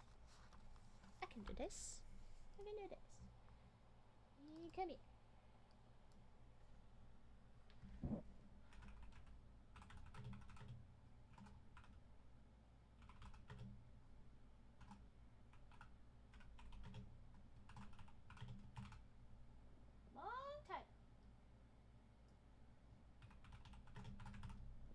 Not a long name. Okay. Long title, not a long name. Polaris is where you'll find me. You'll get the photo at the end. It's a burb. It's a pretty little burb. Elves. Elves in motion are otherworldly. They are long and lovely and lean. When they dance, they are whirling dervishes that sparkle and gleam like sun in shining snow. Like sun shining on snow. Sorry. I should know. I've been watching them my whole life. Woo! The decorations committee has gone all out for the snowball this year, which I suppose they do every year, but this year feels especially tinseled. Twinkle lights cover every inch of the great hall, so many that we don't even need overhead lighting. There's a huge spruce in the center that goes all the way to the ceiling, and from its branches hang wooden carvings of every elf who's ever lived at the North Pole. Just the elves, though. Ooh, okay, so I'm noting classism? Elves? We are properly holiday. This isn't just some love kissing book. This story I'm liking that. Some variety. Around the perimeter of the Great Hall, there are lots of smaller Christmas trees, close to 8 feet tall, all themed. There's a paper crane tree from Japan, a Dutch tree with dangling wooden shoes, painted in all different kinds of colors, a Day of the Dead tree from Mexico, which is covered in tiny sugar skulls. There's a 1950s tree, which might be my favorite. 1950s where? But okay. Which might be, it has a purple and pink poodle skirt around the base. Oh, cute. All the teen elves have paired off for the snowball. Oh, damn it. Still gonna be kissing. Oh, boy. Oh, I'm not gonna understand that. Okay. They've all paired off for the snowball. It's the most romantic night of the season. The last hurrah before things really kick into gear with the holidays. It's like prom for elves. Not that I myself have ever been to a prom, but I imagine this is what it must be like. Boys and girls all dressed up, dancing. The heck? Yeah, 'cause the Dutch, with their, brain. What? You knew the word 2 seconds ago. Clogs. Brain. Huh. Okay. Thought we only did Christmas trees. Well, I think it's just that they decorated the Christmas trees funky like that. Okay, anyway. People all dressed up. Tonight, Eleanor is wearing a white dress with silver spangles. Under the lights, her hair looks white too. So does Flynn's. Yeah, clocks. The dress I'm wearing is made of the same cranberry red fabric as Papa's suit. We match. A pre-Christmas gift. My first year at the North Pole, my dress had puffy sleeves and a lacy white pinafore. This year, my dress has a scoop neck and cap sleeves and a full skirt. It came with a white fur muff as well. It's a doll's dress, not a 15-year-old girl's. Oh, Papa, can't he see I'm growing up? Papa Elf. Oh, wait, are we an elf? I think we're an elf. Everyone at the North Pole knows the story of how Santa found me. Oh, we're not an elf. Oh my gosh, this is like the movie Elf. We're living as an elf, but we are not, in fact, an elf because we were found. Okay? Oh, I'm loving this. Papa, this really is. They just said, we're gonna change that elf movie. Okay. 15 Christmases ago, he was delivering presents to an apartment complex in Seoul, South Korea. He loves the big apartment complexes because he can zip from floor to floor and be done in a jiffy. Then he returned to his sleigh.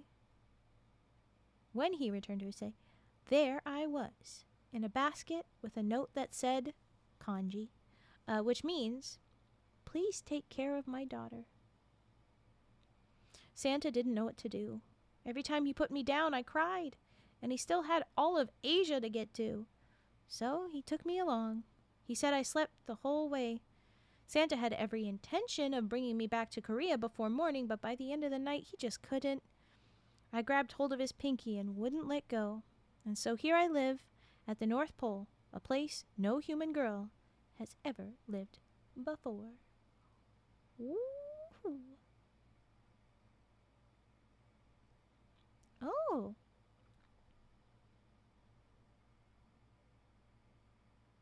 Cool, Dumda. I like it. Nice. That's a good fun fact. And then it breaks and it picks up with, I'm standing with my back pushed up against the wall and my tights itch and I'm wishing anyone would ask me to dance, even out of pity. But you're not an elf, so they probably pick on you. That would be fine. I catch Flynn's eye while he's spinning Eleanor around. She looks good in his arms. She looks right. If it were me dancing with him, I would only come up to his chest. I wouldn't be able to dance cheek to cheek. Oh, the elves are tall. They're tall elves, not like the normal Christmas itty-bitty elves. Good to know. Or maybe he's just tall. I don't know. Maybe he's different. I don't know. Oh, I love those little guys. Look at those geckos. Look at that. Oh my god. Okay. I hang by the refreshment tables. They are my safe zone. For the first 12 days of December, dessert is themed. It's a tradition, one of many. On the first day of Christmas, a partridge in a pear tree. This year they did chocolate partridges stuffed with chestnut cream and drizzled with a tart pear syrup. The chocolate partridge reminds me of the wooden bird in my coat pocket. When I was 8, a robin got stuck in the Great Hall. It flew in an open window and it couldn't figure out how to fly back out. It kept flying up to the ceiling. I tried to shepherd the bird out the door with a Quidditch broom, the number one requested present with 6 to 8-year-olds that year. Though I think kids were hoping it would actually fly. None of us could figure out how to help the bird, but then Flynn climbed up on the banister, and the robin flew right up to him. He caught the bird and carried it outside, cradled in the palms of his hands, and the robin flew away. For days, it was all anyone could talk about. So for Christmas that year, I gave Flynn a bird I carved out of wood. I tried to do a robin, but I just couldn't capture its likeness, so instead I did a chickadee with a glass eye carved out of pine. I was nervous to give it to him, because the thing to understand about elves is that they aren't usually into presents. They make things, they create, they labor, but they don't like to receive. It's not in their nature. I think that this reference was just like, oh, the kids, but yeah, not. Yeah, certainly this 15-year-old girl, which I believe at that age the boys are starting to get taller than the girls again, but he's much taller than her. And so they're not little, that's for sure. They're at least people. Maybe they're not super, all of them taller, but at least this guy is taller. Okay, they don't like to receive. It's not in their nature. There was a good chance he wouldn't accept it, but when he opened up the box, he stared at the chickadee for a long time. I watched as he held it in his hand, turning it over, feeling its weight. Was it good enough? I'd practiced other birds as well, but this was the only one I thought worthy enough of my friend. And then he said, "No one ever gave me a gift before." I let out the breath I was holding. "So you'll keep it?" "I'll keep it." "Oh." I've given him a bird every Christmas ever since. This year I finally got the robin right. Black walnut, painted holly berry red. Okay, so it's another we love our best friend moment. Let's see if it goes well. Oh boy. I get the feeling that this one won't go well and she's going to find a much better guy. Just because I would guess that they would vary the stories. But we're going to find out. It breaks and picks up. I'm pouring myself another cup of raspberry ginger punch when I hear Eleanor say, "It's sad that Natty didn't have anyone to come to the ball with. I doubt she's ever even met a human boy before." "Yes, she has," Flynn says. "That guy Lars, remember?" Their backs are to me. They don't know I'm standing in earshot. I could still slip away without them even knowing. Then Eleanor says, "Oh, Flynn, it's so obvious she made that up to make you jealous. She's always had a crush on you." My vision goes blurry, and I drop my cup of punch. Red liquid streams all over the refreshments table, and some splashes on my dress. How could she say that? Never mind the fact that she's right. I do have a crush on Flynn. Always have. "She didn't make it up," he says, and his voice rings out loud and clear like a bell. "I checked it out. The databases haven't been completely updated, so I looked in Santa's actual logs. There really was a boy named Lars." "But you checked." "You're just saying that to be kind," Eleanor says. "We all know Natty tells stories." My cheeks burn hot. Him and the elf girl are cheek to cheek. Natty, our girl, is gonna come to his chest, she says. "I will fact check you, buh. Just wait. I would only come up to his chest. I wouldn't be able to dance cheek to cheek." Yeah, there we go. Bang. But yeah, so they're not she could just be a short human. That's not absurd.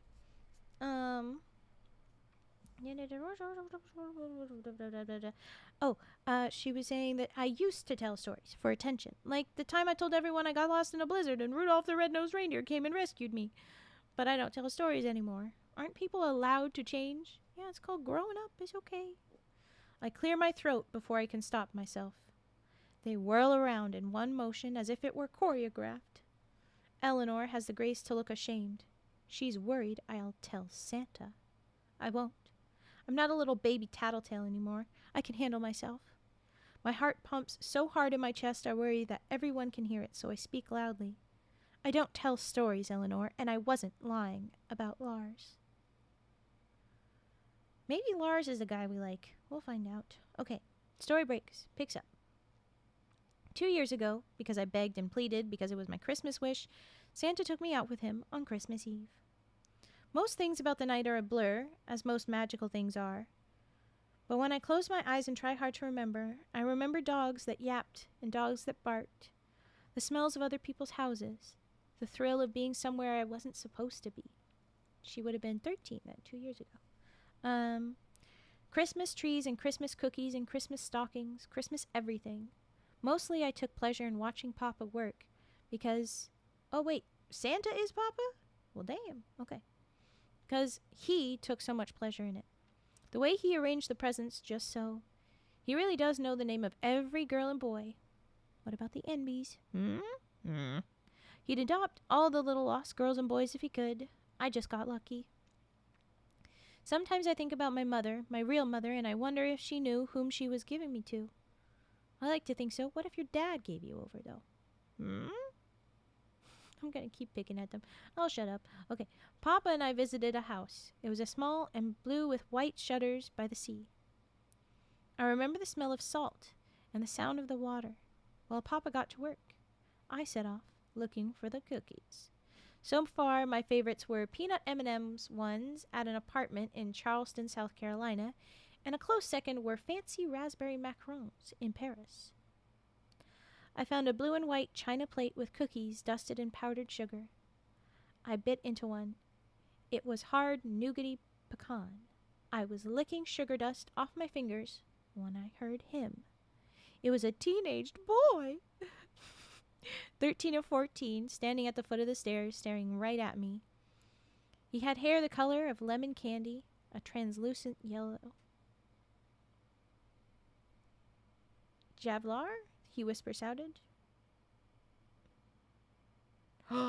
He's Scandinavian. I saw something later, and I don't know how to pronounce what he said, but he's Scandinavian. Which I should have known with the translucent yellow. But anyway. I don't know I don't know it well, but I'm like, I do know that that's a thing. Okay, anyway, okay. He whisper-shouted. So he's like, oh my God. The way he said it, it definitely sounded like a curse word. Yeah, like, oh my God. Scandal. The Scandinavian.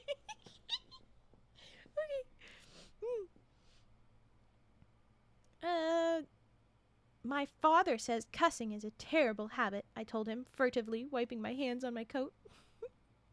The boy just stared at me, round-eyed. Oh, sorry. You probably don't speak any English, huh? Where are we again? Sweden? That's not confirmation it's Sweden. It's possibly Sweden, though. I cleared my throat. God Jewel. That means Merry Christmas. I can say Merry Christmas in every language. The elves can speak every language, but I'm only human. Are you and your dad robbers? He asked me. I gasped. So he did speak English. I'm just loving this nonsense. Where was I? Excuse me, but my father gives people gifts. He doesn't steal them. He's Santa. The boy just kept staring at me, so I clarified. Klaus? Santa Claus? Saint Nick? Père Noël? Oh, right. We were in Sweden. Okay, so we are Sweden. Tomte? Nisse? He just looked at me, more confused. Santa Claus is Asian? I'm adopted, I explained. He's not my biological dad.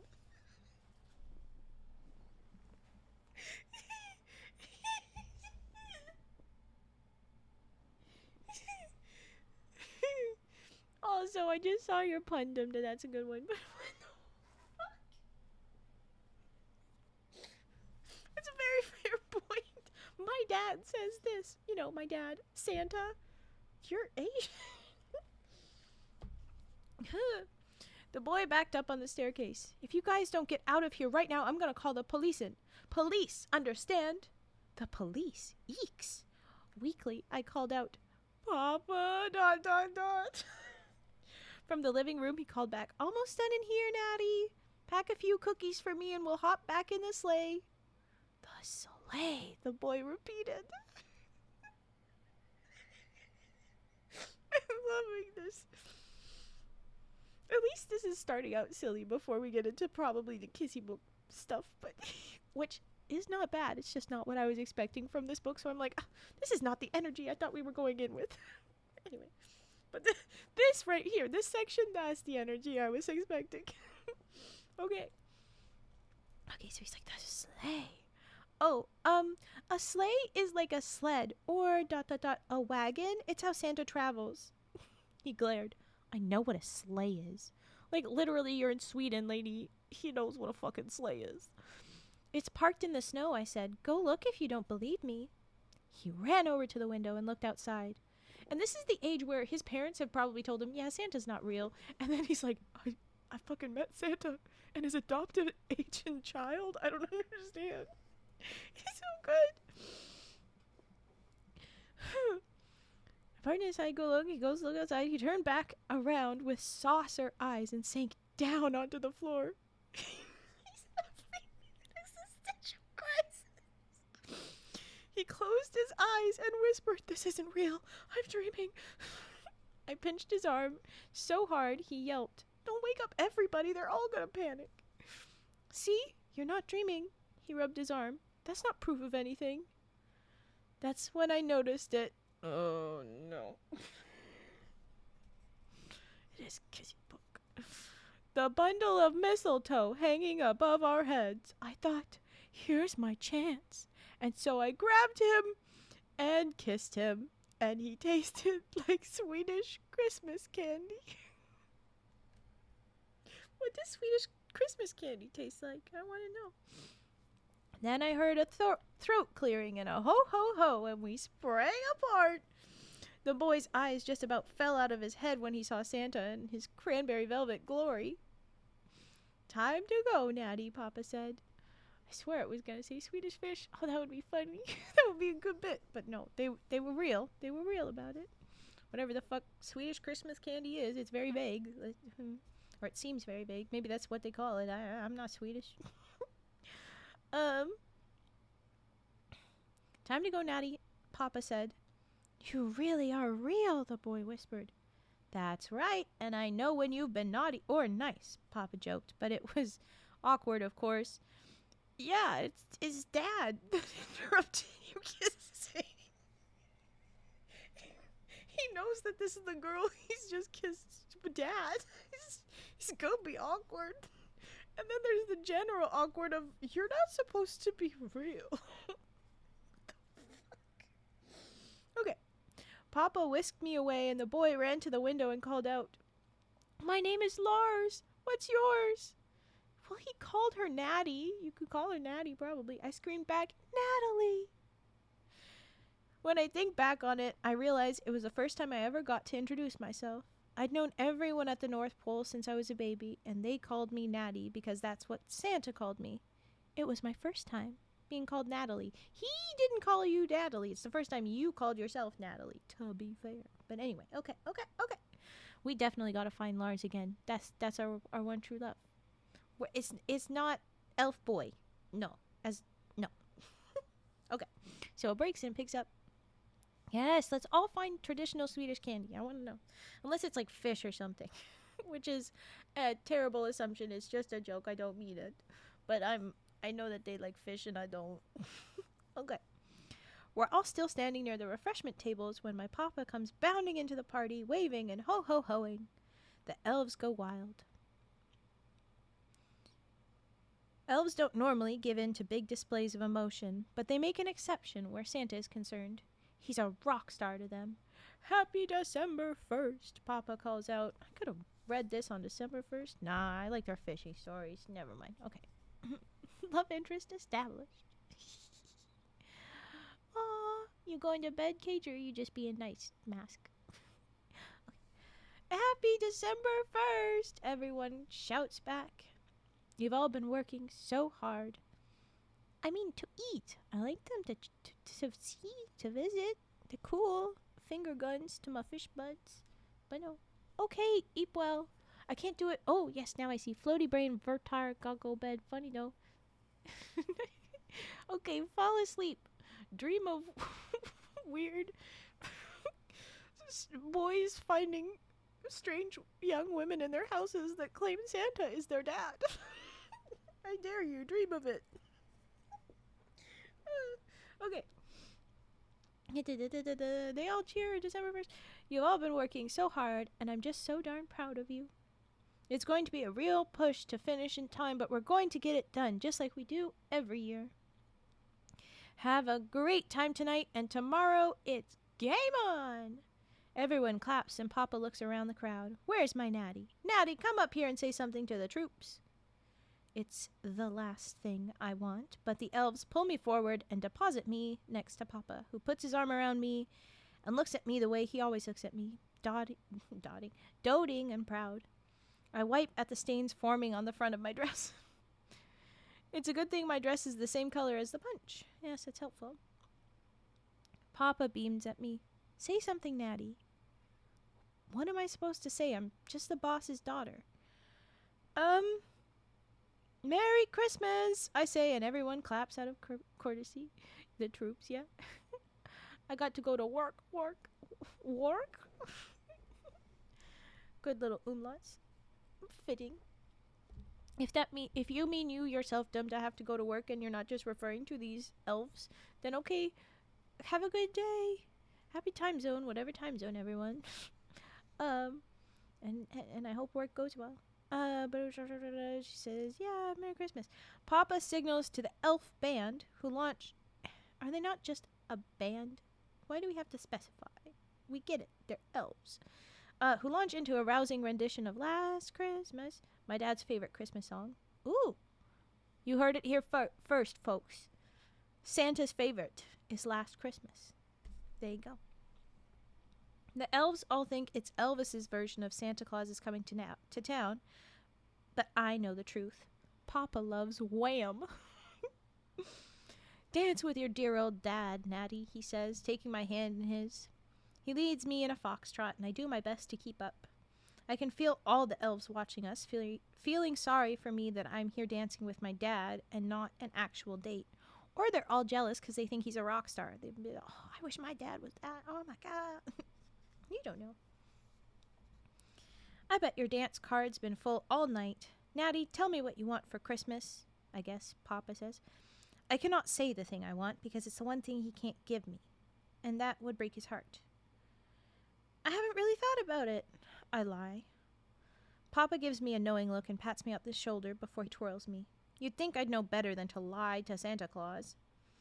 Dearest one, if you believe, I think you will get exactly what you want. I want to believe. I want so badly to believe. There are two kinds of children, the kind who believe and the kind who don't. Every year it seems there are fewer in the world who do. Papa says it's not an easy thing to ask a child to believe in what they can't see. He says it's its own magic. He says that if you have that magic inside you, you should protect it all your life and never let it go. Because once it's gone forever. After the song is over, Papa wishes everyone a good night and goes back to his office. I want to follow him and fall asleep by the fireplace, watching him go over his naughty or nice lists. But I don't go. I stay in the great hall and sway to music and watch everyone else dance. Sandrine glides up beside me and says she likes my dress, which I know she doesn't, but I say thank you anyway because she's only trying to be kind. At least I'm not standing alone. Sandrine tells me about a dancing elf video game they cooked up in the gaming department, complete with non-slip dance pad. Ooh. At first it was a joke, but then they all got really into it, and now it looks like it might end up under a few kids' Christmas trees. Ooh. But then Roan, a puppeteer elf, asks Sandrine to dance, and she skips off with him, smiling from pointy ear to pointy ear. When I was little, I used to tape my ears to try and get them to a point. I was unsuccessful. Yeah. Eleanor and Flynn are dancing again, and it breaks. Oh, I assume you are leaving or have left, Demda. Oh. Again, have a good day. It picks up At lunch in the workshop last week, Eleanor asked me, "Who are you going to the snowball with, Natty?" There was a long silence, and then I said, "No one." "Oh," she said, and there was so much pity in that one little word, I couldn't stand it. I swallowed a bite of moose loaf. Is that supposed to be like a meatloaf? You getting some nice moose meat? What? And then I said, "I thought about flying in this." The way I was reading this was not flying in this boy. She means like get the boy to fly into her. But anyway. I thought about flying in this boy I know who lives in Sweden, but who do you know that lives in Sweden? She asked. When I told her the story of yellow-haired Lars and the Swedish candy, her eyes got that squinched look they get when she doesn't believe you. She kept saying. "So this is the first we're hearing about him?" Eleanor ran her fingers through her silvery hair. "It sounds like you two had a strong connection." I bit my lip. We did have a strong connection, but we lost touch. I don't even have his address anymore. I never had his address. We were never in touch. So you are a little bit of a liar. Anyway, "I think you should find this boy, Natty, see if it's meant to be." Then she called out, "Flynn, would you please look up the address of a Swedish boy named Lars, aged 15 to 17? He didn't answer, so she called out his name again. "Flynn?" "What?" he said at last. Okay, so that's why he looked it up, because she told him to. Sweet as spun sugar, she said, "We need you to look up a boy named Lars from Sweden." "Natty, did you say what he asked for? We can cross-reference his Christmas with Swedish boys, his Christmas wish with Swedish boys with blonde hair named Lars." Because there will be a lot of Swedish boys with blonde hair named Lars. Just gonna call it. Flynn took off his headphones and pointed at the countdown clock on the wall. 25 days till Christmas Eve. "You guys should get back to work if you want to hit your numbers today." "Don't be such a Scrooge," she said. And she went over to the computers and nudged Flynn over, bending over the keyboard. Her silken hair grazed his cheek. "Okay, so I have the year, a first name, hair color, toy, country of origin. Natty, you said he lived by the sea?" I nodded. She typed some more. I don't see anything." Maybe it wasn't Sweden. Maybe it was Norway or Finland. It could have been Finland. I could hear the note of desperation in my voice, and they heard it too, and it was unseemly. There should have been more blonde Larses. I think it's bullshit. Anyway. Eleanor straightened up. "I should get back to the BB gun station. Ever since they started showing A Christmas Story on TV all day, it's all kids are asking for." When she was gone, Flynn said to me with a grin, "You made that story up, didn't you?" "I didn't make it up," I said. "I was telling the truth. And you're supposed to be my friend, which means you're supposed to believe me." "I am your friend, Natty, and as your friend, I'm telling you, you shouldn't make up stories anyone can easily disprove." "I'm not. There really is a boy named Lars. I don't know why he's not in the database, but there has to be an explanation." I let out a big sigh, and I wish everyone would stop calling me Natty. My name is Natalie. "Sorry, you're not a Natalie to me. It sounds so grown up." "Well, I'm not a little girl anymore," I said, putting my head down on the table. "Whatever you say," Flynn said. I sat there with my head on the desk, watching him work. He gets a very intense look about him when he works. Silver head bent over a toy, eyes narrowed in concentration. When he's working, he doesn't like to be disturbed. No elves do. To his back, I asked, Who are you taking to the snowball, Flynn?" I held my breath. "Don't say Eleanor. Anyone but Eleanor." He hesitated, and then, without turning around, he said, "Eleanor," and I could feel something in me wither. "Why?" "Because I always go with Eleanor." "Oh, right. Of course you do." If I had outright asked and not only hinted, would he have said yes? Would he have changed course? Or would it have been the same as it is every year? I think it's pointless. I think they're all going to be a little bit snooty. You're the only human they know, bud. They're going to be weird about it. Flynn, the handsomest of all the boy elves, and me at the snowball. I've got a good imagination, but even I have trouble picturing it. We were both quiet, too quiet. I had to speak because if I didn't, I would cry, and that wouldn't do. I got up and stood behind Flynn, and I tried to stand up tall as an elf, shoulders back, chin up. Okay, so that does imply that elves are generally tall. Shoulders back, chin up.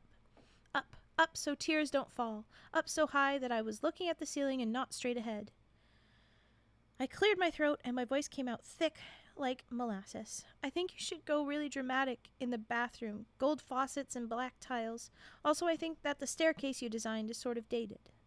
I've already told you this is a mid-century modern dollhouse. Flynn was annoyed, but he was so relieved I could tell. He was relieved I wasn't pressing the issue of him and her. I leaned in close as Eleanor stood next to him. I could smell his hair. It smelled faintly of pine. And I'm telling you, this house needs a more feminine touch. It's looking too sterile. Another thing elves hate, to be criticized. Can you please just let me work? He asked. Not until you say you believe me about Lars. I'm not going to say I believe something when I don't. Flynn finally turned his head and looked at me. I have a job, Natalie. We all do. Christmas Eve is, I know, 25 days away. Flynn nodded, satisfied that I got it, that we were on the same page, both of us understanding how great is the magnitude of 25 days away. He swiveled back around to his computer. Are you saying we all have jobs to do here but me? I demanded. Flynn turned back around. He looked perplexed when he said, No, that's not what I'm saying. My father says that my contributions to the cowgirl outfits were inspired. He said, what I'm hearing is she's a total Nepo baby, and that's the real reason she isn't liked very much, I think. Hello, the Vegas experience. What a heckin' group to Vegas experience. Are you in the right place? We are very not Vegas. Welcome in, but thank you for the raid. Do I have a mod to do? Thank you. Mass, can you do shoutouts? Oh, I need to clear my throat a bunch. But hello. We're about to wrap up this holiday story. Basically, there's a human girl that got adopted by Santa, and she thinks that the pretty elf, like Lord of the Ring elf types, are pretty, and she likes this one guy that's her best friend, Flynn, but he's like with Eleanor, and she does not believe, and neither does Flynn for that matter, that she actually met a boy, like a human boy in Sweden, or maybe it was Finland or Norway. It was somewhere, the Scandinavians, and yeah, they don't believe her, and they think she's really sad, and oops.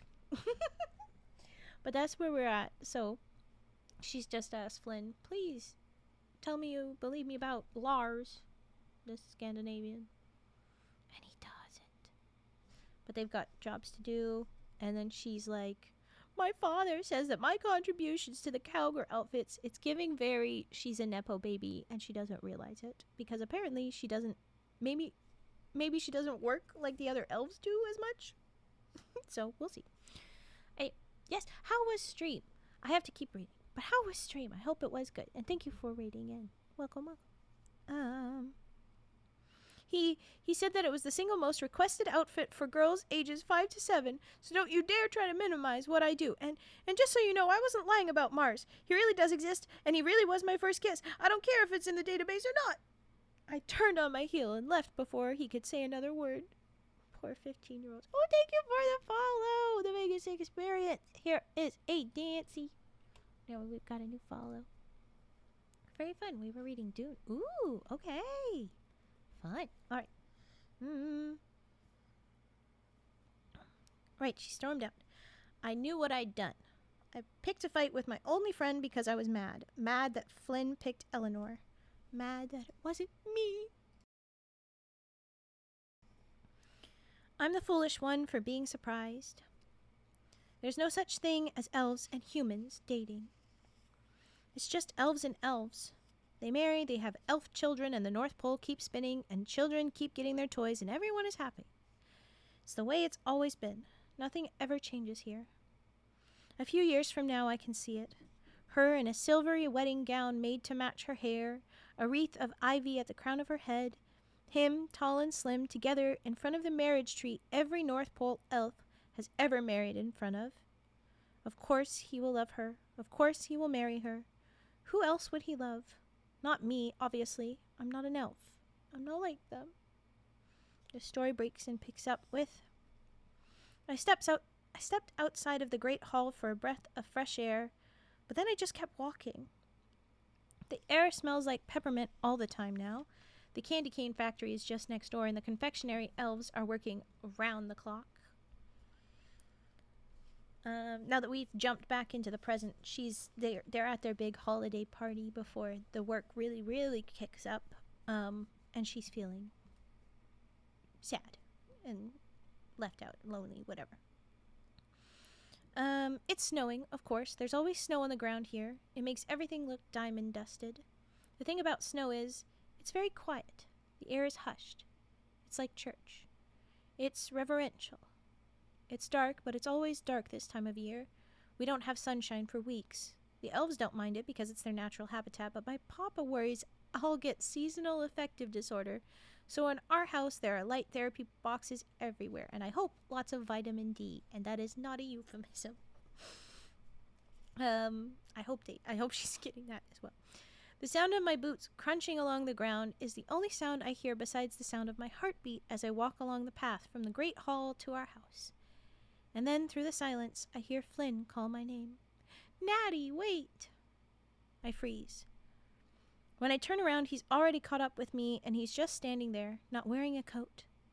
The cold doesn't really bother the elves. I eye him warily. Are you here to give me a lecture on holiday cheer and a joyful spirit? No, I just wanted to make sure you're okay. Oh. And then I draw up all my courage, and I just ask because I have to know. Why does it have to be her? It's only a snowball, Natty. But it isn't. He knows it, and I know it. Flynn looks up at the sky, at the North Star above us. Polaris, it's called. A fixed point more accurate than any compass. You always know where you are when you look up at it. Home. The North Celestial Pole is shifting. Did you know that? It's because of the gravitational forces of the sun and the moon. Polaris won't always be what it is now. I'm about to reply when he asks me, do you ever think about the future, Natalie? It thrills him to say my name, as opposed to Natty, which is a nickname. So much so that I don't answer, so he'll say it again. Natalie? I've only ever thought about the future in days till Christmas, I tell him. No more than 364 days ahead. It never occurred to me that anybody thought differently, especially not elves. But I guess Flynn is different. And I guess I've always known that. It's why we were friends. It's why he knew I wasn't okay.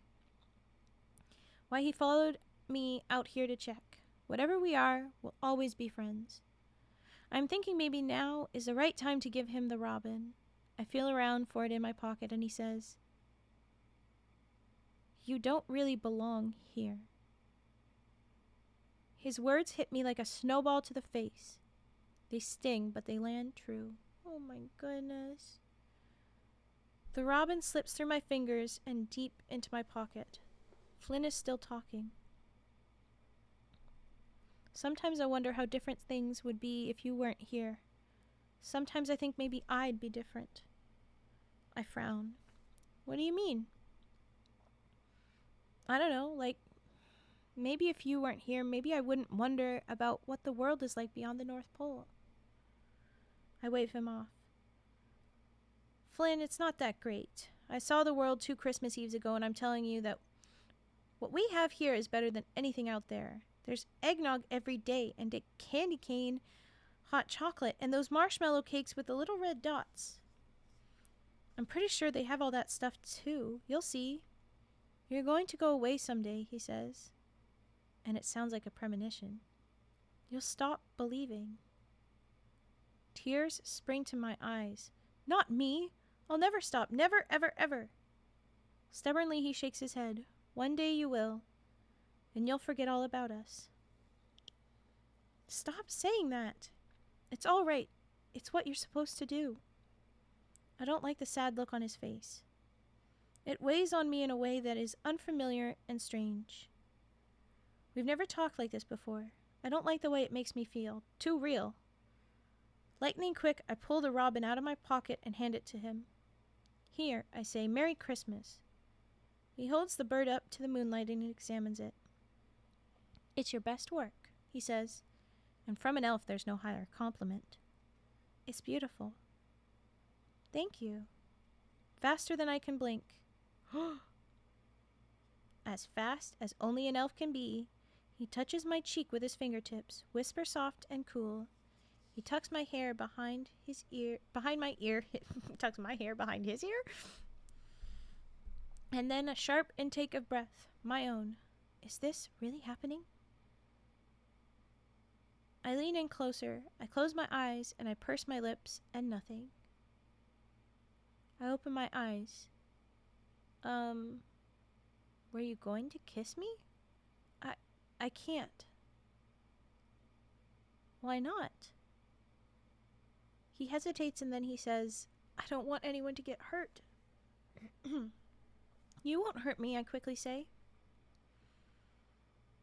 Flynn shakes his head. I can see that he means to stand firm. The answer is no, so I say it, my whammy. Oh no. This feels like a manipulation. That feels illegal. My ace in the hole, the one thing an elf cannot refuse. It's my Christmas wish, Flynn. He opens and closes his mouth. He tries not to smile. How is it that you always find a way to get what you want? Before I can reply, he says, don't answer that. Just close your eyes. Dutifully, I do. And Natalie? Yes? You aren't the one I'm worried about getting hurt. Before I even have time to think, he tips my chin up and he brushes his lips against mine. Flynn's lips aren't cool the way I imagined. They are warm. He is warm. He's warm, but why is he shivering? When I open my eyes again to ask him, he's already backed away from me. I have something for you, too, he says. I hold out my gloved hand and he drops a piece of paper inside, and then he's gone, leaving me to wonder if I imagine the whole thing. Living where I live, it can sometimes be hard to tell the difference between magic and make-believe. I open the piece of paper. Lars Lindstrom, 10 Osby. No means no, indeed, Mask. I was not. That's exactly what I felt. But that is the end. So, she's going to end up with Lars was pretty accurate, because that's what we're supposed to imagine, that she's going to go find Lars. But she did get a kiss from Flynn, and he's worried that she's going to hurt him. So I guess another love triangle. Sappy, cheesy stuff. But there you go. That's the end. And we're right before 2 a.m. So I am going to go ahead and wrap up. But I'm going to get the photo of this illustration, because I gave you the story that we were going to read, but not the one that we did read. And so I got to give you the one that we... I'll delete that one, maybe. Can I? Yeah. Okay. Illegal. The cat is no longer here. You saw nothing. Shh. Okay. And then the bird. Polaris is where you'll find me. If I can do this. There we go.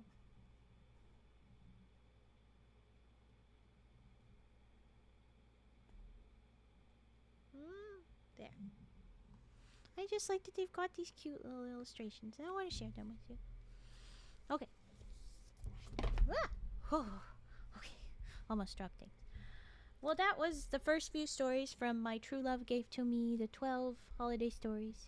I don't have any context here, really, but that was a nice ending. Basically, little adopted girl felt like an alien amongst the North Pole elves, and then she got a crush on the close friend, but he's always with the other elf girl that's mean. It's just classic. It's just elves, actually, you know. Glad you enjoyed it. Please feel free to drop by sometime for another story so you can be here for all of it. Yeah! And I will be uploading this VOD to YouTube. So my YouTube channel, you can watch all of these. And anybody that fell asleep will probably want to watch them. And so that you can watch the whole thing. And join the Discord if you want to see the little illustrations. I'll be back on tomorrow, same time, at 9 p.m. EST to 2. Hopefully I'm not late like I was today. I was 10 minutes late. And we will read more stories. We'll start with the one that was gonna be too long. The one I read was like half the number of pages that the one I was gonna read, so we would have been here a while. Thank you for dropping that, Fet. Do you have a raid recommendation, good sir? Yeah, that's good. That's sorted. All right. Thank you, Fet. Very, very helpful. Mod love. Okay. Let's go raiding.